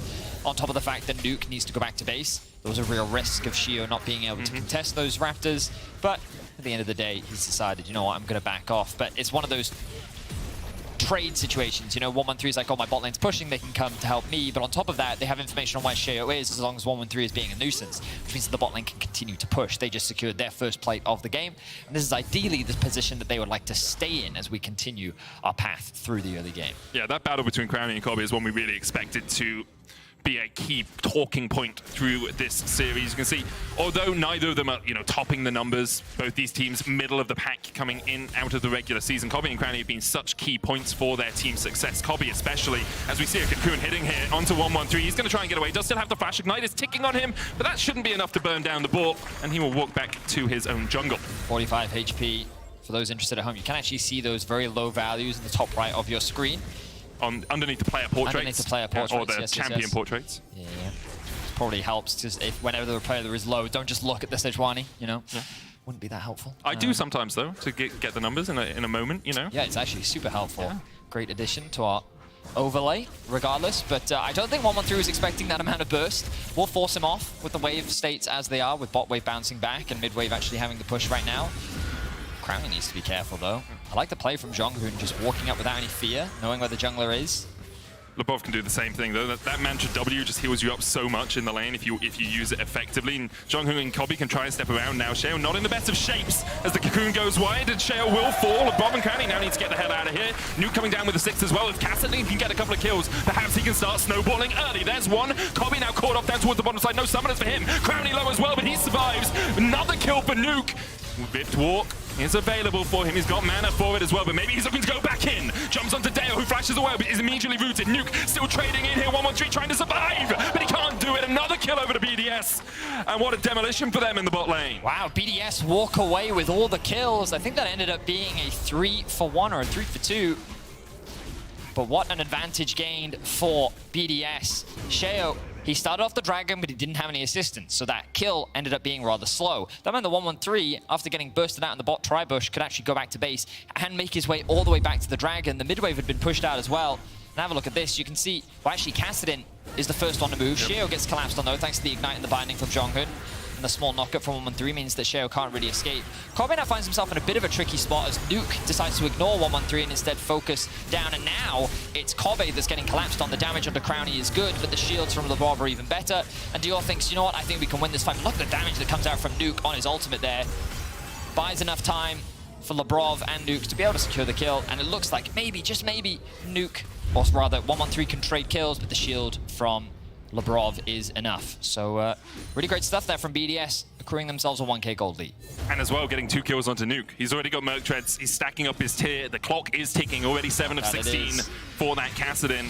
And we wondered if you know, Sheo could bridge this team to the mid-late game. Well, at the moment, that bridge is looking very sturdy. Jonghoon and Kobe, though, managed to get another plate down towards this bottom side. Don't have a gold lead, though, because of those kills and assists going over to Crownie. So, although the Lux and the Caitlyn in isolation are doing a good job, as soon as those junglers get involved, it's going to the side of BDS. Finn did roam down to the mid lane, but expect him to be spotted out by all that vision that's covering the top side. You can see the bot lane of Astralis continuing to threaten the tower, and Dior is roaming once again. He has been pinged out, but Sheo, I haven't kept full track. Has he killed his blue buff yet this game? I'm actually going to go back and check. Okay, you do that. I'll talk about this fight that's happening in the mid lane. As Sheo looks for the cocoon, Deo dodges to the side of it, but the Riftwalk can still chase him in. Spider skittling forward, 113 around the side, has that Glacial Prism, but Sheo now hitting 6, and Lebrov coming across means that 113 will have to dash back to the safety of his own jungle. And now, Kobe and Jonghoon should play a little bit more defensively. You can see them pinging to retreat as they were pushed up towards the tower, and Sheo and Lebrov had first move. You're just watching if he's killed his blue buff. Yeah, I don't think he has. No, right now, Lebrov and Sheo are looking to kill off the Astralis bot side. Finn flashing away there. I don't really know. I'm afraid I actually have no idea either. Maybe he was thinking another undertow would slow me, but he was so healthy. Anyway, that was the decision that was made, and we'll move on from it. Many of them in the game of League of Legends, and sometimes mistakes like that happen. Could have been typing in chat, for example. Sometimes, you know, you're typing in a timer and you accidentally flash. Nuke, though, continues to trade in the mid lane. A 17-18, almost 20 CS lead now for the Kassadin. It will be negated a little bit. So he literally walked past his blue like, no, I don't have time. I've got to cover bot lane. Like, Sheo hasn't killed his blue buff yet. He hasn't killed it once. Well, I have a new fun minigame that we're playing this game. Like, he flashes away from a Ragnaroking Olaf. I guess it kind of makes sense. Wanted to make sure that the undertow couldn't keep hitting. Maybe a little bit defensive, but also if Finn can just survive this lane, he does everything he needs to do. Don't give Adam kills. Don't let him run onto Kobe and Jonghoon in the later game fights, and you're in a much better situation as a team. Rift Herald, though, secured for Astralis, trying to get themselves back on the board here as they are hemorrhaging gold a little bit in this early game. That will be Sheo's third Scuttle Crab on the top side of the map this game. Still hasn't touched his blue. This is fascinating. I don't think I've ever seen a jungler in a competitive game not even touch their blue buff. Maybe he's allergic, man. Maybe. We don't know. I don't know, maybe he just doesn't get on with the blue buff this game. Who knows? We'll see if he does end up killing it this game. I'm still keeping my eyes on it. Well, but regardless, there's no way Nuke doesn't kill it at some point. That blue buff is going to die. He's going towards it, bro. Is he going to give it to the Kassadin? Nuke's on his way. Oh, he's going back to mid lane. He's hit the blue buff. Oh!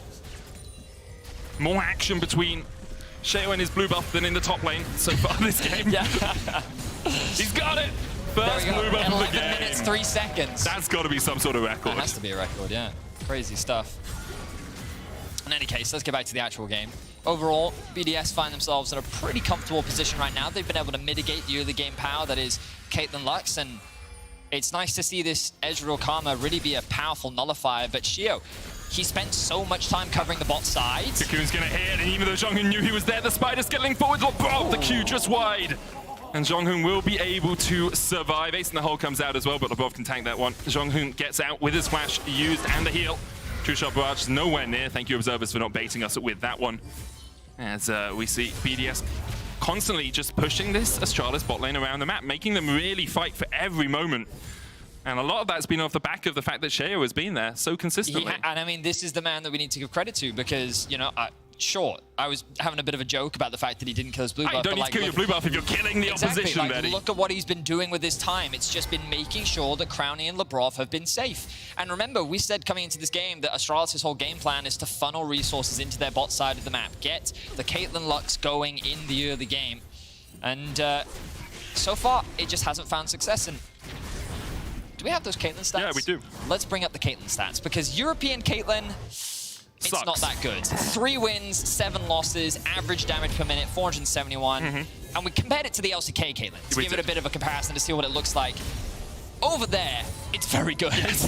Teams are not very good here in Europe, or rather in the LCK, shutting down the other game prowess that the Caitlyn does have. And I think BDS demonstrating once again, like, how effective European teams are actually at nullifying this Caitlyn and bringing into question how effective certain teams can be at utilizing the Caitlyn as well. I had a brief look at the Caitlyn support stacks in the LCK. Oh, did you? Yeah. Actually closer in damage minutes to the European Caitlyns than the European Caitlyn AD carries are to the LCK Caitlyn AD carries. So the LCK supports do as much damage as our AD carries do on Caitlyn. Yeah, cool. A comparable amount. That's cool, yeah, cool. I mean, it's carrier. What's MSI? It's in our city as well, mate. It is. It's in our city. Dragon will go down in favor of Astralis. That will be the first of the game. But this Kassadin continues to tick away. 2-0-1, level 10. Only 6 levels away from that 16, but hell, a level 11 in and of itself is quite scary. That second point in your ultimate gives you a lot of extra mobility. BDS threatening the Sion, but I don't think Finn really cares. He's not too concerned about being dived, but that doesn't mean the BDS aren't going to try. Let's see what they can do here. No Rift out for them, of course. That's sitting on 113's shoulders. Looks like he might be placing that in the mid lane now. Finn tries to clear out the way with the Decimating Smash. Ignite is taking this Cocoon as well. And Finn, you can be pretty damn tanky, but you can't survive. You can! You can survive!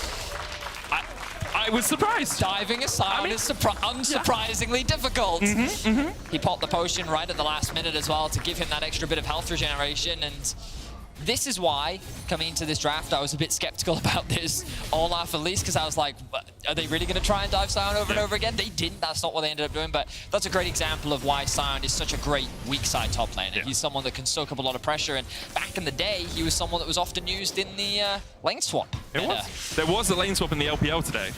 Did not go well. It really didn't for IG. They kind of got stomped, but yeah, here we didn't see a lane swap, but we do see. It is the thought that counts. We didn't see a lane swap, but we do see Finn falling behind a little bit as expected in the matchup. About a 35 CS lead for Adam. He's finished his Gore Drinker.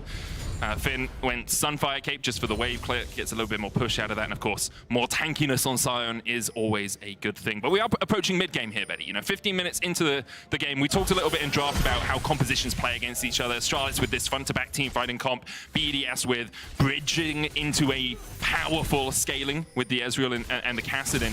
I want to just approach how we think the fights are actually going to happen. Because right now, the teams can decide to take fights however they want to take fights. Do you feel there's a team or a composition that wants to be forcing a little bit more? Well, I think at this point in time, I'd be a little hesitant if I was BDS, because I think Astralis' comp is just so much easier to play in terms of his front-to-back.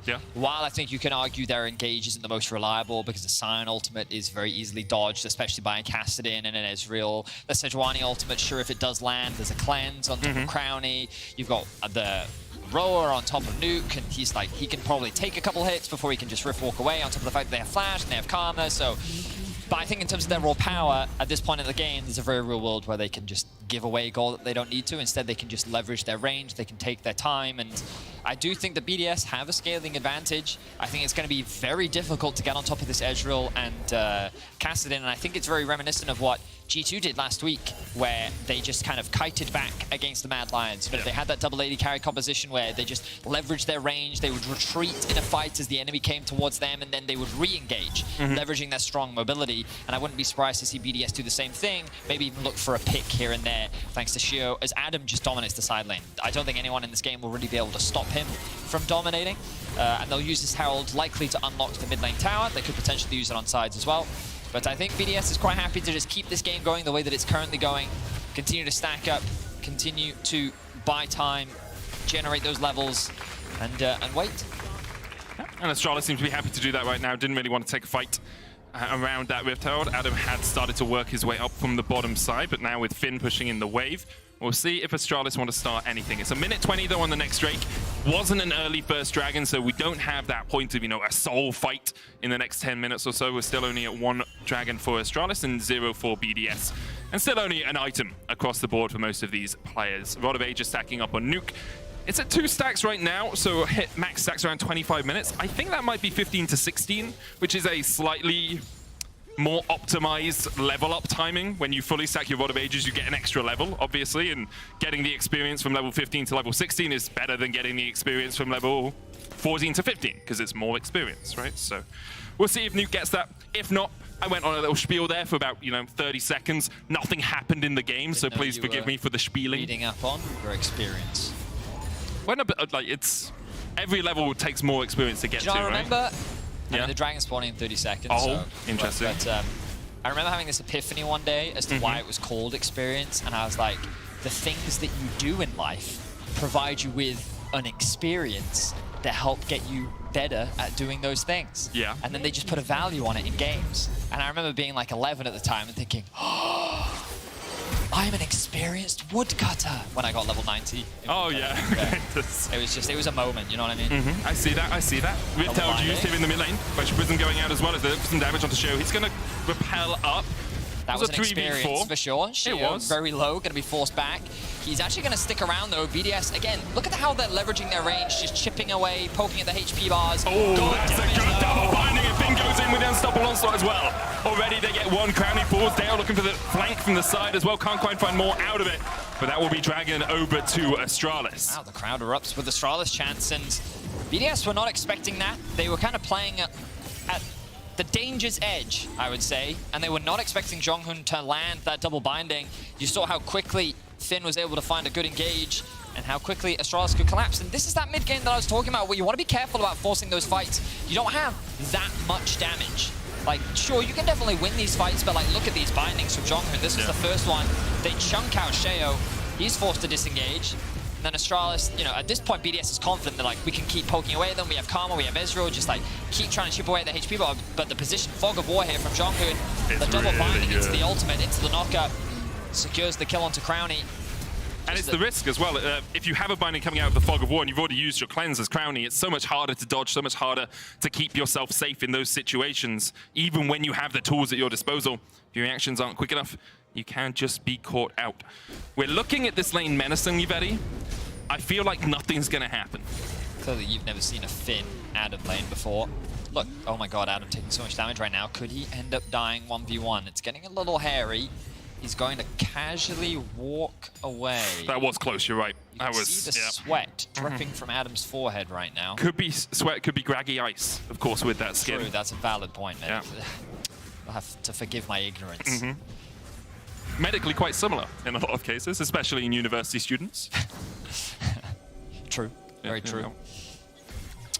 With 4 minutes on the next Drake, looks like Astralis want to set up vision around the Baron, but instead the Shurelias. Now Nuke has Riftwalk and has Flash, and just walks away from that situation that was beginning to unfold. But with TP on both the top laners, I expect to see this sort of dance play out for the next few minutes, Betty. You know, step in, get some vision control, then Sheo and Labrov will try and step in, get some vision control as well. The only risk really for BDS is you don't really have that tank frontliner, right? So if you're going to face check into Astralis' vision, who's doing it? Maybe your Karma can do it, but she's going Shurelias. She hasn't even finished that yet. Your Elise can do it, but Cocoon is always sorry. Cocoon. Jumping forward, Rocket. Jonghyun! The spiders! Oh, vision! They lost vision! Yes, the spiders, they can't see through bushes. Their little eyes are too small. Somewhat ironic, but yes, the spiders were afraid to go into the bushes. They couldn't see it, Medic! They couldn't see a thing, Medic. He ends up walking away with his life. I wonder if he will develop a fear of spiders off the back of that, or perhaps just know when being chased by spiders, run into a bush. This will give BDS an opportunity to get a little bit more deep vision, steal away the red buff as Jonghyun goes back to reset. But aside from stealing away the red, BDS can't really convert this into a Baron. I'd be very surprised if they started a Baron right now. So you just see this trade of vision. You already talked about the dance earlier. I'm just imagining you, because you studied psychology for a little while. We'll see if anything happens here quickly. Cocoon coming out. Glacial Prism hits onto the back line. Final spark coming out as well, and Bob's already burst. Sheo now on the front line. Dale going in as well, having to dodge away. Adam's TP'd in, so has Finn, but Dale dodges away from the Riftwalk. Adam though on the chase onto the back line. Undertow after undertow connecting. Jonghyun, nowhere for him to go. He'll fall as well. And the Viking is berserking through Astralis. 1-1-3 low, ticks down. Nuke going forward once again. Adam on the flank looking for more. Can't block the unstoppable onslaught. The coward runs away as Adam and BDS claim their prize. Well, BDS can make their way towards the Baron. This should be an easy pickup in what looked like a difficult fight at the start. Very quickly converted into BDS's favor. And it was quite funny watching both Adam and Finn teleport in, completely ignore each other, and just run desperately to the fight.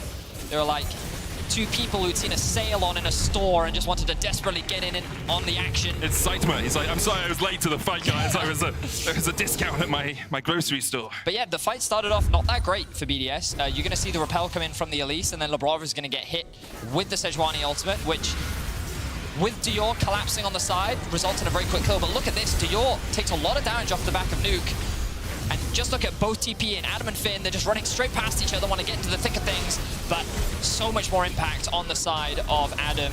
He's ignoring all of that CC. Finn very quickly got bound up by the cocoon, and there wasn't really much he could offer to the fight as the rest of his team collapsed. And I think this is the beauty of BDS's composition. It's true that they don't have a front line in the traditional sense, but they have so much mobility, they can dance in and out of these fights, whereas Astralis, once they've committed, they've kind of committed and that's it. And it does require a bit of finesse from the side of BDS, but they are finessing. They are dancing right now, Medic, and they have the Baron, they have an advantage, and they're looking to take game 1 in this series. Finn burns the flash there to make sure he gets out of any danger, but with the Baron, you can see BDS pushing in down towards that bottom lane. Nuke is being marked by 3 players of Astralis. They don't want them to get mid-lane prio, but perhaps a flank opportunity here for BDS as Adam's on his way as well. And 113, you knew they were in the area. You're just walking straight into them. Kobe now trying to get away with the Gale Force. Glacial Prison going on to Lebrov again. Jonghoon tries to get the final spark out. That's 1 down. TP coming in from Astralis as they look to perhaps continue this fight. Now, Finn has ult. The question is, do you want to charge into the Olaf? I think the answer right now is no, Vedius, and I think we can both agree that perhaps that is the more prudent course of affairs over the next couple of minutes. But with a Dragon up, Astralis don't want to let this one go for naught.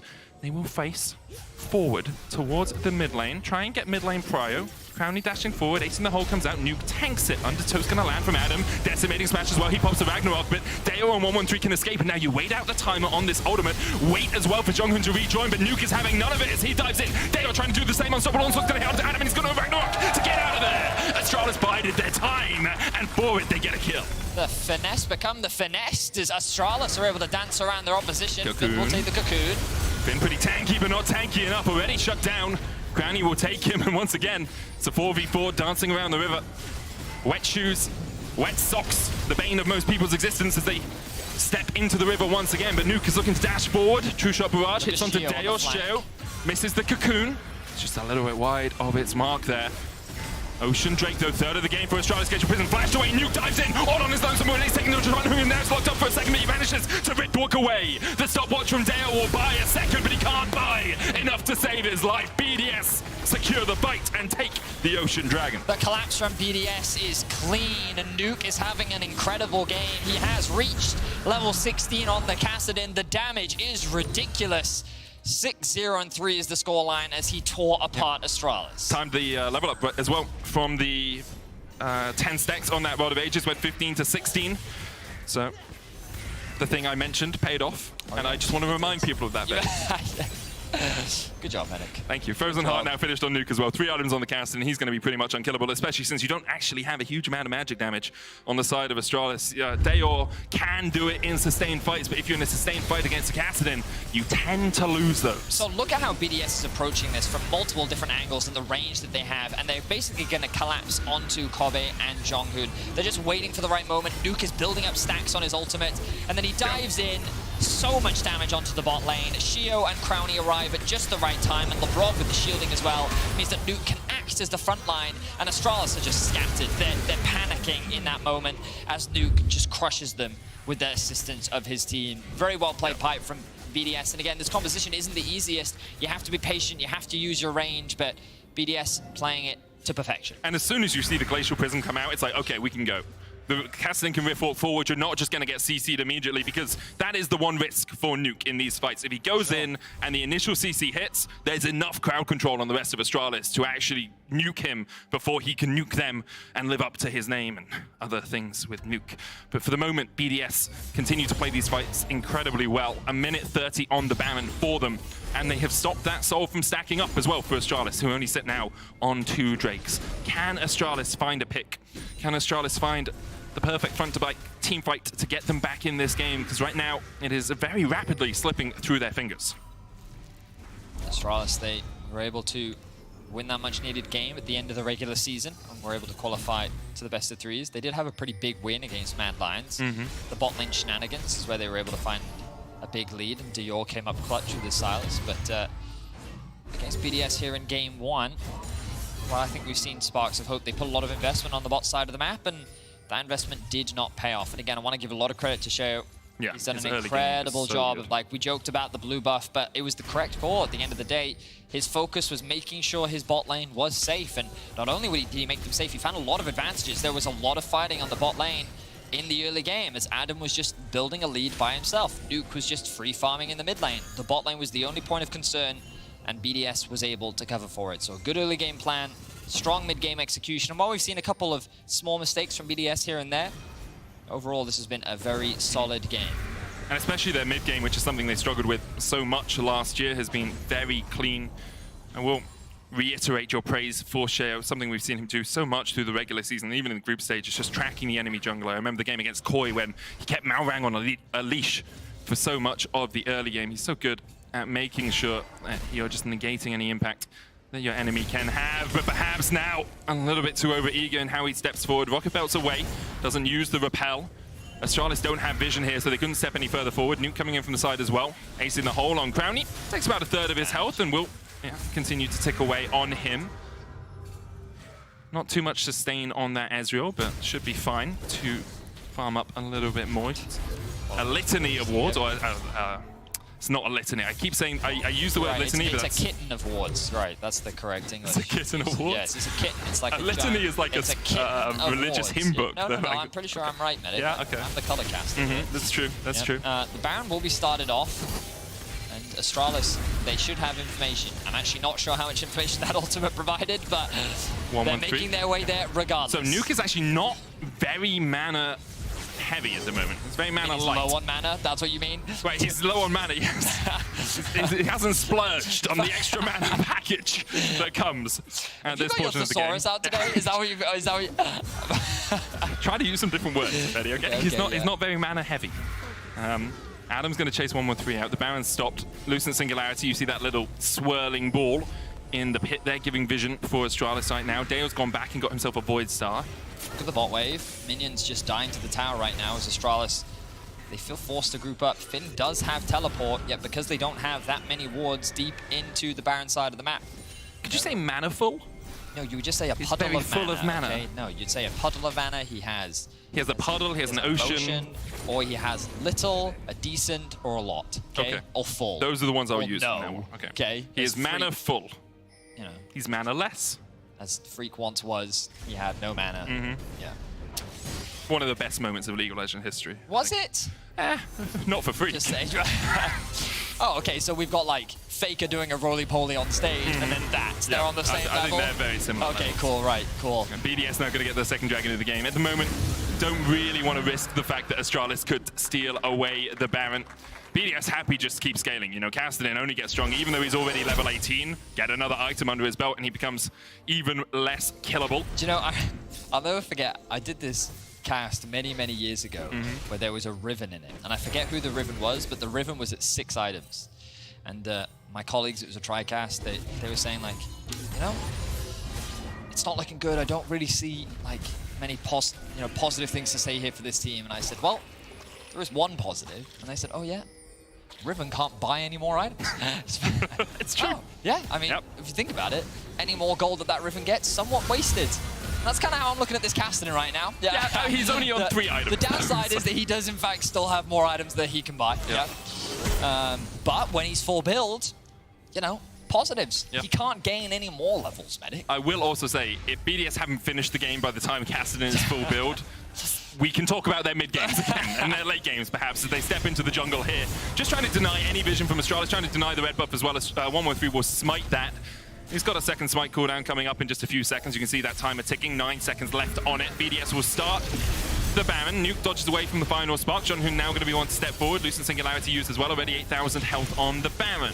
And for BDS, that's really all that matters. Adam can just stand in the face of 1-1-3. 1-1-3 trying to get into the pit, but can't get close enough. And Astralis forced away by 3 members of BDS as they manage to secure the Baron. Now Adam chasing onto John Hoon and Kobe. John Hoon's already going to fall.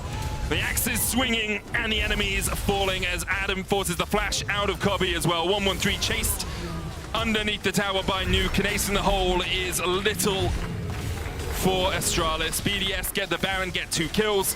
And even though Dale was able to split push and get a tower, I don't think Astralis' towers will be standing for much longer. It feels like this game is done and dusted. Only 3 members left alive. Of course, the wave clear is still there from Kobe. BDS, though, not looking to end things just yet. I feel like that they should feel confident enough TP. to... Dayor?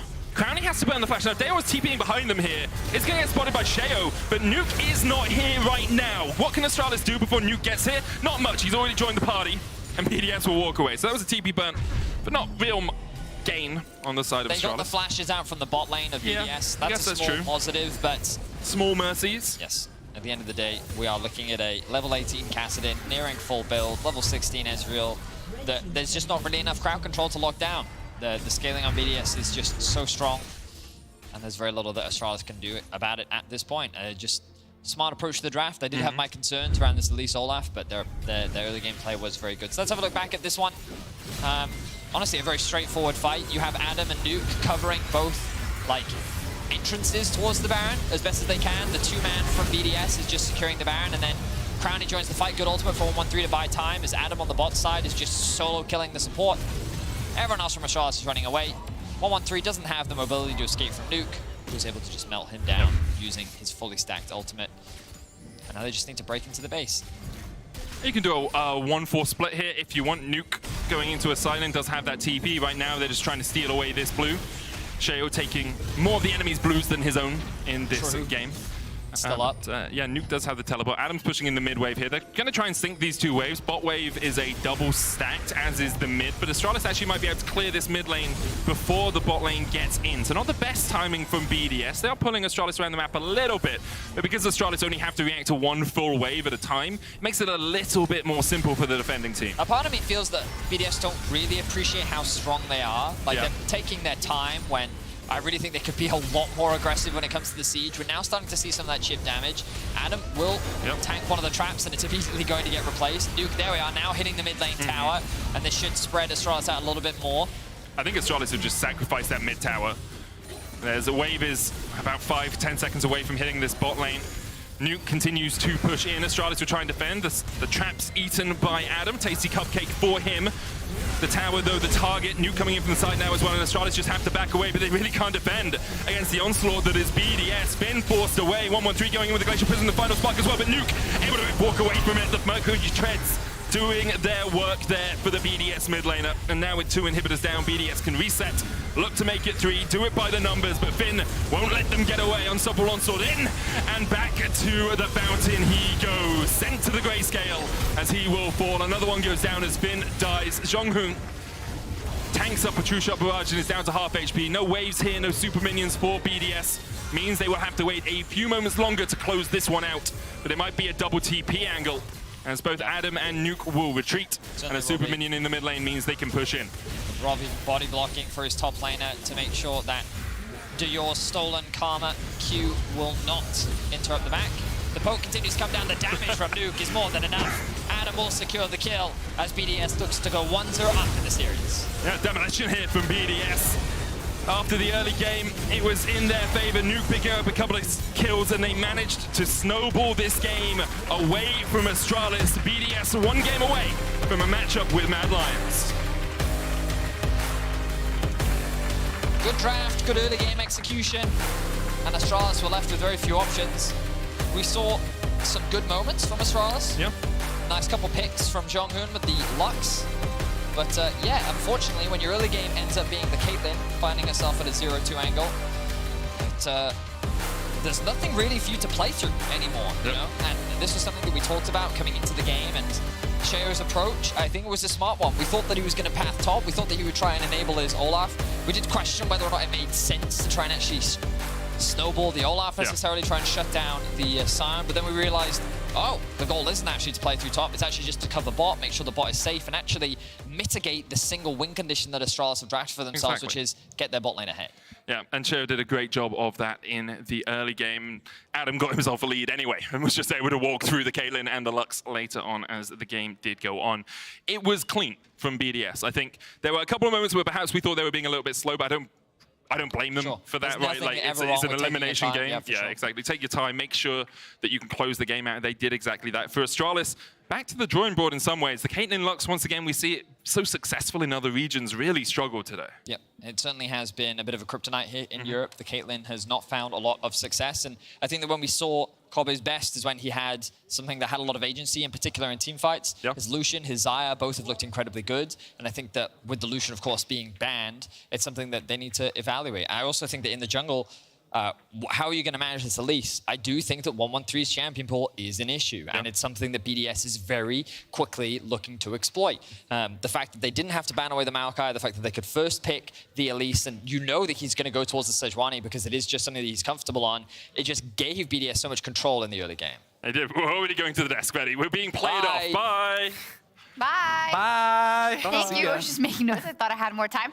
But yeah, BDS indeed taking slow. There's nothing wrong with taking it slow. It actually goes for all fastest of life. I guess what if unless you're in a running race? A sprint. Yeah, I was going to say, like, you're at the Olympics. Unless, okay, that's the outtake.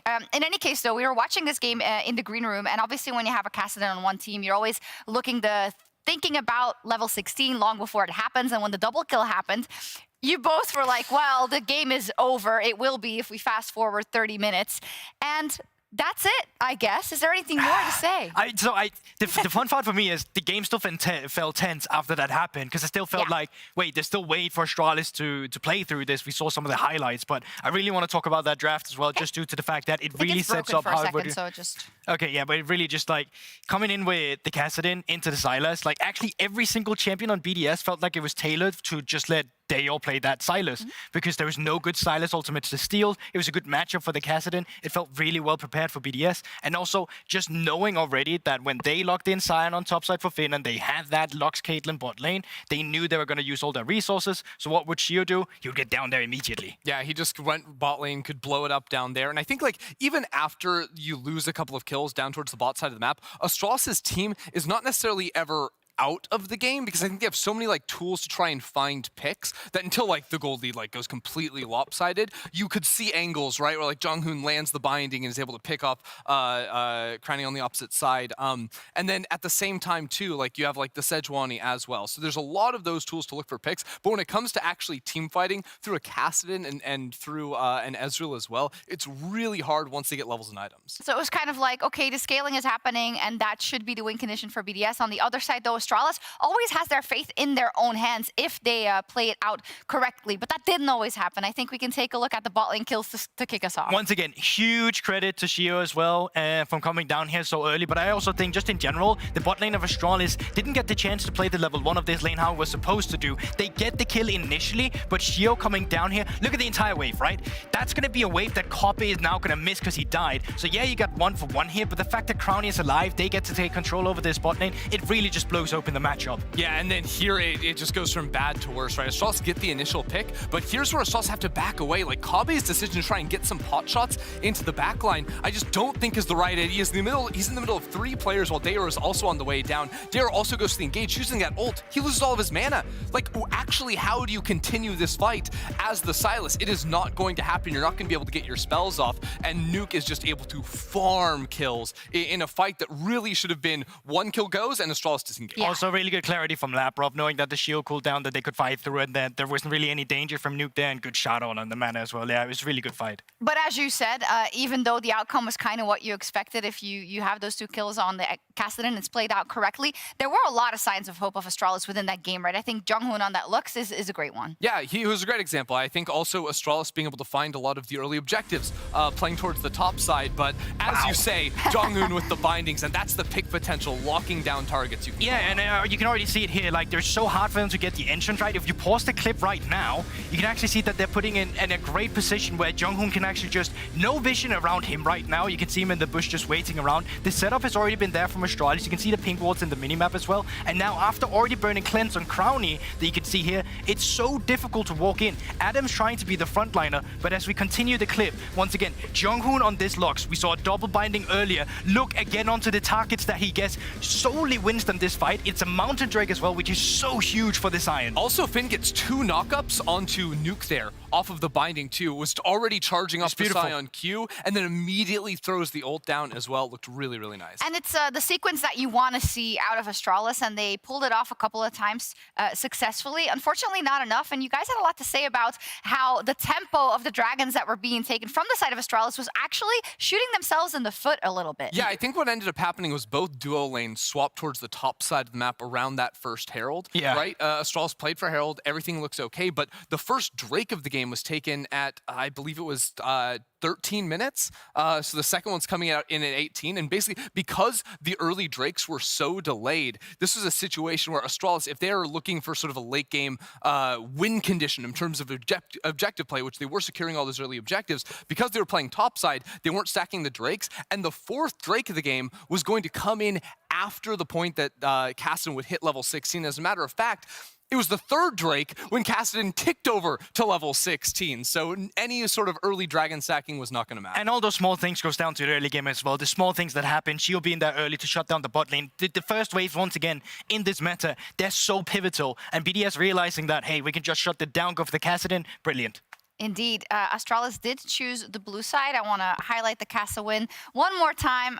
Nuke, of course, was built around in this roster as well, you know, was given the confidence in terms of this BDS roster together with all the parts around them showing up as well. I was really surprised to see Nuke back in BDS initially at the start of the season, but the man has elevated himself. He used to be like, okay, let's put me on Aurelia and see what I can do. Now he's pretty much in everything. Like, he's been on the Control Mage, smashing it. He's been on the Kassadin, smashing it. He can go for the other picks as well. And this is just why when we talk about BDS, we don't talk just about one player. It's Adam, it's Crownie and Laprov, it's Shio, it's Nuke. This entire team is coming together. It's funny too, because their comp, it's a lot about solo plays, right? Yeah. Like Olaf does his thing, Kassadin does his thing, Ezreal does his thing, lots of high agency individual champions, and Nuke was popping in this game again. Here he ticked over to level 16 in a mid lane fight just 15 seconds before action broke out around the Drake. That ult cooldown getting ridiculously short, and he just cleans up in the river. Yeah, it was beautiful to see. Also, that Olaf on Adam, if he has it, you know there's going to be a point in the game where he's just going to literally be unstoppable. It happens every single time.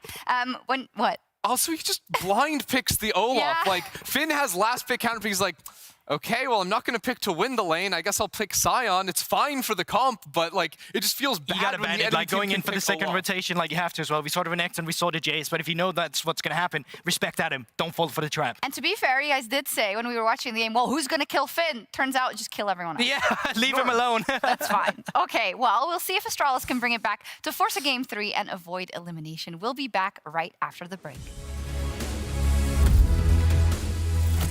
That was such a great game. It was amazing. I can't wait to see what happens in Right? Picks and Bans in the next one.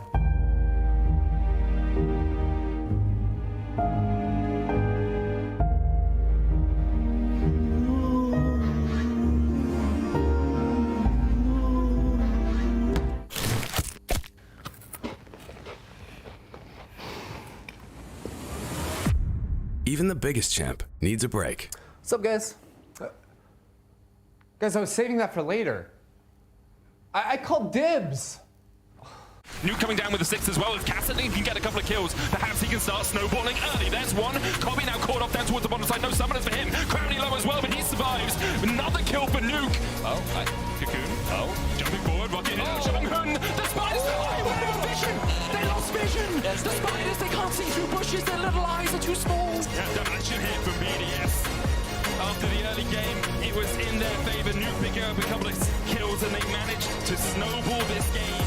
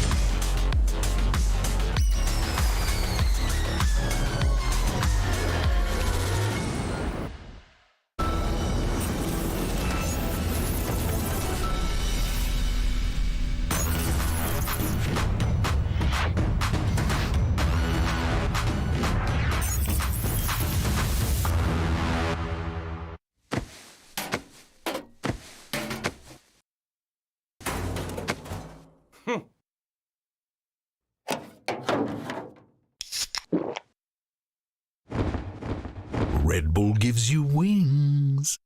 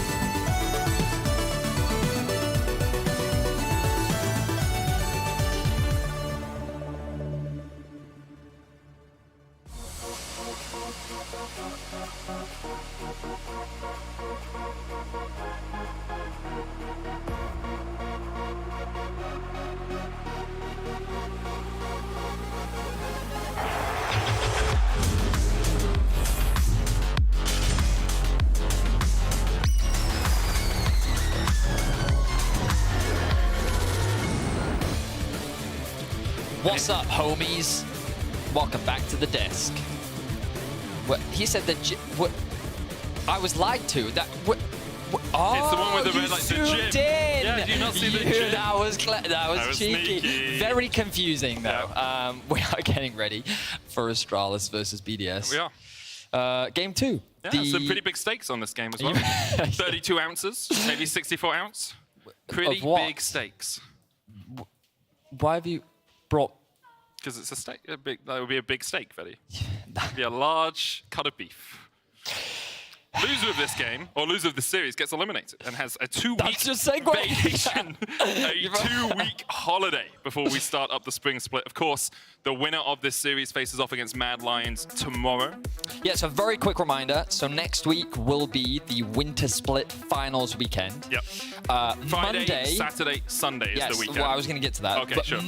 This Monday will be the first best of 5 between G2 and Koi. True. Then next week, starting on Friday, Saturday, Sunday will be the LEC winter split finals weekend. Then there'll be a week break, and then we're back in it immediately the weekend after for the spring So split. it's Friday, and then Saturday, Sunday. And then what after that? Oh, we have a week break. And Yes. Then, so it's Yes. Friday, Saturday, Sunday.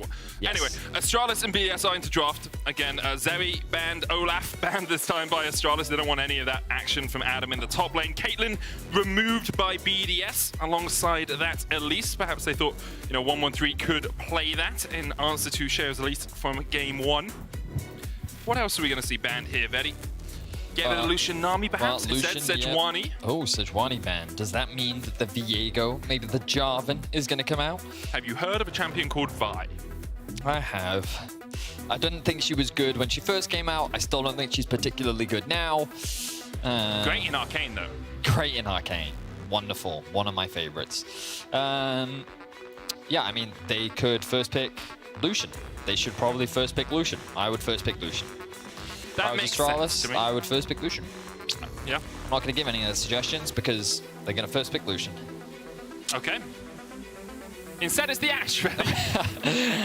Pushing bot lane. There's nothing wrong with Ashe. I understand why Ashe is really strong. It does make sense, but I think Kobe needs a champion that he can kill things in, and I think that champion's very strong in team fights, and then Jonghyun playing something that enables him in team fights, like Lucian Nami, really, really good. But okay, I wonder if BDS was kind of tempting them to be like, ooh, take the Lucian Nami, and then we'll take Ashe. So perhaps that was one of the things that they concerned about, because you did see that they didn't insta-lock, they did take their time. I mean, the thing is, you can go Karma Varus here, though, if you want to try and answer the push that comes out from Ashe and anything in terms of the AD carries. And Ashe Varus, a very strong combination if Jonghyun wants to take the Ashe support. So BDS have already locked in that Karma. I wonder if Heimerdinger is still considered an option by the pros. We know that on this patch we've been seeing it significantly less, but I do wonder if teams are still interested. Xiao's Wukong, something I'm excited to see. His performance against G2 was pretty impressive, and I think that he already had a fantastic game 1, and I think that already you're building up a lot of options. You have some early game presence with the Wukong, you have good team fighting with the Wukong, you've got range, poke, scaling with the side of the Karma. Remember, the Karma can also be flexible, flexed into multiple roles, whether it be top, mid, bot, whatever you want. And I'm very surprised that Astralis is locking in Gnar right now. I mean, it's comfort for Finn in the top lane, but it also means that you have to sack either AD carry or jungle here. You could flex the Ashe to AD carry, and then you pick jungle here, but instead looks like they're going to go Varus Ashe for the powerful Hail of Blades combination down towards that bottom lane. Sure. Which means 113 will have to search deeper into his pool for a jungler to select. So BDS are just going to do what they've already done, which is play a very safe, very good scaling bot lane, gives you a lot of power already at level 1, level 2 as well. You do have to be a little bit careful, but we'll see how this bot lane does in fact clash, because the biggest difference between Caitlyn and Lux is that Ashe has a lot more threat than a Lux does at the early levels. You already mentioned the double Hail of Blades, but no jungler locked in for Astralis means that BDS have easy bans ahead of them. They can just ban away some of 113's most comfortable champions, which is Vi being one of them. Jarvan is probably the next on the chopping block. If it's not, it is very likely to be the Viego. Astralis themselves choosing to ban away the Sylas. This has been one of the strongest picks and the most consistent picks that we have been seeing come out from Dior. The Xin Zhao actually going to be banned away from 113. Okay, a little bit surprising. We'll see what direction he decides to go in moving forward. Because I think, to be fair, when you look at this comp, probably don't want to play Jarvan into an Ezreal. Probably don't want to play Jarvan into a Wukong. They're probably not too concerned about the Jarvan pick. This does suggest that they're looking at a Viego.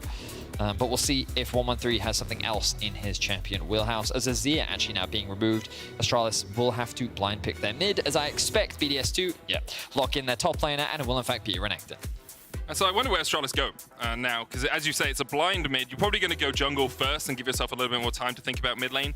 Ryze, a possibility I thought about Ryze, for Dayor, one of the 3 champions he played last week alongside the Karma, but of course Karma already taken away by BDS. Here, jungle Viego, as you said, possible, but Maokai, even though 113 hasn't been playing it, still very much a powerful jungler on this patch. Yes, I'm happy to see this.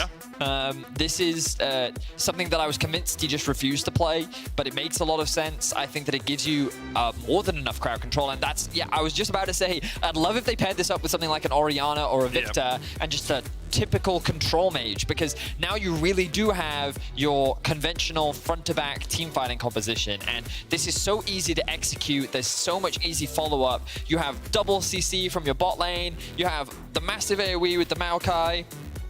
And you have a solid front line with the form of the Gnar.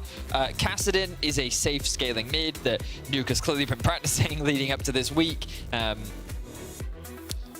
The difference this time now, though, is Astralis has way more lockdown than they did last time. The Renekton doesn't have the same access onto the backline as an Olaf does. When paired with the Wukong, sure, you do have a decent amount of dive, but you don't really have the same amount of early game presence. And for Astralis, I think that they do want to prioritize playing around their bot side of the map. They can potentially threaten the top side, but this is just going to be another bot lane game. You have Ashe, Varus, which is a very volatile lane in the sense that once they don't have flashes, they become very easy to kill. But as long as they are safe and they are taken care of, it is an incredibly oppressive lane with strong poke, strong setup for ganks, real threats of a dive. It can be very lethal. It just all comes down to how much can the junglers enable or influence the bot lane 2 versus 2. And Zhonghun has been so good at making his presence known as a support throughout the course of his career here in the LEC. On the Ashe, he has the chance to do that. I wonder if he'll maybe even run barrier in this game for the early trade. Halo Blade's barrier into a Karma, just sprint at her and auto attack her as much as you can do the same into the Ezreal. If you manage to make him take E level 1 as well, can be a real struggle. Looks like it is a barrier for Zhonghun. Double barrier down towards that bottom, double Halo Blade, sorry, down towards that bottom lane for Astralis. Let's get into the game though. Astralis on the brink of being eliminated from the LEC Winter Split.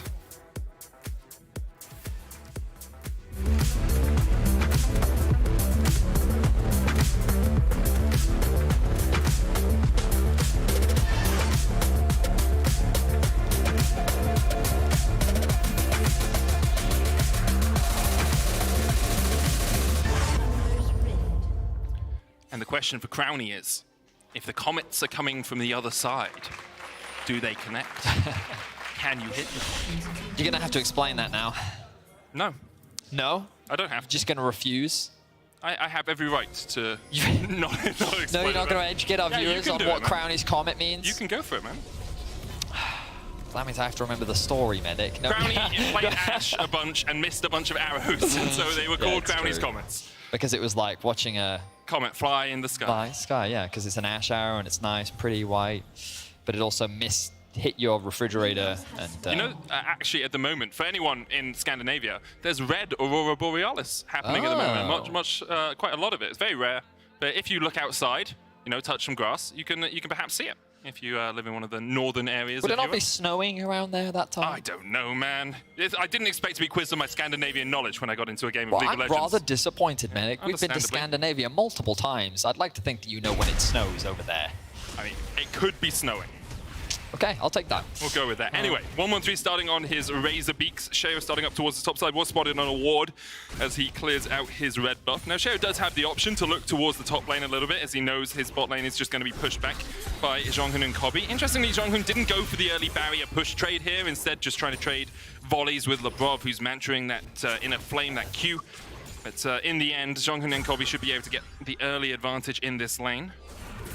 Now they step forward. Now. Try and deny a couple of these minions if you can. You can see that's the power of Halo Blaze. Look at Lebrov. Already down to 250 HP. Jonghyun popping his potions as well. So is Lebrov, but level 2 should come first for the Astralis bot lane, and Lebrov and Crownie have to respect that. And the beauty of using your barrier early is it gives you such a massive health advantage in the early game. But this ward will spot out 113. Yeah, pings on him immediately. And it's a good ward overall from BDS. I don't expect him to threaten dive this early on. Yeah, I think his main goal is to just get a little bit of deep vision. He can even threaten to steal away this buff, and it looks like he's going to do just that. Mid has push, which means that Dior can look to collapse as well, and bot lane can look to assist. This is very reminiscent of what Astralis did when playing against Fnatic. Crownie taking a lot of damage. Cleansing there, trying to get away. Will flash. One more order would have been enough. Jonathan pops the barrier to take a tower shot. 113 in shield. Looking for the smite fight. Sheo is the one that comes out on top of that one. 113 puts the sapling in the bush just to try and protect his bot lane a little bit more. Yeah, he has to. So right now, Astralis want to threaten that kill onto Crownie, right? He has no summoner spells. 113 can also reset the tower aggro. Everyone has flash up. And they could deny Crownie a lot, but he was able to stick around. He burnt all of his health pots, was able to pick up a lot of XP, and look, he's even staying even in CS for the time being. 113 does have smite up. Is he even going to get in range fast enough, though? Yes, he will. Smites that one away. Sheo low. Does try and go forward. The bot coming in from the side as well. Flashes over the wall. If it hit that inner flame, it would have been enough. The ignite ticking as well, but the phase rush from 113 was enough to escape. Jonathan flashing forward, though they know this Karma doesn't have an escape left. And this is the power of that Ashe. First blood goes over to Crownie. Jonathan takes a second in response. Okay, so a lot of weird things just happened, Medic. Lebrov committed flash ignite to try and secure that kill onto 113. The idea was good, but 113 had full information that was about to happen, which meant that he could react in time. Adam now roaming mid, a typical Adam move. He took the scuttle crab as well. Took it for the movement speed to try and catch up to Dale here. Sheo coming in from the bottom side as well. We'll take a scuttle crab down there. You can see Crownie had to back all the way off down towards the bottom lane, so he's lost about 10, 15 CS to the tower. And I think that's 2 plates already down as well for Jonghyun and Kobe. But the crazy thing about that bot lane shenanigans is even though Crownie was being put so far behind, none of it mattered because he died to 113. Well, he got a kill. He killed 113 rather, yes. And so you'll see here, the flash, good response from 113 to be able to sidestep that one, and then Jonghyun saying, hey, I can actually commit to this. I have the slows, and I can get this kill. But look, 113, he's just overstaying. The slow gets applied. Really well played there by Crownie. Able to secure that kill because he not only gets first blood, but he also gets himself a red buff, which then provides him with an extra bit of healing.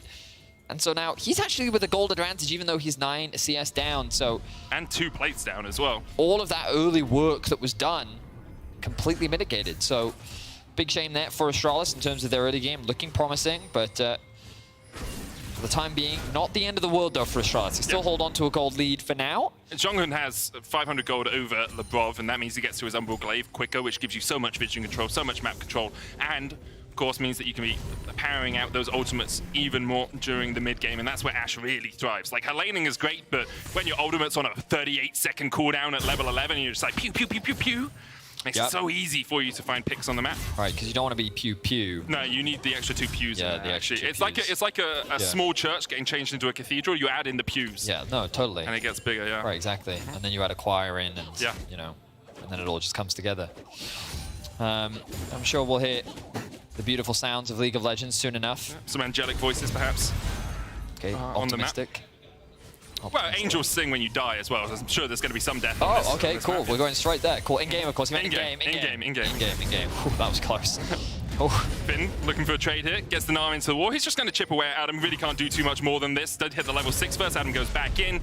Counter level 6. Has the Dominus. So no real threat there from Finn. Just a bit of a chip fight up towards the top lane. I have heard that Nara versus Renekton is an accurate representation of what the Jurassic period was like. Oh, I thought it was the most recent Godzilla movie, actually. I mean, it's a combination of the two, you know? King Kong versus Godzilla, you know? Sheo, only level 4 here, is threatening this, but the problem is no mid laner. Nuke forced underneath this tower, thanks to Dior with the constant push, and the fact that the bot lane could collapse as well. It's all about priority in the lanes when it comes to objective secures, and had Sheo looked to contest, he would have been a level down, and he would have been outnumbered. So decided not to go for it, instead went back to clear out his own jungle.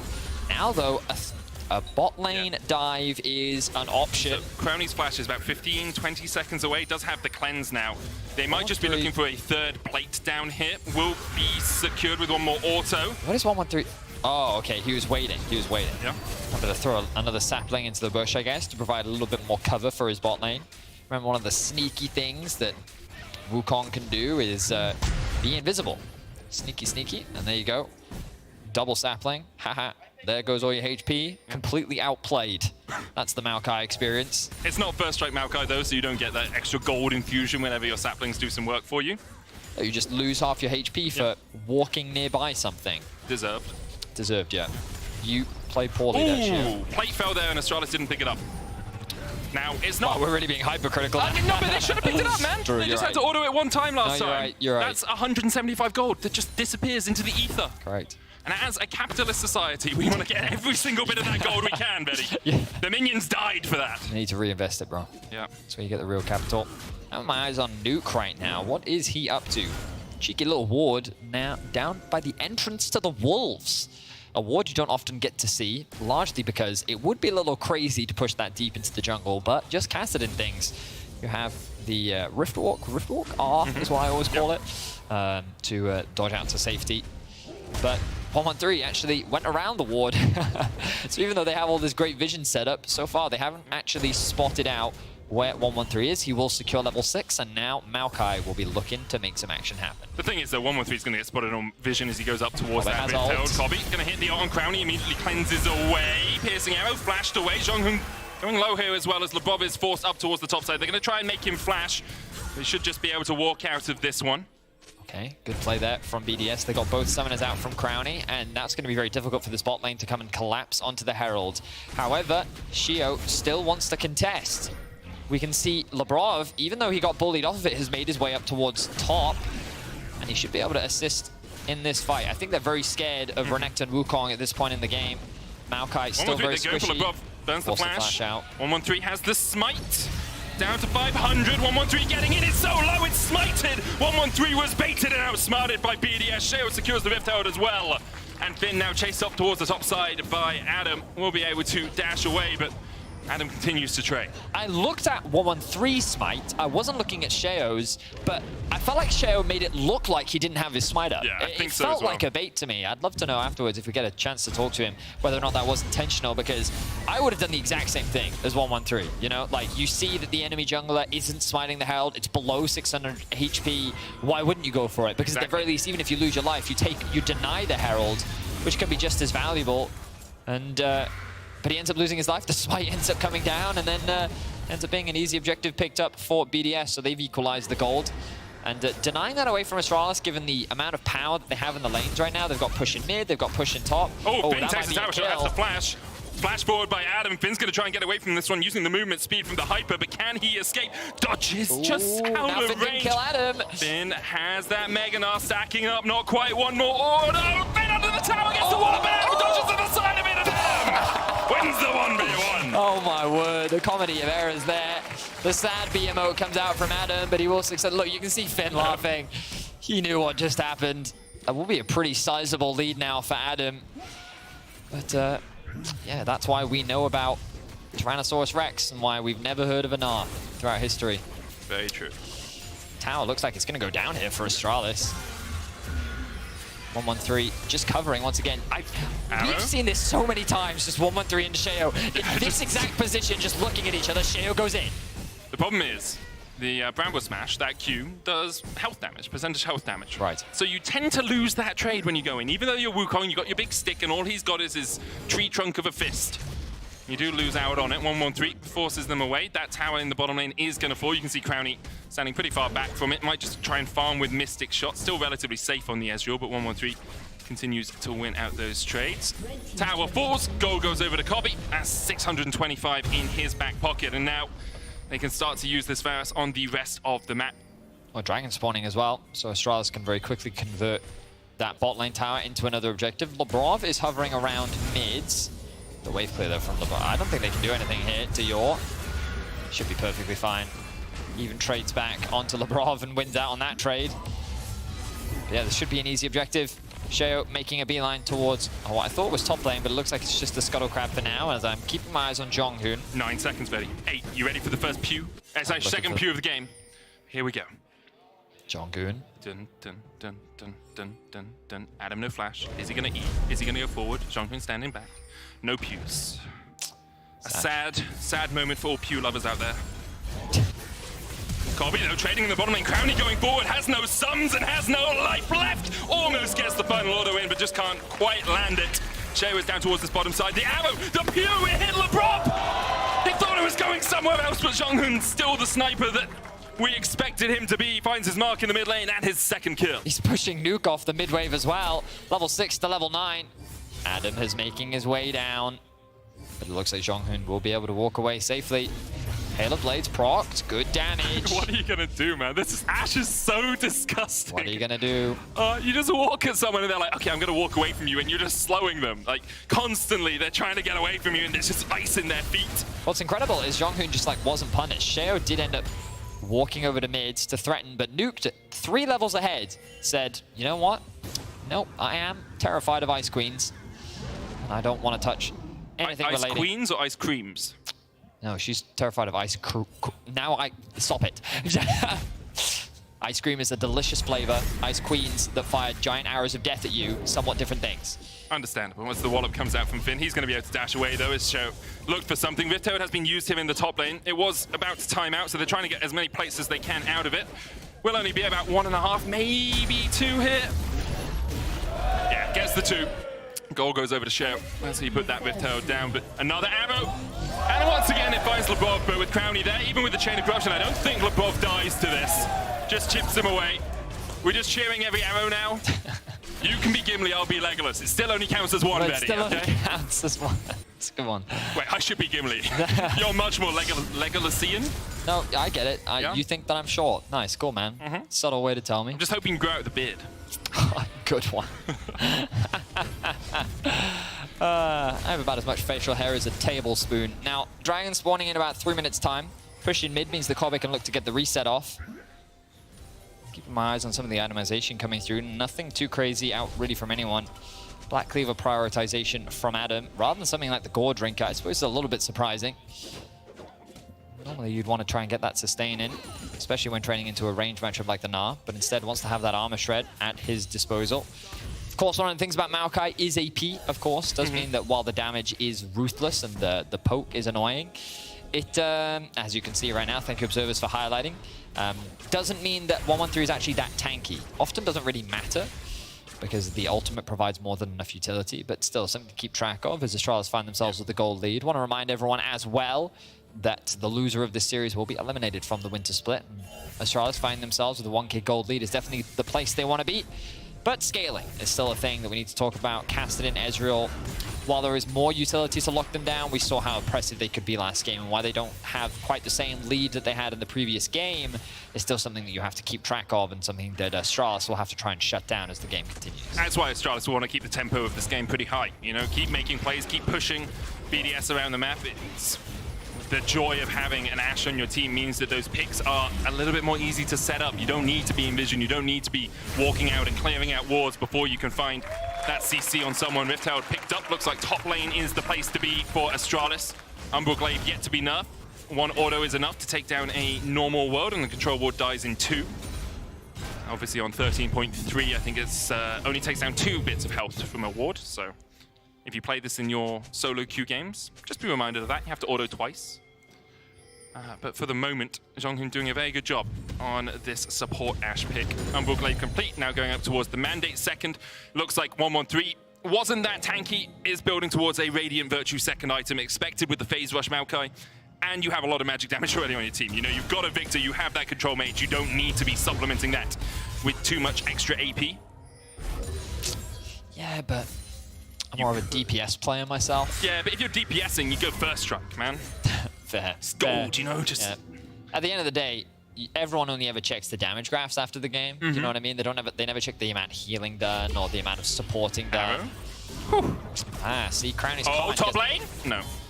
Okay, sorry, you set my expectation there. I mean, it wasn't going to do anything, but it could hit. What? You made me think it was going to do something, Medic. As an Ashe support player, tracking how many hit is important. Doesn't really matter what happens after they hit. Use on that call, don't you? Watch the arrow, watch the arrow. Exactly. Perhaps Astralis praying for something to happen as the twisted advance immediately owns all above. TP behind above is already down, and Astralis have 5 members coming in with the counter TP. Double teleport from BDS. Now Nuke is caught in the nature's grasp immediately. He jumps away. Adam's locked down for a second as well, and now on the wrong side of dodge has to flash over the wall. I have the Astralis players on my right, and what I thought I heard was no, no, no, no. Turns out what I heard was go, go, go, go, as they found a very quick pick onto Labrov. Will convert that into a tower, and another dragon. Jonghoon, ooh, he doesn't know. Oh, he doesn't, but it doesn't matter. Just walks away. Heal comes out as well. Now Sheo's running away from that Ashe. Yeah, I'm glad they woke you up, though, before they go in the mid lane with their shouting. Now they're going to turn towards the dragon. Did you really? It's a Wham reference, buddy. My music taste is dated, but still fun. Bobby here will be rooted for a second. Crownie trying to put the damage in, but Jonghoon tanks the Mystic shot. Finn now joins the party. LeBron flashes away, and with no vision in that bush, Finn decides against going any further. Should be a cross map though. BDS pushing in top wave. Sheo stealing away some camps. But Astralis looking a lot more in control in this early game. Last game, it felt like that things fell apart when their bot lane weren't able to find any advantages, really. They got shut down by a couple of good ganks from Sheo. But this time round, with a range matchup in favor of Dior, it means that he can actually bully the Kassadin out. They were able to secure the tower. He also finds himself with a 600 gold lead. Bot lane, they were able to take the first tower and move around the map and find a good number of kills. And while 113 has been the individual that has died, it doesn't really matter. His core responsibility is to provide utility and set his carries up for success, which is exactly what he is doing. Adam and Sheo now looking for a play onto Finn. Will Finn spot out the play? Well, he won't get caught by it, I think. Is, you jumped to a conclusion there, Medic. I thought I was going to say one thing, but then I wham-whammed you. You subverted my expectations, Veddy. No, I did a bazinga. A bazinga. A bazinga. That's what they call that. I thought my references were dated. Yeah. It's not that old. Well, we'll see if this game concludes in a big bang for Astralis as they look to even out this series at 1-1 and delay elimination for at least one more day. Riftho charges in, the tower goes down. Jonghoon has an arrow, and Adam dashes back into it. Stunned up, Chain of Corruption coming out as well, but the Dominus will be popped. Jonghoon still chasing forward here. Now, Adam has no flash, and he's feeling the pain of a few arrows from the quiver of Jonghoon, but now the root coming out with the Nature's Grasp. Sheo cyclones and takes the way to the burn from Demonic Embrace. Wow, that was just a lot of chip damage that kind of dropped on top of Sheo. You had the Leandries and the Demonics ticking away from both Dior and 113. They're able to punish Sheo for that one, and Astralis' goal lead continues to mount. Unlikely that they'll be able to convert it into a Baron, but a little bit more vision control, a little bit more farm. Definitely a welcome reward from Astralis. Yeah, they'll be happy with the state of affairs right now. You know, 2,700, 2,500 gold ahead in a very strong position. Next Dragon up in 2.5 minutes time for them, and of course the Baron. A possibility. When you have Demonic Embrace and Leandries from the Maokai and the Victor, you actually get through that Baron very, very quickly. So they can, if they gain vision control around it, sneak it away under BDS's noses. BDS, though, still looking to scale. 5 stacks on the Rod of Ages from Nuke. I think it's going to be about the same time here. Might be the 15 to 16 evolution. The level up for that Kassadin. Only first item for Crownie, though. Now, Manamune stacked up completely, so second item comes in as I say that. Still, this Ezreal can put down a lot of damage in fights. The question is, can he survive for long enough to do so? Well, I think this is one of the things where Astralis, they have a lot of range. They don't necessarily have a lot of backline threat. Sure.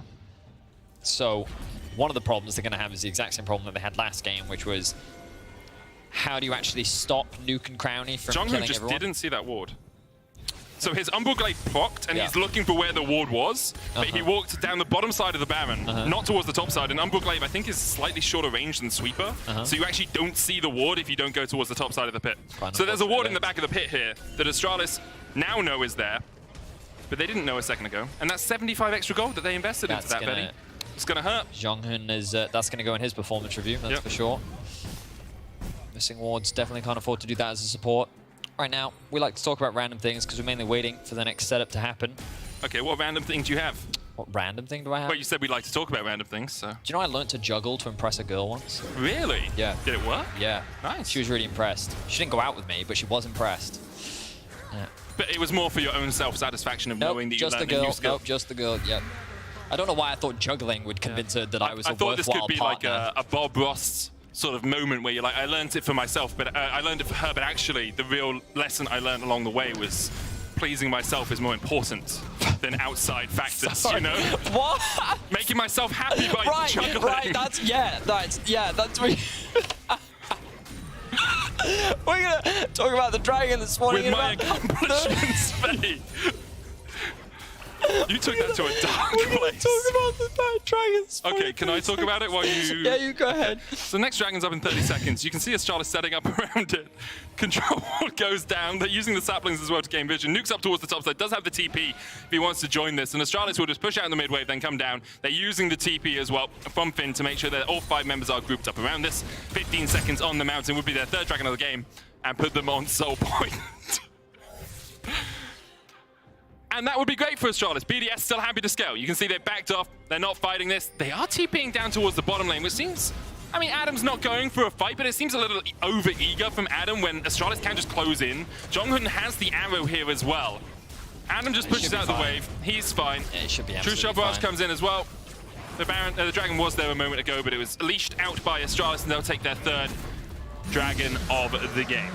Also, I have to correct myself earlier. I did say it was a little surprising to see the Black Cleaver first. Not that surprising when you go for the Jack Show as a second item, right? You go for more of the defensive item follow-up, so do have to correct myself there. Adam will be a little bit more durable. The arrow will connect onto Sheo, but he should be fine. The Merc Treads working overtime as they're able to help him get to safety. But Astralis in a very commanding position right now. 3 dragons to 1. They have a healthy gold lead of about 2k, and they're setting up for the Baron as the next core objective. I'd be surprised if they started that one off, but as I say that, they're just looking to clear out some of the vision. I wonder how much each member is... thank you, Medic. I was curious as to how much they were sitting on right now. I wouldn't be surprised to see them go back to base and spend some of that gold. You can see Kobe sitting on about 1,600. Doesn't want to invest it just yet. Might be looking for that full Mana Moon. Could go back and get a core field. It's not quite enough gold in his inventory to fully buy that off Boris, but for the moment seems to be happy enough. Nuke, level 14 out of 16. So he's got 2 minutes or 1 minute now to get that remaining, say, 30% of his XP bar up. You can see the little purple bar by the Kassadin portrait shows us how close he is to 15. He'll really want to get that XP, because if he doesn't, obviously, the level up goes from 14 to 15, and that is just a sliver of experience for him. Just a, you know, date at McDonald's instead of a full Valentine's Day at the Opera or something in terms of his life experience. Exactly that. Yeah. Where are you going to get it, man? Yeah, is it enough? Is he gonna get it? He's looking to get it off the walls. It Can't be like. long left on the rod. Let's see. Not much is happening in the game. This is the most exciting thing, I promise you. Here he comes. Is he going to get it? How much XP will he get? 9. Oh, he's still only 14! It's clutch. Get the minions in the mid lane! How much time does he Still have? only 14! 15! 15! There it is. Woo! That's all he needed. Yep. He needed that last bit of XP. Now when the Rod of Ages ticks over, he will be at Doomsday level. You right there, mate? I may have broken the desk. You broke the desk. I fixed it. You fixed it, all right. Nice. Calamity averted. You could have just talked instead of Yeah, no, I highlighting could the have, thing but that I no one wanted to can draw see. attention to the fact that you were causing havoc on the desk. Often happens. Astralis, though, setting up around this Baron now. Still no Mana Mune for Kobe. John, who's going to clear out the vision in the back of it. They started up. No Radiant Virtue either on 113. Looks like they're trying to get Nuke's TP out. There it is. Goes behind them. Now, they should know that this is happening. Jonhang is low. They won't flip Baron this, down right? to 3,000. They're not going to flip this. I mean, they may. Nature's Grasp being used. 113 still tanking the Baron here. Crownie getting chased down by Finn. He'll jump away. The arrow goes wide. Nuke takes about 30% of his health as well. Finn trying to build up the Mega Null. 113 still tanking, and now the Baron resets. They got the TP out of Nuke. I thought that was all Astralis wanted, and it seems like in the end they decided it is enough. Okay, good. I was really paranoid that they were going to just flip that Baron 50-50. I was looking at Sheo and I was like, he's going to steal this. But they didn't. They restrained themselves. They just, as you rightly said, were trying to bait out a few resources. Try and get the TPs out. Try and maybe get a couple flashes here and there. Crownie, no summoners right now, so another advantage gained there. And Crownie, to be fair, did almost die. Finn was threatening him in the enemy jungle, but he ended up walking away to safety. But there it is, level 16 for Kassadin. All of the chat are spamming Monka S right now. And if they weren't, they are now. And if they weren't, they are now. That's how much power we have over the chat, Medic. But with a minute 30 on the Dragon, I think Astralis will be happy just to wait this one out. Look for the Mountain Soul. Radiant Virtue now complete on 113 as well. It's going to be a very tanky Maokai, very tanky tree. One of those redwoods that you find in California. No one want to see them fell. Does Finn flashes the wall here? Sheo can dash in as well. Riftwalk being used by Nuke as they look to catch out Finn. And that little Gnar has nowhere to go. The Cyclone just short, but Labrov is cutting off his escape. Nuke takes him down. 100 gold in his pockets. As Astralis just all in that middle lane. Didn't really think Finn was going to get caught. The first kill we've seen in a while now, and it does go over to Nuke.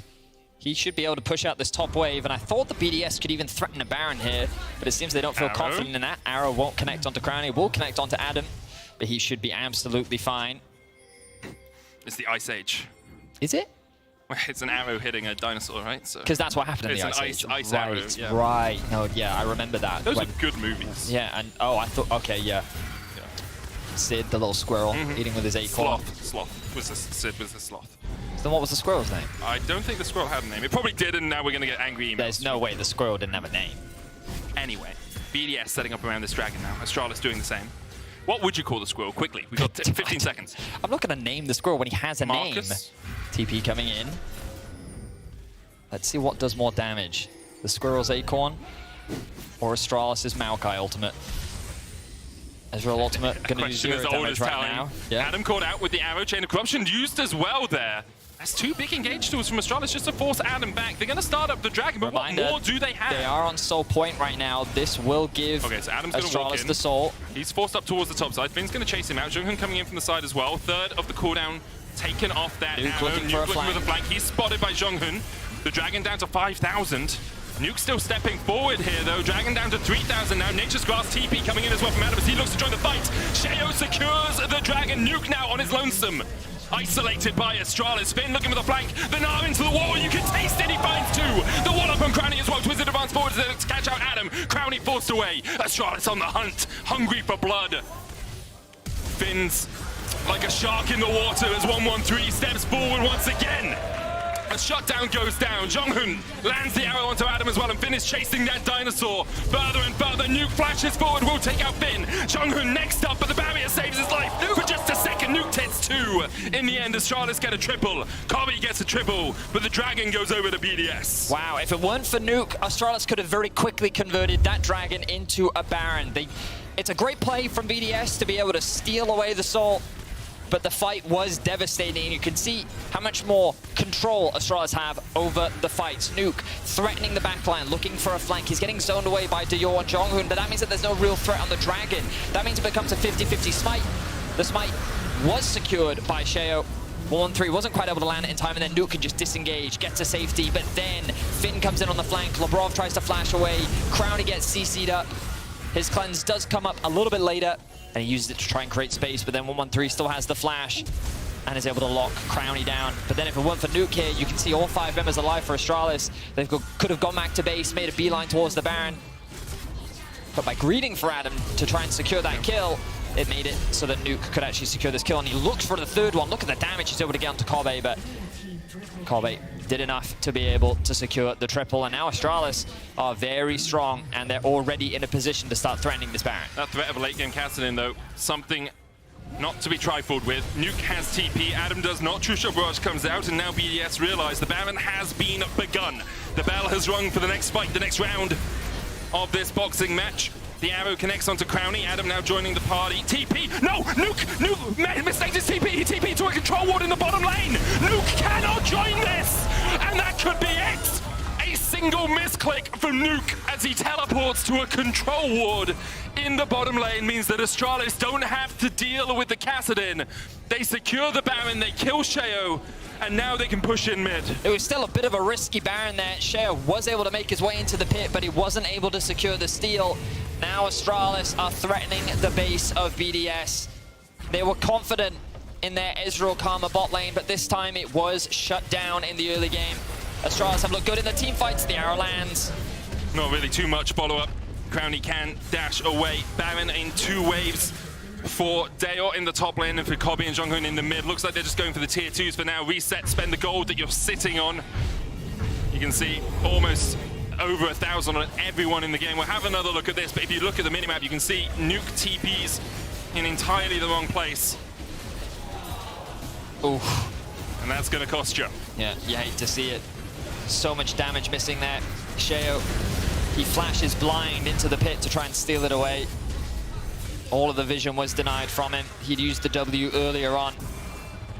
And Astralis walk away with that one. Oh, we're going to get a look back. He didn't have to do this to them observers, man. Like, oh, God. He had such a good game 1. He's having a great game 2 as well. Scaled up on this Kassadin, but that TP can cost you everything in a game like this. Thankfully, they would still have one more. Shale caught out down towards the bottom side. Not really sure how he ended up in this situation. And right now, yeah, he's not a happy chappy, is he, Vetty?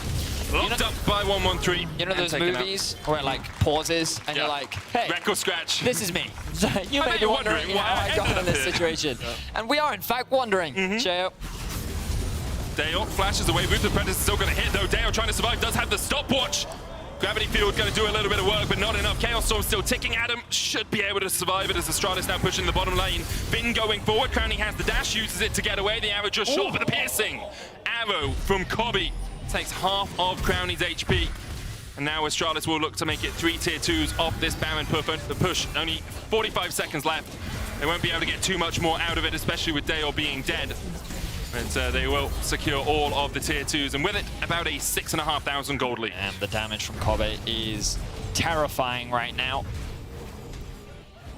And the biggest problem that Astralis are going to have is accessing the river. The dragon is up very, very shortly. And with the push that they have in the bot lane, the push they have in mid, and with with Dior having TP rather, Astralis should be able to secure this one. BDS are trying to force their way in though. Adam face checking with the assistance of Labrov. Crownie taking so much damage from the Maokai saplings. And What do we Duke have looking for a flank. What do we have in terms of summoners here, Betty? Sheo, no flash. Adam, none either. Nukes is on its way back off cooldown. Crownie has everything. Not there yet. Crownie, as you say, has everything. Dale, no flash, but flashes across the board for the rest of Astralis, especially on Finn. You can see he's built up that Mega Gnar. Sheo's going to try and mark him to make sure that Gnar can't get onto his backline, but Finn doesn't actually have anywhere to build up his rage any further, so he jumps into the middle of the pit with that blast cone. Adam pops the Dominus. Finn down towards the bottom side as Nature's Grass is used as well. Sheo's going to try and get in there, try to steal away this mountain, but it's secured by 113. And now with the Mountain Soul, Nuke is forced up towards the top side. Finn dives in, Sheo gets across the wall, manages to escape. Crownie trying to put the damage down. The house goes wide, but Finn able to bet it all on winning this fight against Sheo. Sheo dodges across the wall, Finn follows him, and Sheo will fall to Dale. An easy team fight for Astralis. Their composition works best when the opposition is forced to come into them, and that's exactly what they're able to do with the position that they have. BDS feel forced to fight for the soul, and so they're the ones looking for these flanks. They're the ones trying to get onto the back line, but Astralis just keep chipping away at their HP bars. Nuke didn't really find a good flank. Sheo couldn't gain access to the dragon. And you can see it, just look at Nuke at the top of your screen. Look at how he gets chipped away at by Kobbe and Jonghoon as they just zone him away. The ultimate onto the Renekton into the Victor W to CC him up, and then Sheo, good Mega Gnar from Finn as well, as he's keeping Sheo away from the dragon. It's just so many tools and just so much crowd control that Astralis have to basically lock BDS down. The advantage of this type of composition in game 1 was their mobility. They could dance around Astralis, but now Astralis has said, well, we've decided to just bring way more CC. They've caught Crownie. Crownie has the flash, but instead they go to Labrov, using the Mikhails. Didn't even finish Aurelius here, just went straight Mikhails to try and get rid of some of that CC. The arrow, of course, the twisted advance. You talked about it in draft. You liked the fact that Astralis had more crowd control, more ability to lock down members of BDS. You can see BDS trying to respond to that, but Nuke is getting flanked by a very angry tree. Nuke will just walk away from this one, but he's forced away. And this is all that Astralis have been doing the entire game. Doesn't matter if your Kassadin's level 18, if you cannot get into the fight. I mean, look at the position of BDS right now. They've got 3 on the top side of the map. They've got Crownie pushing in the top wave, Deep Vision being dropped by the Karma. Pings are literally coming down from Astralis being like, I don't know what he's doing over here, but I think the goal is to create a flank opportunity for Nuke. He does, of course, have the teleport. Astralis should have an idea that the ward is there, and Sheo now deep in enemy lines. The arrow will connect with the clone. Sheo coming in, looking to make his escape. So Sheo was spotted by a hawk shot. I will say the arrow was great, but they didn't know where the location where Sheo was as he falls to Kobbe's damage. Yep, it's just a Muma kill, Betty. You can take him down in one arrow. I've seen it in the movies. Owie, owie. Owie, owie. Owie, owie, owie. Kobbe really is doing his best Legolas impression right now. Clean shot from him, and that should be a clean Baron for Astralis. They're looking to tie us up in this series. this elimination best of 3, the winner will move on for a match against Mad Lions. The loser will be eliminated from the winter split. And good adaptation from Astralis from game 1 to game 2. That's why best of 3s are just so much fun to watch, because we do see this. We saw it last week as well from both these teams. Both of them lost their respective first games and then bounced back and were able to take the second game against rivals that perhaps you would expect them to lose to. You know, G2 took a game off, BDS took a game of G2, Astralis took a game off Mad Lions. The winner of this, of course, does face Mad Lions tomorrow alongside, what's the other match that happens tomorrow? The other best of 3? Mad Vitality. Mad Vitality? No, it's Vitality. Vitality SK. Vitality SK, yes, sorry. But Vitality and Mad are the 2 teams waiting. Yes. That's what I meant. But the other best of 3 is SK Vitality. Yes. SK Vitality. A lot of letters, Medic. Yeah, hard. it's tough, you know? Especially when they're not in alphabetical order. It's just... I can do them when they're in alphabetical order. I'll be on I A, agree B, with C, E, D, G, Okay, F. nice try. You did say E before D, but Really? yeah. But it's okay. I won't hold that against you forever. It's 10 p.m. It's my bedtime, man. Someone clip that? Thanks. Thank you. Someone just pinged me being like, clipped it, don't worry. Deppa's going to put it in the outro at the end of the day. You said it with such confidence, too. A, B, C, E, D. Almost as if it was deliberate, Betty. Almost. That doesn't seem almost logical. as if it was for the bit. No, Okay. not a chance. I would never do that. I don't understand comedy well enough. As Astralis understand, they want to close out with this Baron buff. 2 minutes left on it. Inhibitors tower already down in the mid lane. The one in the bottom lane will be raised to the ground as well. Both the inhibitors will fall. You can see Adam trying to make sure it can't be a 3-lane push by Astralis by pushing out the wave himself. But now he has to join his team. TP behind here by Nuke. They're looking for something. Adam, I think, is teleporting as well.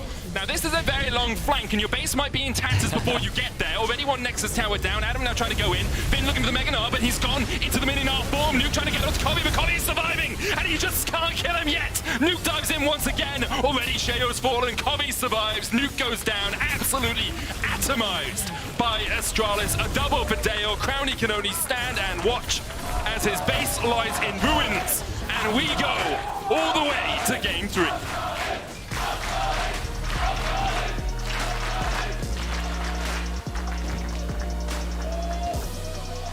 1-1-3, all split long, has not played the Maokai. Yep. In his final game, potentially the elimination game, he does bring it out. And the impact that we saw it able to have throughout the game shows why Maokai is considered such a strong pick. They're unlikely to get it again. But yeah, I like the adaptation that we saw from Astralis. Now it's BDS that have to bring something new to the table. Their Olaf was taken away. They even got themselves the Ezreal and the Kassadin once more, but this time it didn't work. There was a lot more utility on the side of Astralis to help keep them contained and keep them in control. And Astralis just had a much better early game. The bot lane was going very well. They had push in mid, they had push in top, they had push in bot.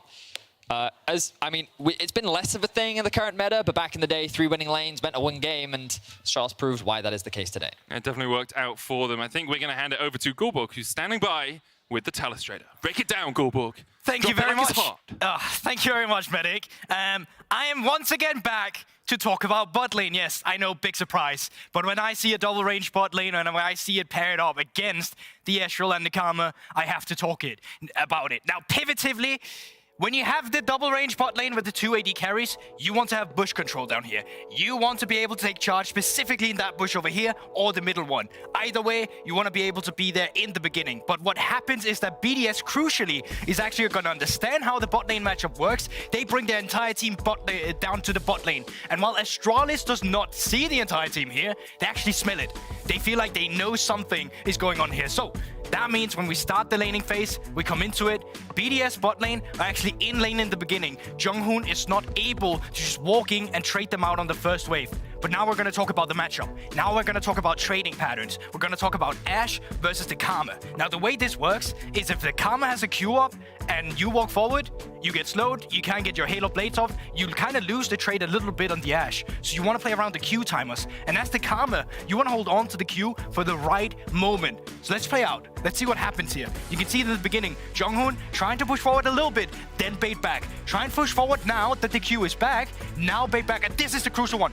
The fact that Jonghoon just queued there means that that is green. You've played red light, green light. This is green light now from Jonghoon. He's just moving forward now. No Q cooldown. This is where you get the Halo Blades off. This is where you just outpoke them. And despite the good start that BDS got to their laning phase, now they're in the classic position when you're playing against double AD carry. Guess what? Jungler's coming around here as well. Now, crucially again, he only cleared his blue side jungle. Or red side jungle, and then immediately goes into the enemy blue side jungle. He gets first push coming through here. You can have your bot lane helping you out. Bad trade from Crowny and Laprov once again, and this is the power of the double range bot lane. Now 113 could have been down there for the dive. Instead, what they're gonna do is that they're just gonna push straight through the lane here. Instead, they're still very low, but once again, double ranged bot lane. You take priority, you take plates. That was 3 minutes into the game that they got that first plating, and it allows you to move forward. Now, crucially, there is mistakes here. No flash no longer here means that Jonghoon can flash forward himself. He's got approach velocity on Ashe. Now that's very important when you play that Ashe. You want that approach velocity, so when they're slowed, you get the movement speed. 113, no business in being here. This should have been a clean 2-0 just coming through, or just first blood going over and you take full control of the bot lane. But what was so important about this game was the fact that on blue side, Astralis managed to have 3 pushing lane, and that put them in such a good position. And I hope you learned a little bit about this, but I'm going to throw it to a break, and then afterwards, we got an analyst test, so see you after that. No break. It was so invigorating. We're not going to a break. Are you sure? Yes. Yes. Okay, then take it away, whatever. See ya. It's the analyst test turn now. And that's the last illustrator he ever did. Yeah, never saw him again. So let's pull up the team. Oh, they're already up. Oh my God, what's going on? Yeah. There It's haven't just even so been that ready. many games. We're all ready. We're ready with the drafts behind us. Yes. No, I think all things said and done, this is a situation where Team BDS rolled in and they got really sort of torched in the early game drafting department, right? Like a lot of losing lanes with the Cassin struggling early on as well. This time didn't have the triple kill in the bot river to carry him through either. No. Yeah, I think that was the big thing, right? Astralis actually had much harder winning lanes, and the fact that, to me, the mentality from BDS was, okay, we just drafted this hyper-scaling team composition. We feel like we're probably just going to get away with murder again and do it to Astralis 2 games in a row. But I think Astralis, for me, like Gorborg just illustrated in the Telestrayer, had a much clearer way to play the game because they have winning lanes, but also I think 1-on-3, despite the death towards the end of the play itself, actually just continued to do what he just did in that clip. He just kept on coming to the bot side and ensuring that effectively Kobe and Jonghyun just got a clean 2v2 with not too much interruption. And looking at this series as a whole, like, we are going to continue seeing that, seeing junglers pathing towards the bot side. Same thing happened back in game 1. Like, again, top laners, they're busy killing each other, they're going crazy, but like, this is a reminder of what happened in game 1, right? Double range versus double ranged, all in. Yeah, it looks great at the start for Astralis, but Shio is right there, just like GB showed us in this second game as well. Very similar stuff with a 1-1-3 looking to look potentially for a dive, look for the invade as well, with Jonghoon taking that priority to just body Laprov in his own jungle. And it's cool to see because we didn't actually spend that much time on the bot lane on the side of Astralis coming into the series, and I think that's rightfully so. You know, I think there's been question marks about kind of Kobe's prowess, even though he found his stride last year as well. Jonghoon was someone that we could not stop talking about. So it's nice to see because that's paying off, because it was going to come down to things like this, right, for Astralis. Unexpected things coming up and maybe taking BDS off guard because you had them definitively, or your votes were definitively in the BDS camp. So what does Astralis has done to kind of subvert your expectations and give them a chance in this series? I mean, at least for me, I think just proactivity has changed a lot from the side of Astralis and the way that it's happening, right? It's not direct conflict all the time. I think we got a better demonstration of what they're actually capable of doing when using just lane pressure and priority. It felt a lot more reminiscent of how like Marcoon typically plays off of his really positive lane states, this game specifically. And I think if we can get a little bit more of that, then they can at the very least try and shut down some of the stronger points like the bottom side for BDS. I do think they also thought really hard about the slipperiness of some of the key picks on the side of BDS, right? Both games, it's been Cassin in mid lane, Azul Karma on the bot side. Like, so much mobility, so much agency to play out the game. But this time, we see them take Maokai, point and click, CC. The bot side, you have the Ashe as well, the Varus too. So big ults try and lock down those super slippery champions, which I think made it a lot harder. Even though Cassin got all the levels, got all the items he could want, there's so much more CC to stop him coming and just dancing all over you. in terms of 1-1-3 in his champion pool, there were some question marks, right? But the Maokai definitely came out, and even if it's just that, it was perfect for the composition and against the enemy composition. I think those are the things you have to look at in a best of 3, because it isn't always about the extreme depth. It's about what is the right pick in this situation, about being willing to adapt, I want to say, throughout the series. I think we saw that from Astralis. Are we now going to have to see it from BDS, or are you still quite happy with the game plan they fielded? I think that BDS will just pivot and take a little bit more proactive lanes. Like, the Castan is something that I think they could potentially go back towards if they want, but definitely need to keep in mind top and bot lane getting priority there. Castan is also a pick they could try to abandon, right? If they want to fight early in River anyways, then abandon the Castan, go for something that's maybe a little bit more active in the early mid game. Something like a Sylas could fill a similar role, but come online earlier. Yeah, Sylas, maybe even something like Yone we see a lot in the LPL recently as well, to me. My big question is, what are they going to do with this Ezreal pick? Because I feel like the Oscar music. Do you hear it? You know the Oscar music when someone needs to stop their speech? Oh, really? I think that's happening. Do you hear it? I don't hear it, no. Oh, it's not. Is it just you? No, I hear it. Oh, yeah, You hear yeah. it? I don't hear it. But I also hear voices. So. Oh, you hear voices? I'm so sorry, Ramada, to cut you off. Please It's okay. retake your point. Yeah, I think the next big question for me really is about how... is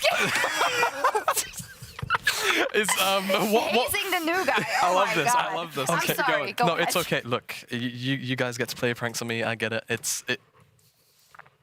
I'm gonna get you back. I really want to hear your point, though. Like, really. I think what's going to happen now with the Varus pick and the Ezreal picks? I think now Crowny's lent on it 2 times. It got exposed this time in the second game. Is Varus just going to now become the priority? Obviously, the Ashe got paired with the Varus, and that just makes it very, very difficult to lane in general. But I feel like the fact that Crowny lent on it this game is a bit almost questionable in my mind when you're going against something as poke heavy and as lane dominant as that. So that's kind of the question for me, is what will the bot lane priority actually change to be? Because we've not just seen like the Resident Sleepers, Zeri, Nami Lucian lane so far in the series. Yeah, I do also wonder if there is ever an element to bring a melee support in here and look for like level 2 gank in bot lane, look for an instant kill as an option. Now, I think if you are playing that melee support, you do need to get active there very, very early. So a lot of emphasis on the jungler to path there. And the stakes are so high because one team avoids elimination and one team will advance to face Mad tomorrow. Actually, that's the same team because they would avoid, oh my God, avoid elimination and no go matter on. What? Mad no matter what. Exactly. It all comes down to game 3, right after the break. Get me a coffee. They're whispering. They're whispering. 1-1-3 has the smite. Down to 500. 1-1-3 getting it so low, it's slighted. 1-1-3 was baited and outsmarted by BDS. Sheo secures the Rift Herald as well. And shutdown goes down. Jonghoon lands the arrow onto Adam as well, and Finn is chasing that dinosaur. Further and further, Nuke flashes forward, will take out Finn. Jonghoon next up, but the barrier saves his life. For just a second, Nuke hits 2. In the end, Astralis get a triple. Kite to the right, kite to the right. Okay. Kassa den. I'm dead. It's fine. Maybe not. Oh, nice. Murdering there. Wait, are you okay there? I don't know where you are. Are you winning stun? Best ahead. I need best throw.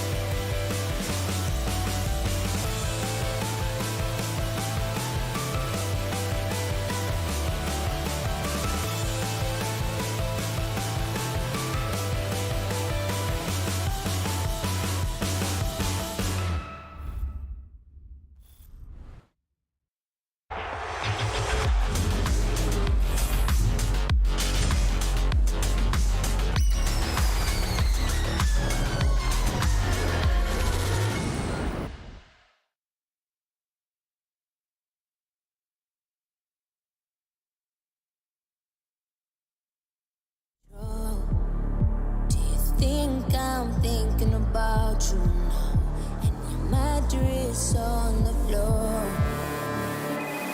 Ring, ring, your number. Sorry, I'm under another. I'm kinda busy right now. Ring, ring, I'm guessing. Thinking about me undressing. I'm kinda busy right now. Oh, you're alone again. Blowing up my phone again. Tell me, who do you think you are? Oh, playing dead again. Messing with my head again. Who the f do you think you are? Do you think you're Casanova?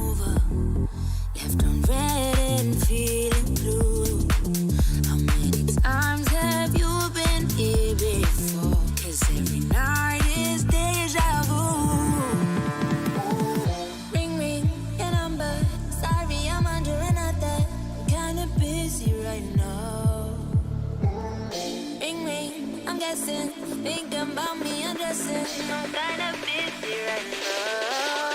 Oh, you're alone again, blowing up my phone again. Tell me, who do you think you are? Oh, playing dead again, messing with my head again. Who the f do you think you are?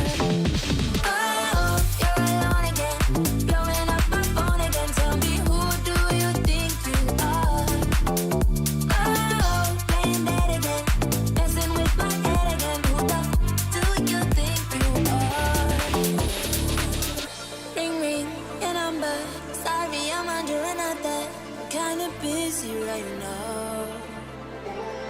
Ring ring, I'm guessing, thinking about me undressing. I'm kinda busy right now. Oh, you're alone again, blowing up my phone again. Tell me, who do you think you are? Oh, playing dead again, messing with my head again. Who the f do you think you are? Oh, you're alone again, blowing up my phone again. Tell me, who do you think you are? Oh, playing dead again, messing with my head again. Who the f do you think you are?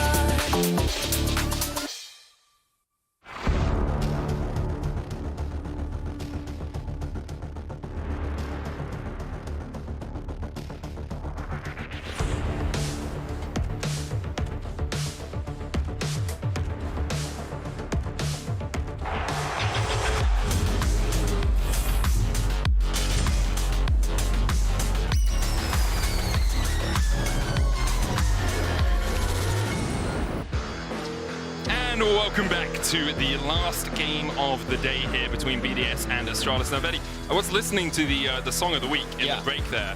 Do you see what it was called? No, I didn't. Alone Again. Alone Again? And I'm just wondering, it was Valentine's this week. Yeah. Do you think someone on our production staff just was a bit sad and was like, what should we get for the song of the week? Alone Again. I'm sorry, I was sad this week. You're just going to call someone out like that, Medic? I don't know who it was. Was it you, Kevin? Huh? Huh, Kevin? Why you got to be mean to Kevin, man? I mean... He's an aloof man. He is very aloof. He's not even on our broadcast anymore. No, but he's they didn't need to know that. Just call out Kevin. It's just what we do. Catching strays over here. But anyway, final game of the day. Loser of this is eliminated from the 2023 Winter Split. The winner goes on to face Mad Lions tomorrow in another best of 3 and hopefully make it to the playoff stage where only our top 4 will fight out over 4 days to see who is the champion of Winter. BDS have selected the blue side, which means they will remove Caitlyn first, Zeri taken away by Astralis. let me guess. Caitlyn, Lucian, Zeri, Ashe, Maokai, Sejuani, Elise, Olaf. Okay, that's too many How close am I? You've got everything now, but you've got 2 more choices, Betty. Well, then it'll probably be... Is it Maokai? I don't think they'll ban Maokai, no. Is it Sejuani? It's not. Oh, okay. That's kind of... Do you know what this has told me? Adam has been... They blind picked Gnar, and Finn said, I don't think Adam is a counter pick to Gnar. And then they pick Renekton into it. And they was like, okay, cool. And now them banning Gnar suggests they don't have an answer to Renekton Gnar. didn't work, okay? He was like 2,000 gold ahead by the end of the game, Adam. Just really couldn't have an impact. Will Astralis remove the Olaf? We saw that in game 2. Instead, the Elise taken away from Sheo. So where do BDS go? Do you look towards something like the Maokai first, or do you get yourself the Karma? And once again, maybe Karma Varus towards the bottom lane. Astralis here, I mean, it's got to be Varus +1, otherwise you're dealing, like Karma Varus is so oppressive in the laning phase. I mean, sure. Sedge plus Varus? But Maokai's up. 113, thoughts? I know you like Sejuani, but what about Maokai? You know, really great game on it last game, really powerful, and you know they're probably gonna, okay, well, they're probably gonna put Ezreal with that Karma, because it's kind of good into Sejuani. When Maokai was up, yeah. Okay, fine, Sejuani, you can do your Sejuani, you know, we'll evaluate more once we see the entire comp, but if you locked Ezreal in right now, I'm gonna be very upset with you, 113. Oh, Obviously, a team decision from Astralis. 113 can lead the decision. That's fine. It can be a team decision. I'm mad at Astralis. He's picked Ezreal 2 games in a row. Game 1, the problem was that they didn't have enough utility to lock down the Ezreal cast-in. Part of the reason for that was because they had Sejuani. They resolved that by locking a Maokai in last game. And then, of course, he picks Karma, and he's going to lock in an Ezreal with it, and they could have just done a Maokai. Right, but fine. they Don't pick didn't. Maokai. They have more CC though from the AD carry role with the chain of corruption from Varus. True, Olaf locked sure. in for BDS. So where do Astralis go? Do you go top and look for something safe into the Olaf? Sion, you know, will probably be banned out by BDS if you leave it for phase 2. Kled was banned in game 1, and Blomster Finn was his name all those years ago when it was a Kled one-trick. Finn brings out the mounted Kled on top of Skarl, and we'll see how much damage you can do up towards that top side. I think Astralis really needs something to protect Kobe from this Viking. What that is, I don't really know. I was gonna say like a Karma would be great, but that's not an option. I wonder if something like a Soraka could be good. Yeah, the problem with Soraka is you suffer the same fate that Jonghoon did on the Lux in game 1, where you just get run down. However, if the Olaf isn't huge, like in game 1 he built up a 40 CS lead because he was playing into a Sion, maybe this Kled can keep him under wraps enough that something like the Soraka could work, something like a Braum. Here's what I will say. Astralis, their engage, solid. Sure. I still think they're kind of running into the same problem that they had in game 1, where like Kled isn't really that different from a Sion. Like sure, his ultimate's really big and everyone moves really fast, but in terms of actual utility, it doesn't really provide that much. Yeah. It's just kind of a way for your team to go in.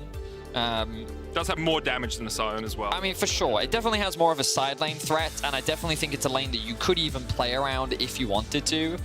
I think it very much depends on... I do like the Kassadin ban a lot. I think that they recognize that if they do allow Kassadin Ezreal to come through from Team BDS, they just won't have enough utility. So that, to me, makes a lot of sense. The heavy prioritization now on Victor being banned away as well, I think Astralis could just go for something like an Azir here, a control mage. Of course, I think support makes way more sense. Nautilus gives you some kill threat on towards the Karma. Also means you can, depth charge an Ezreal even if he jumps away. He's still going to get chased with that Nautilus ultimate. They are just trying to stack up on utility and ways to win in the team fight. Understandably. It's not a huge amount of appeal for the Varus, but that's just something that Kobe's going to have to deal with. One of the advantages, I think you could argue, is that Olaf is right now separating himself from everyone else. You've got a lot of range with Azir and Ezreal, and Olaf doesn't really want to do that. He wants to dive in. So if he does, in fact, dive in, okay, pairing this up with the Wukong does make things a little bit better, because then you have the range from the Ezreal and the Azir, and then you've got the dive. Potentially, yeah, exactly. So that makes a little bit more sense. So now at least Adam has a dive buddy. I don't love Yone. It's not going to happen. There's no AP. Like, there's no way you pick Yone. You can't. You can't. They can pick Aurelion Sol. They can also pick the Akali. I like Akali. It would just be old Aurelion Sol rather than new Aurelion Sol.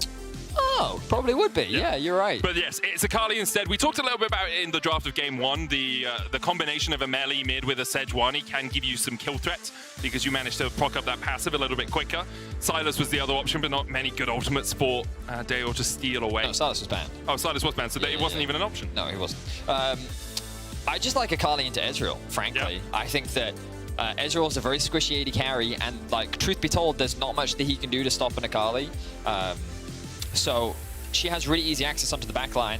Once at level 6, you also have a lot of kill threat mid, but arguably even before that, you can force the Azir flash out. I don't know why I want to keep saying Sejuani. It's probably because my follow-up line was Sejuani plus melee champions means that she can easily proc her E and set up some nice CC. So yeah, I do quite like Astralis' comp. I feel like BDS have just continued to go for what they've always gone for. The biggest difference now is that rather than having more mobility, they just have range. So with the Azir, you have a little bit more peel. You're a little bit more of the, well, not more on the scaling side, but you are a little bit more defensive rather than looking to dive in alongside the Wukong and the Azir like you were on the Kassadin.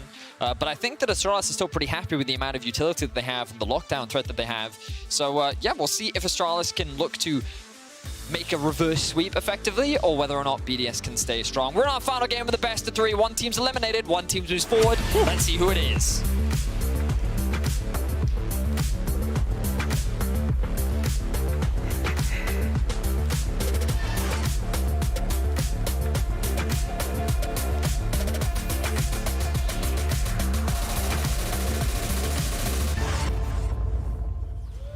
And here we go. Once again, BDS, all 5 players down towards this bottom side, want to make sure they gain priority in the lane. You can see Astralis, they're having none of this. They've gone towards the top side of the map. They'll get some vision in, make sure that there's no possibility of, well, they'll try and track where Sheo starts, but BDS actually might go in for this blue. Instead, they just clear out the wards. No wards actually placed here by Astralis up towards that top side, apart from that one that was just placed after I said that. There was the bait ping there. Yeah. It's just funny. What are they bait pinging? Maybe we could ward here. Maybe there is a ward there. We don't know. But then you were just ping. I mean, you can ping whichever ping you want to use. Who are they trying to bait? I mean, it's the river, so maybe they're just going fishing. Wait, hang on. Just I have to check this. I'm sorry, this is really important. What Akali skin is he using? This is really important. It's on the screen, Veli. Oh, it's on the screen? I think that's Headhunter Akali. It does look like Headhunter to me. I mean, it's a fine choice. It's fine. It's not my favorite. We can take some scalps. And my evaluation of Dior has, you know, greatly been reduced. But it's okay. Hook. Ooh, just short. Ooh. Best Nautilus skin, by the way, if we're talking about skins. Oh, really? Fight Night Nautilus. I prefer the purple chroma, the purple like base skin, but Lebov's trying to trade in here. Cobby, put some damage back. What's the hook cooldown right now? It's not up yet. I think it's about 4 seconds away. The cooldown early level's 14 seconds. Yeah. So there's a very long window, of course, where you can just look to bully, which is exactly what BDS was looking for. But naturally, they will have the push. And once again, Sheo doing his standard full bot side clear, as 113 is doing the same in the top side. Nothing too chaotic. I don't expect a gank in the top lane.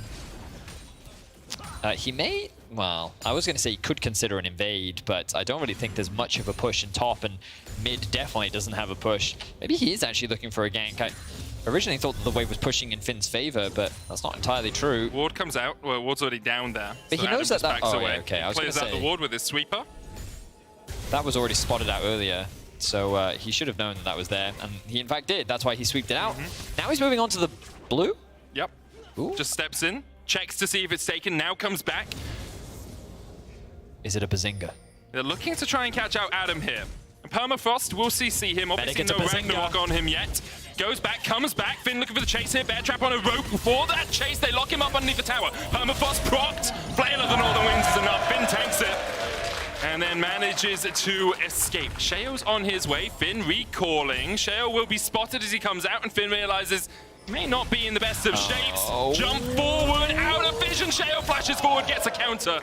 And now Sheo should be able to chase 113 away from this. The Arctic Assault just get some distance because Adam TP back in. Finn will be back up in 3 seconds and can still catch that wave. Dale trading with Nuke in the mid lane, has to flash.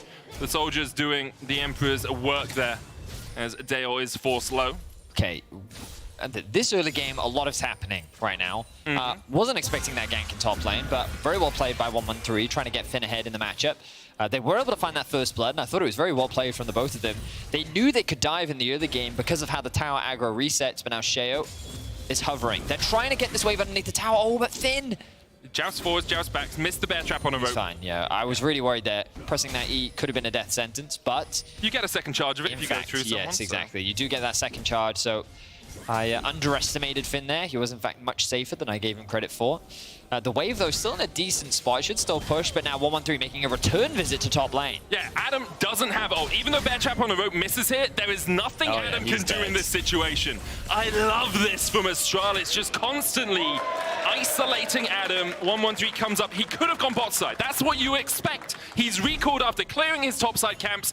Go to blue, Sejuani. But that's not what you do in the new jungle. You just gank, gank, gank, gank. You, I felt like that was a very personal message there, but I've been on the receiving end of this so many times in the bot lane.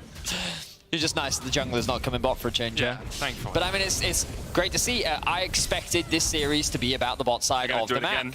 And Astralis is looking to gank once more. Yonghoon has joined his jungler. There's no vision. There is no vision. Now, the wave is stacking up. This could be a dive. Obviously, diving in Olaf, not the easiest thing to do, but you have a lot of CC. Finn's going to push this wave in. Still Finn is very close to 6, actually. I'm keeping my eye on the XP bar. Could he maybe get it off of this wave? I don't think so. I think he's going to be a little bit short. He jousts in, jousts back. Bear Trap on a rope does proc Grievous wounds but he should take the aggro so he can get the reset off. Oh, Adam. Finn takes the aggro, gets, well, 113 takes the aggro, gets reset. Finn takes the kill, and Adam is looking at 0-3. 5.5 minutes into this game. He's just getting hard camped, and it's working. Like, how can BDS respond on the map? Sure, they're pushing in the bot lane. Sheo now going for a cross-map invade to maybe steal away some of those bot side camps. Is level 5, has a full level over 113. This is the downside. Sure, you get, wait, what?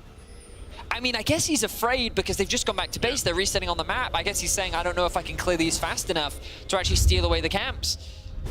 But there's really little to break down here. It's a very clean dive. They actually have one... I think the reason why 113 tanks the tower is because Finn is the main damage source here, right? So you want his passive to land onto Adam. You want to make sure that he's the one getting all the damage off. And 113, look, he's going to apply the passive. We don't have time to fight the bot lane. The Brav has pushed a little bit too far forward here. They were keeping Kobe away from the tower, but all their good work has been for naught. Kobe evens out the gold in that bottom lane, and Astralis got another kill.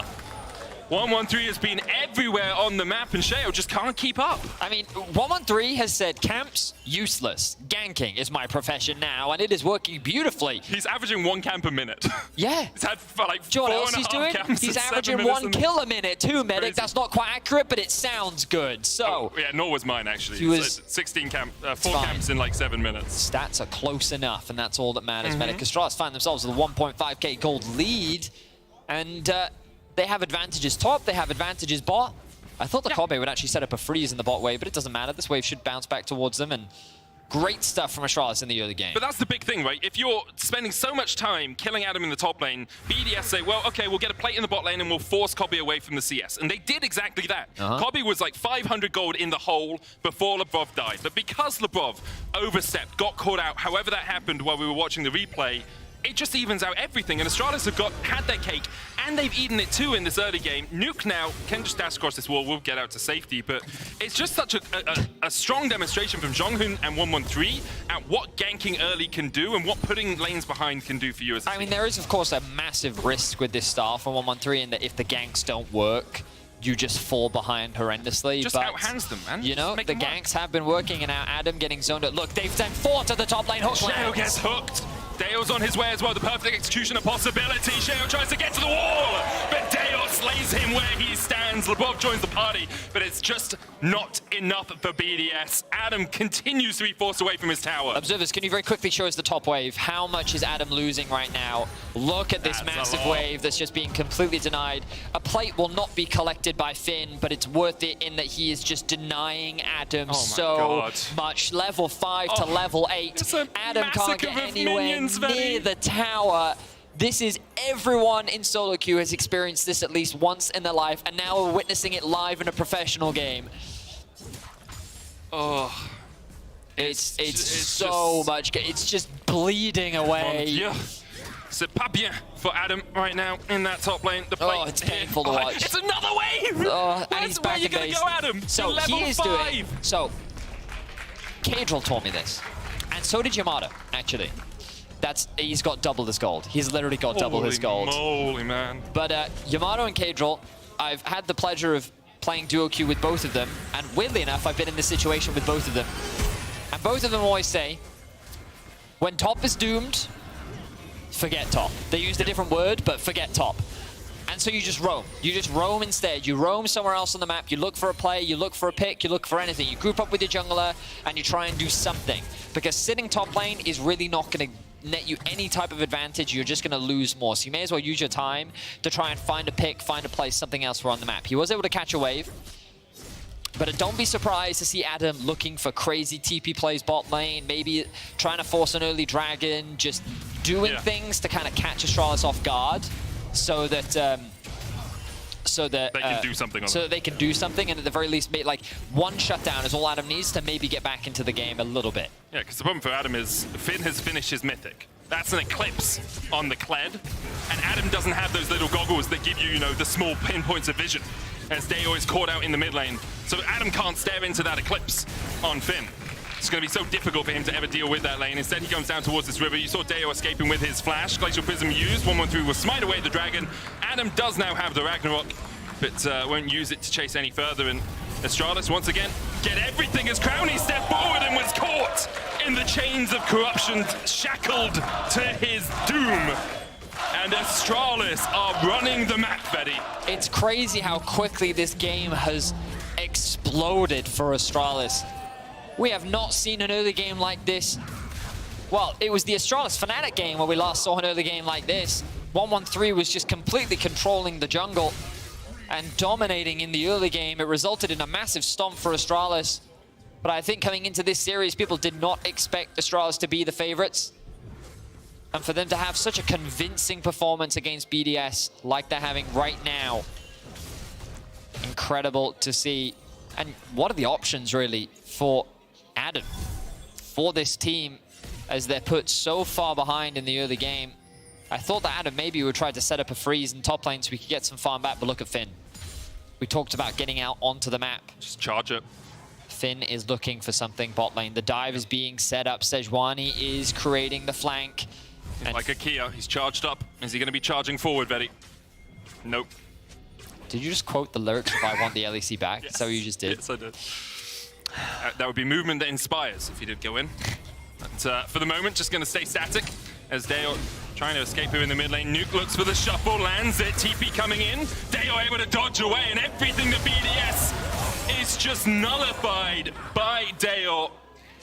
Adam is able to push in a wave in the top lane, but Finn can charge up there and catch it. Doesn't even need to use the ultimate. Meanwhile, in the bot lane, 113 and Kobe wail away at this tower. That's going to be a second full turret by 12 minutes, about 15 seconds or so. And credit not only to Finn, but also to 113. We doubted the Sejuani pick in game 1. He had no effect on the map, but here in game 3, he's been involved in every single kill his team has acquired. Jonghoon dashes away, and even against the support, BDS can't find purchase. Things are falling apart. 12.5 minutes in, it's a 3-level goal. The 3-level will have his completed item. Oh, Finn the bear trap. lands the bear trap. Brings him back, lets Grievous Wounds prot. The Eclipse coming in as well, and Adam flashes away. Damn, chooses to flash away rather than burn the ultimate. Wants to hold on to that for now. But Adam, it's one of those things where, like, I don't even think Adam necessarily did anything wrong, you know? He went to top lane, he got ganked. Cool. Sheo was able to trade back. Both top laners burn TP. Not the end of the world.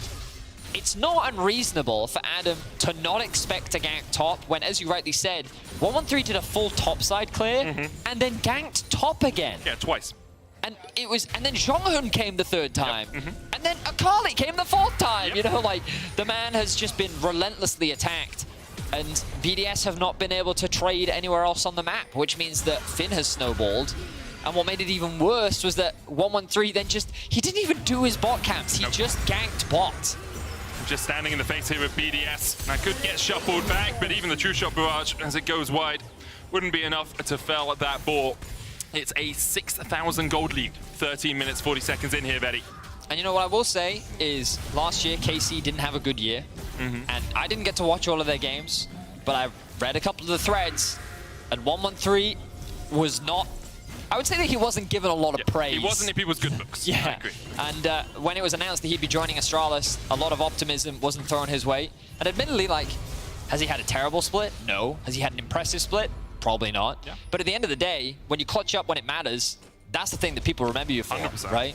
And when you have a performance like this is the type of performance that will leave a lasting impact when it comes to your career. Being able to eliminate BDS from the winter split, move your team forward into what is effectively the top 6 of the LEC is definitely... I mean, props to him for being able to persevere through it. Especially, it's the first time Astralis has been in the bracket stage of any LEC competition as well. You know, they're here in their 5th split. They make it to the bracket stage. They're not the first team to be eliminated. If they win this game, obviously, things are looking very good for them right now. And then you have the chance to take on Mad Lions tomorrow. You have the chance to have another performance like this and begin to... It would be a rematch, I believe. It would. Have another opportunity to play against the Mad Lions, who fell short to G2. But of course, Astralis still need to end this game.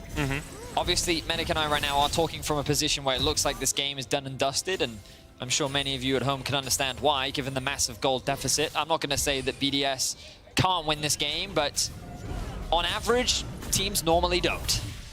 Yeah, especially 6,000 gold behind in 15 minutes. It tends to be a little bit of a If we were to struggle. look up the stats of teams that have won from a 6k gold deficit at 15 minutes, the number of those wins is probably fairly low. True. I will also mention, as you see on your screen right now, I forgot about this because BDS won the first game so convincingly. Charge going away here by Finn, flashes away from the Cyclone as well. We'll get muted for a second, tries to turn it back around, and looks like nothing's going to come from that play. But yeah, Goldberg drinks a shoey, a Red Bull out of Finn's shoe after this game. Jonghoon coming in with the depth charge. Lebrov, the target for him, does have the flash, but has no time to use it. Bear Trap on the road, went wide. Lebrov will not burn his flash, though, realized his fate was already sealed. TP behind, but what's this gonna do, Adam? Tries to pop the Ragnarok and just runs away as quickly as his little legs can carry him, but it's not quickly enough. The permafrost lands once again. Dayor comes in from the side. The slide back, perhaps Astralis have gone a little bit too deep. 113 will fall. Only the second kill of the game for BDS, and Astralis bit off a little more than they could chew. I thought Dayor was actually going to dive that and just kill everyone. People were low enough that his ultimate would have executed. Curious as to how Dayor actually got into the fight. I saw him fly in with his E, chase down Crownie. Didn't result in a kill. Ended up being, I think, a 1-for-1 overall. But Astralis should be able to walk away with the Drake. What was a small skirmish exploded into a massive fight after BDS tried to find a pick on the Finn. That is the person you want to try and find a pick onto. Give you that shutdown gold, would give you a lot of experience as well. Oh, Lebrov. Now he has got the flash. And he doesn't need to use it because Dayor will just jump back into the pit. Thank you for sharing that information though, Medic. Well, because it looked like Dayor could, No, you know? He could. I didn't check to see if his ultimate was up. I thanked you for sharing that information. I appreciate you, Betty. I appreciate you. Right Sharing now, a lot of information. Astralis are very thankful for 113 for sharing this gold around in the early game. We can see again this pick onto Lebrov. Really nowhere for him to move. He could try and flash, but where are you going to go? You're just going to get chased down. TP comes in behind, and I think Astralis go... Oh, okay. That's how he got into the That's cute. fight. That's cute. Take the shuriken. I knew he came in from somewhere. I was just like, I swear his E followed...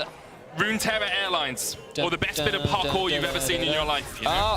Oh, and then his R took him out, so that's what happened. Okay, I understand. But if he just flash R'd, Adam and Sheo die, just for the record. I mean, sure, but also if he goes in, maybe he gets Emperor Divides, and then he gets CC'd or something. Just saying, though, Akali's play for kills. Man, the guy just backflipped all the way over the map, and you're insulting him. What is this? I'm not insulting him. I'm upset that he didn't murder everyone. Currently, that has been Finn's job in-game. In-game. Yeah. 7,000 gold the lead. 2 dragons to the good. Now, there's 4 minutes on the next Drake. The problem for Astralis, and it's a very minor one, a small pebble in their shoe right now, is that it's a little trickier at this point in the game to continue to take objectives. You can take the enemy's jungle by gaining some deep vision, but taking towers is a bit of a struggle at the 18-minute mark unless you manage to find a fight. So Astralis will just gain vision control. They'll probably turn their eyes back towards the dragon in 3 minutes. They could even look for an early Baron if they so desire. I don't think this is going to be a struggle, Medic. I think they're just going to take it. You think they're just going to walk into the lane? They're just going to walk But then when you get to the it. inhibitor towers, it Do you know how many times I've seen teams throw on this lane, by the way? Quite a few times. Yeah, Not going to do it here, times. though. And they won't quite take the tower as of yet. Finn is pushing in the mid lane.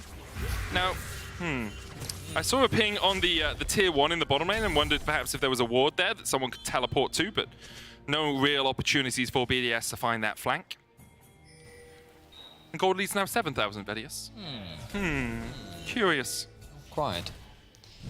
This is where normally I would say something intellectual, such as a thing they could do with waves or minions, but instead, I'm going to enjoy the silence. I'm sure there's lots of fans at home that are enjoying it too. Enjoy the sound of the rift, Medic.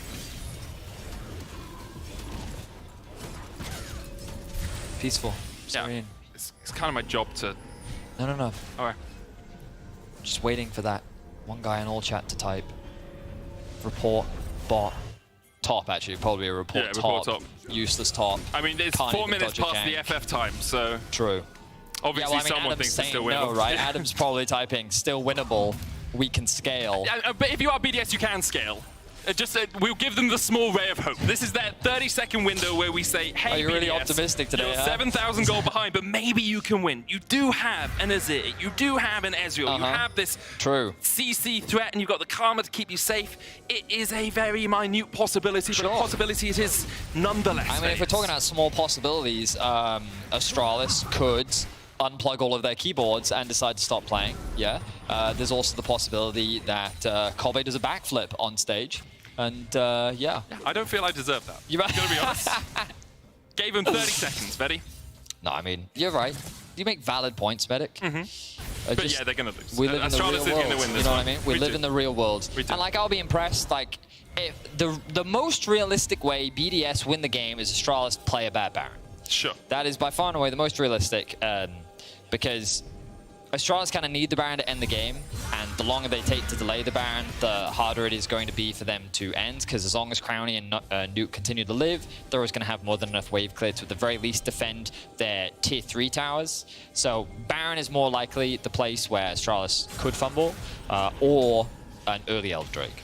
Those are the two areas that I'll be looking for. So right now is not really the window where I'd be looking at like BDS to make their big comeback. Right now, if you're BDS, you're literally just cowering in your base. You don't get to access your jungle. Your jungler doesn't get to do anything except share lane XP with someone. You're kind of waiting for someone to overstep or make a pick. And the person overstepping right now could very well be BDS. Could be Lebrov and Sheo. They are caught out. Death Charge going down onto Lebrov.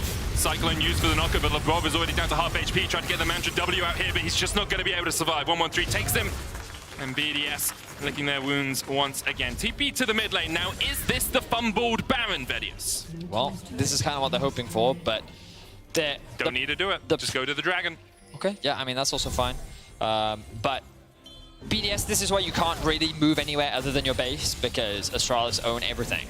They've got wards everywhere. They have complete control over the map, and you don't get to really do things unless you're very confident as to where Astralis is. So, for example, Sheo right now can do his topside camps, while Astralis do Baron, because you're pretty confident as to where they are, and the top lane can be pushed out, because again, you know Astralis is on the bot side of the map. Adam's the one that's at the most danger right now. He'll probably try and catch these waves and then back off. And it looks like he's going to do that right now.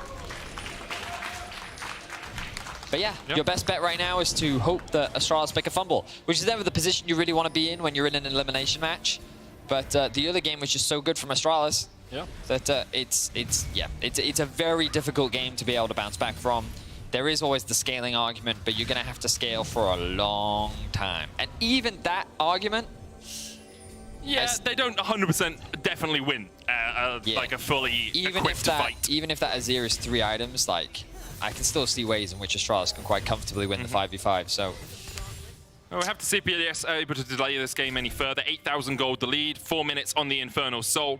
We'll give credit once again to 113. 8 out of 8 kill participation so far this game. It's definitely been the driver for Astralis' success, at least in this match. Finn as well had a very good end to the split after at times being a little bit disappointing throughout the course of the regular season. But his Gangplank game against SK that pulled them back from the brink, that really got them into that final berth in the group stage.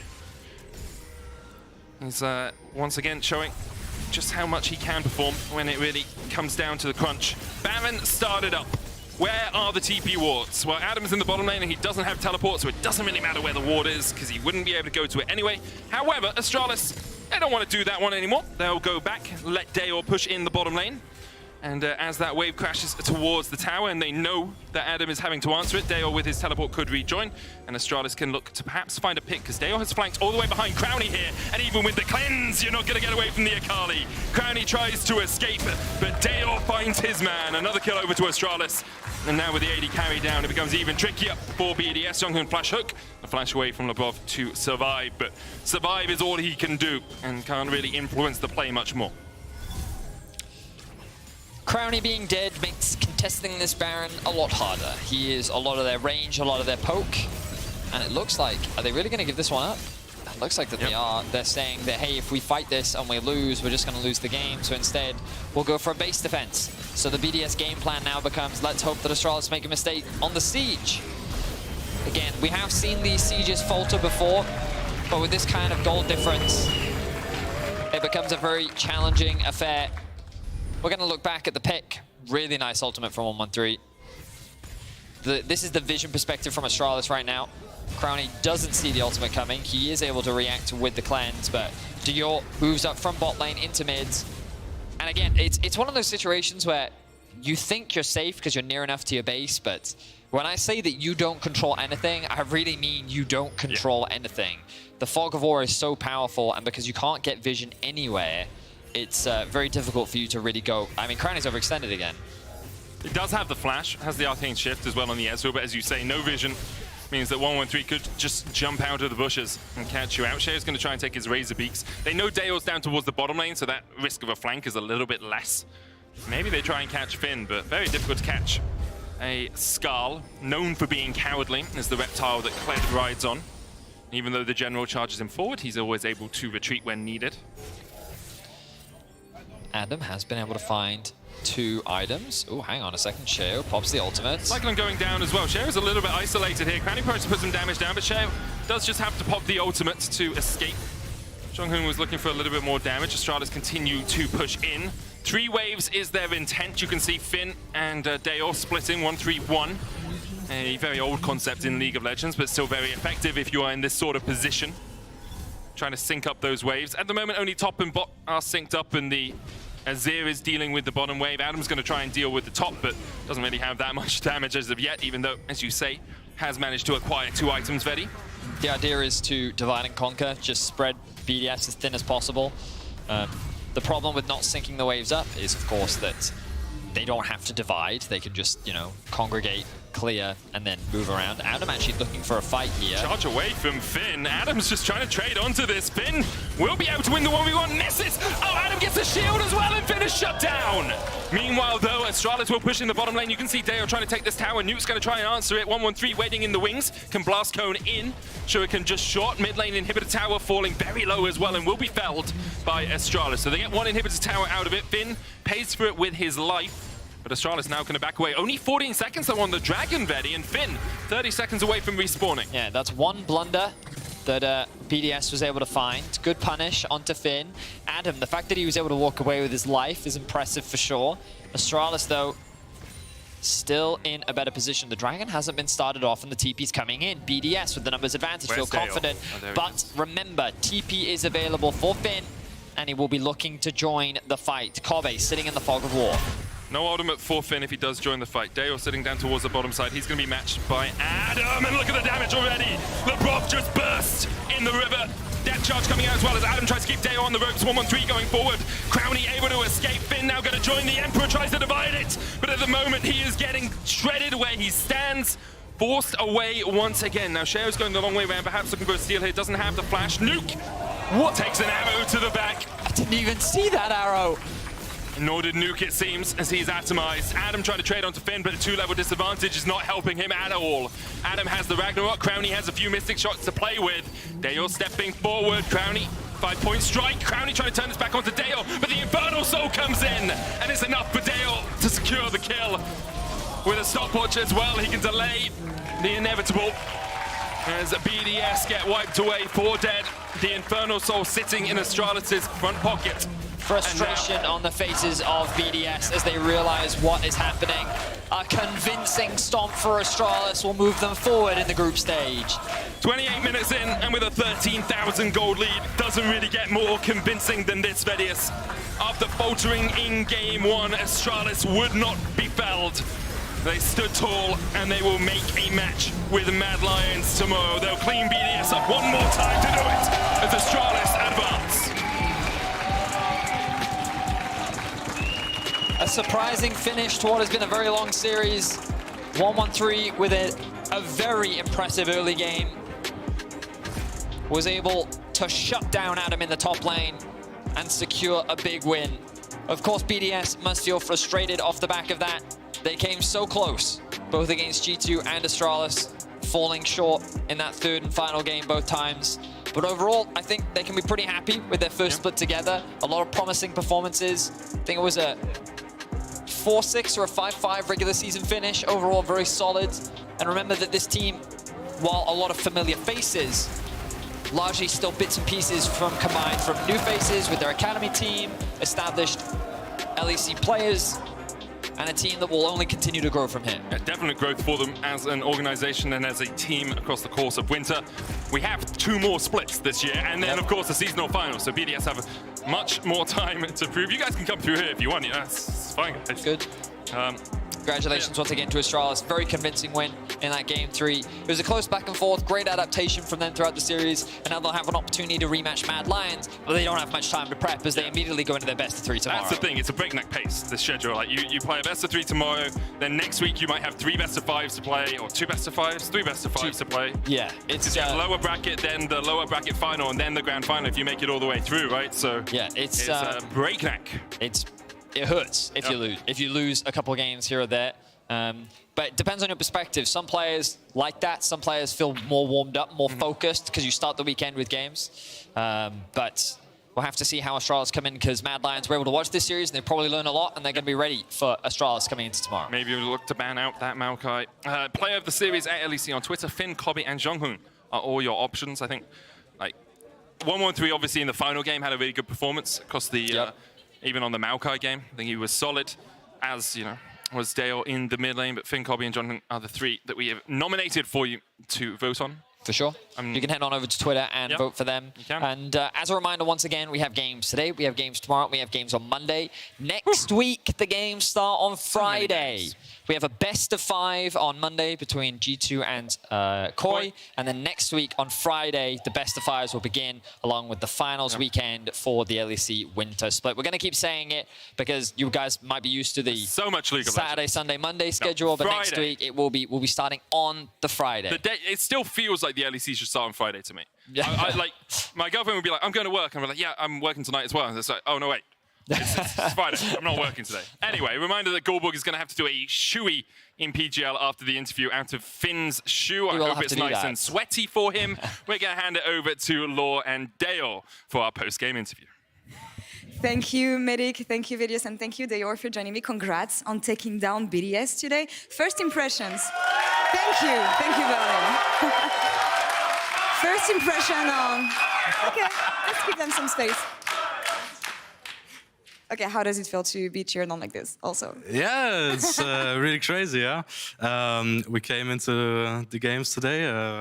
We thought we will have a good chance, and yeah, we beat them, and I'm really happy. That's actually really interesting because I think the common belief when it comes to this series was to give the edge through BDS. You telling me that you thought you had your chance, of course, but what did you think about people counting you out as they often did throughout the split so far? I don't really care. I think we have showed against Mad Lions that I think against Mad Lions we had a pretty good day. We showed what we are capable of, and yeah, that's why we are also really confident going into today's games. And yeah. What were the learnings from the Mad Lions series, especially knowing that you would get to this one with the fear of elimination and that it was the last chance you had? I don't think we are thinking about dropping out. Like you shouldn't think about it. Like it shouldn't be your last games. Like you shouldn't think like that. Against Mad Lions, I think we just learned.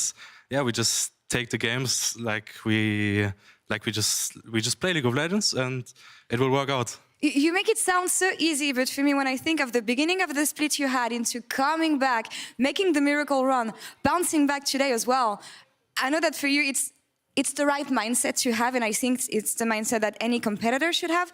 But what allowed you to keep this mindset? Because I remember you guys mentioning Finn in bringing the spirits up, but what else is there within Astralis that's just keeping you guys alive?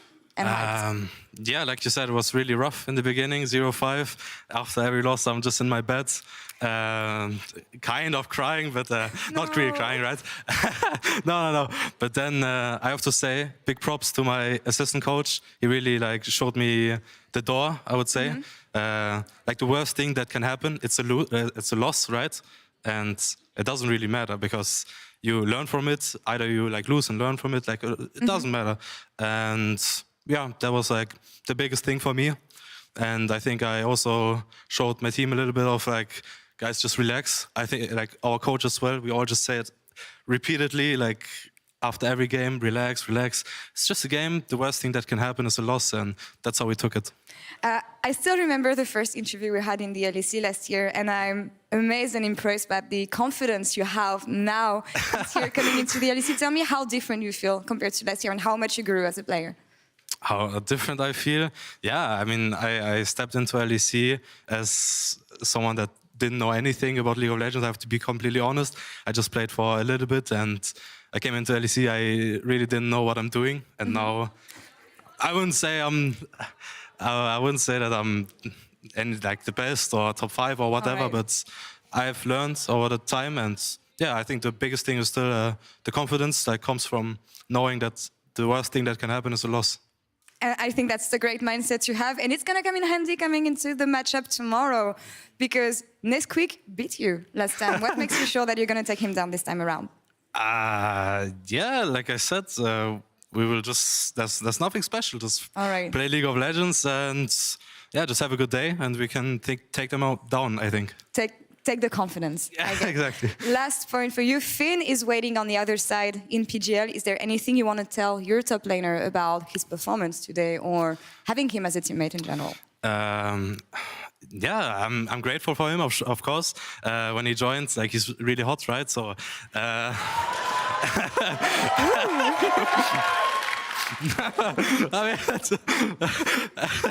Okay, I think we carried him a little bit in game 2, and game 3 he rewarded us back, showing us that he can also carry it. And thank you, Finn. Thank you. I love the atmosphere at Astralis. Thank you so much, Deor, for the interview. Thank you. Best of luck tomorrow against the Mad Lions. And that's all for us here on this side of the stage, but stay tuned for PGL coming right next. It's right now, actually. There's no break, apparently. It's PGL. Welcome, everyone, to the LEC postgame lobby, a.k.a. the Shoe lobby, where I'm joined by Goldborg and Finn. If you missed it, don't be so smart, man! Don't be so smart! Please explain. Yeah, you know what? Because one, it's important that we are still in the race for playoffs, and also because I want to retain viewership. First, let's talk a little bit about the series. But to get the people going, what's the state of the shoes right now? Yeah, do you want to talk? Well, the reason why this came about was just because we were out, we were having fun, we were having a few drinks, and then I said, you know what, Finn, you've been incredible as a top lane. I think you really elevated yourself, but I really think when you play against... You must have been drunk if you said that. No, I'm kidding. Whoa, okay, calm down. And I said, hey, I think BDS, they will have it. And then we started talking bets, and then I was like, you know what? If you win, I'll drink out of your shoe. I drink a Red Bull. I don't care. And then, yeah, that happened. It's very interesting. That's the first thing that came to mind. It's not like I'll buy you a drink. It's not like I will get you some food. I was so confident. Your first instinct was to ask to drink out of my shoe. Bro, there has to be some maybe you had nice shoes on the day we went out. I don't remember. Also, it means he had no faith, and that makes this all the sweeter, Finn, the fact that you won. So tell me about how you won. Well, I think we came in today with basically how we've been the last few days, weeks. We just no one believes in us. We come in, we play our game, and we just try to have some fun when we play. We come in, we play aggressive, we draft what we want, and some games we lose, some games we win, but we've had success with this style, and it's just super nice that everyone just kind of tense. What's the opposite of being tense? Calms down. Loose. Yeah, we loosened up the last couple of weeks, and now we can just because I think the first 5 weeks we were so into this, fuck, we're losing every game, we need to do something about it. And then in the end, we just play. They played so well today, okay? That game 2 was literally one of the best drives you can get on this patch as well with how it played out. And they played, it was a little sloppy at times. Some kills shouldn't have gone through. They still played it really nicely. Game 3, though, honestly, 1-1-3 playing jungle on the Sejuani, he was just skipping blue side. Finn, you talked about it before we went live as well. You and Kled, you can just dictate the game as well. They just kept coming. You're just proxying at him of 55 waves, and it was just whatever. Yeah. It was so good. I felt recently we've been focusing heavily on playing bot side in this team. Yeah. But that doesn't mean we can't play top side. Because when I first joined with 1-3, we were doing this every single game in scrims. But in the end, the meta kind of shifted away from that. But I'm glad both and I still had us in us to just completely ruin the life of the enemy top laner. It looks so... Wow. He sees 15 waves crashing and he has to wait between his tier 2s. I felt a bit bad for him in game, but he was even fearing you guys because you were doing Herald. No, 1-1-3 was on Herald, but you still couldn't dare step up because he could be in the bush, but you don't know. Because if you die there, then exactly. Might as well open, It was probably his best game he's played in the LEC. It was so cool to see. I saw someone on Reddit saying that we don't have this. We use this. We just don't always show it, this one. But it's nice to see. Is there anything that jumps out about this breakdown of the game? Well, I like that you were in it. I like that we played for Drakes. We got a super big lead. And often when some teams, when they're like new, when they get a really big lead, they keep fighting, they keep fighting, they keep fighting. Right. And then volatility appears and sometimes you drop the ball. But we kind of were really disciplined with our lead. And that's what I really like to see, because in the beginning we really struggled with that. Yeah, in this first game of the series, actually, we were talking on the desk about the fact that you had your Dragon focus, but it was really slow, which would allow the Kassadin to actually always get to his level 16 as well. Did you guys think about that? Yeah, in the first game we had a kind of disastrous bot side fight in the river, where the Kassadin got like 2 freebies, which appeared to be a winning fight, I think, for us. It's hard to tell. We have to look it over in review, but the plan was certainly there to play for Drake. We just mis-executed, and that's just nice, because in the best of one, we would just go home. It's true. Depressed. But now we're like, well, guys, we really ran it, but we have a new game to play, and let's just try again. And it's extra nice because not only do you live to fight another day, which what it's all about. I'm kidding. What it's all about is the Shui, and we're gonna do it now. Yes. Are you ready, Goldberg? How are you feeling, Goldberg? If I don't speak, you can move forward. You can actually choose left or right. Which one do you want? Ooh. It's been a long. Are you right foot or left footed? I'm right footed, but it's been a really long series. Like, shut up. Just give me we've the been left sitting one. there Give me for the left one. hours. Shut The up. left one, okay, of Give me the course. left one. Just Of give me the course, left of one. course, of course. So, I will put the shoe here. Yeah, you gracefully. You can. I will pull let me. you open this for me because I have a I have mic. one Polaroid, You're so kind. I can't.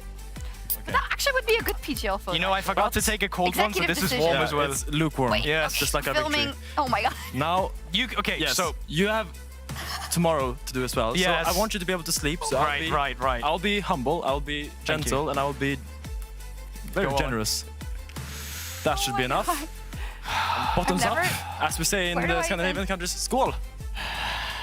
Is this what you want? Production told me to smile at the camera. Sorry, I looked away. Skål! He did it so fast. Delicious, man. You want the...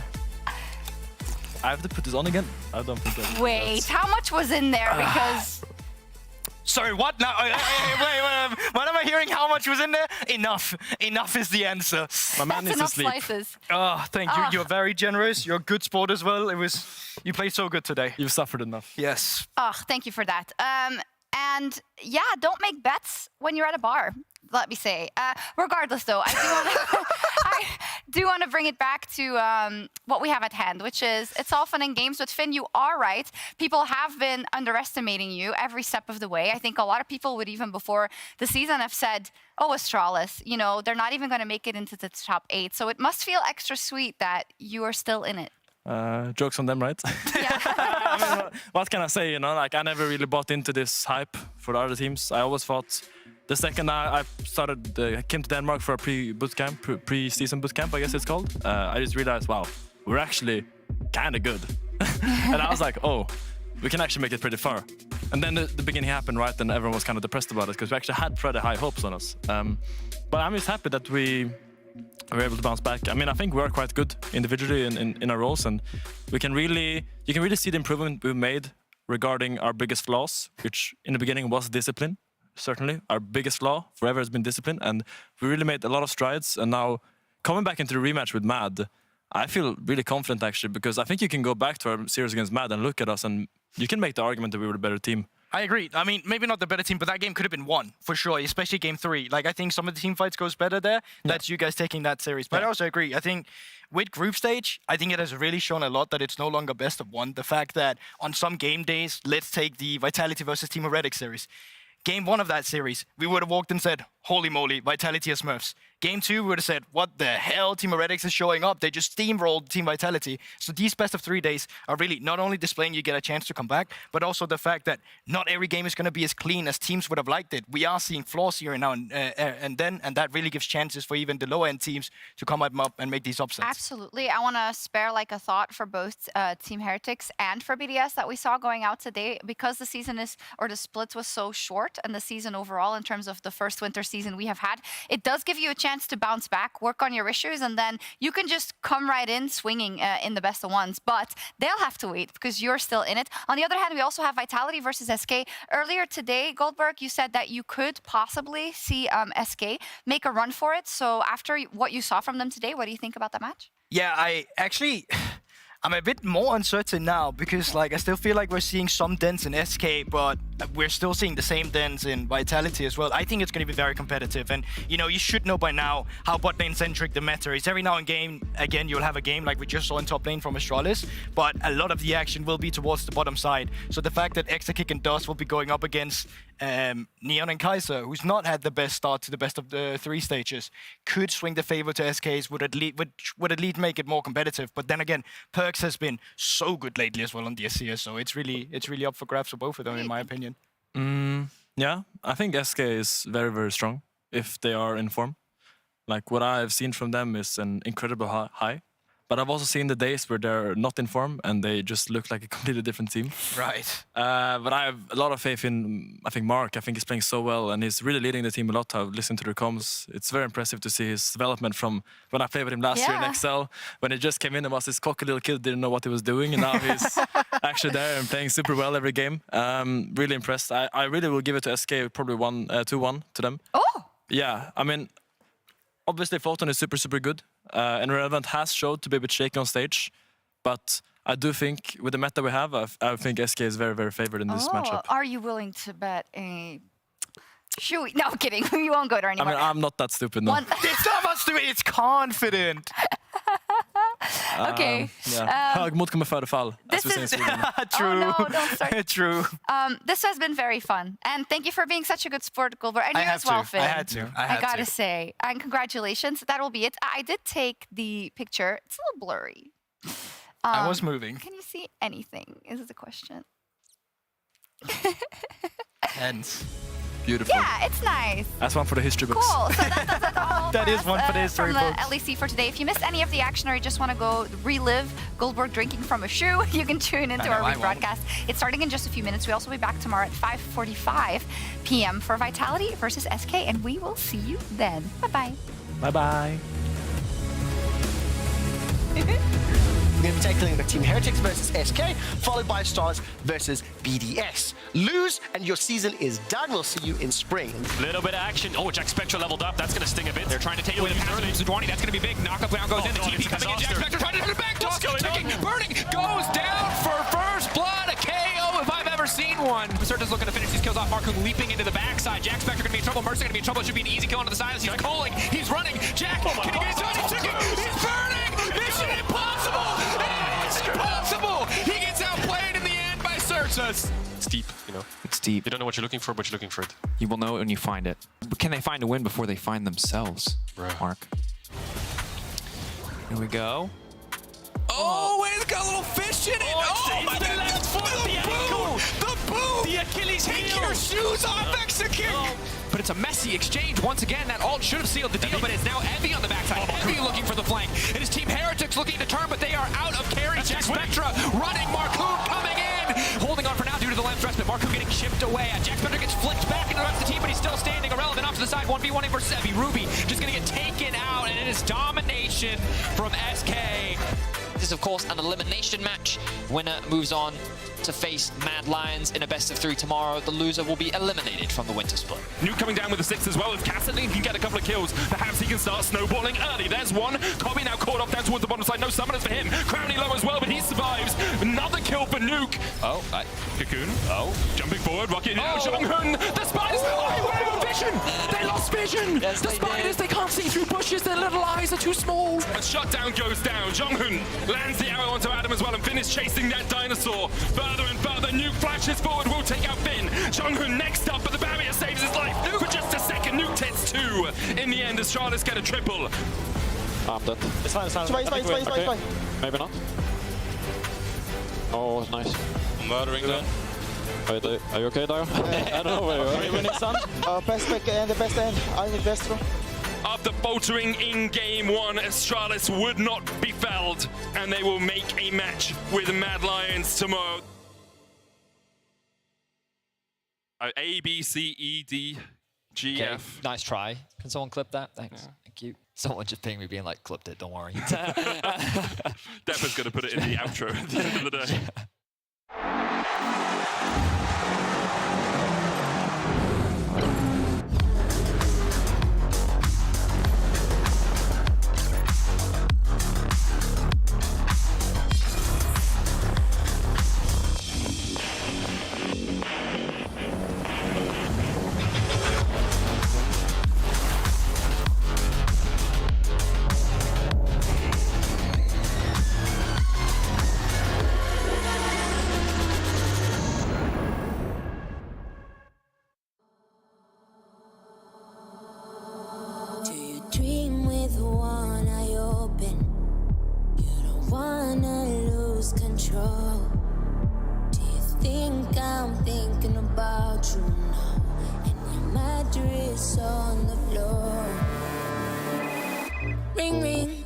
number. Sorry, I'm under another. I'm kinda busy right now. Ring ring, I'm guessing. Thinking about me undressing. I'm kinda busy right now. Oh, you're alone again. Blowing up my phone again. Tell me, who do you think you are? Oh, playing dead again. Messing with my head again. Who the do you think you are? Do you think you're Casanova? Left on red and feeling blue. How many times have you been here before? 'Cause every night is deja vu. Ring ring, your number. Sorry, I'm under another. I'm kinda busy right now. Ring ring, I'm guessing. Thinking about me undressing. I'm kinda busy right now. Oh, you're alone again. Blowing up my phone again. Tell me, who do you think you are? Oh, playing dead again. Messing with my head again. Who the do you think you are? Oh, you're alone again. Blowing up my phone again. Tell me, who do you think you are? Oh, playing dead again. Messing with my head again. Who the do you think you are? Ring ring, your number. Sorry, I'm under another. I'm kinda busy right now. Ring ring, I'm guessing. Thinking about me undressing. I'm kinda busy right now.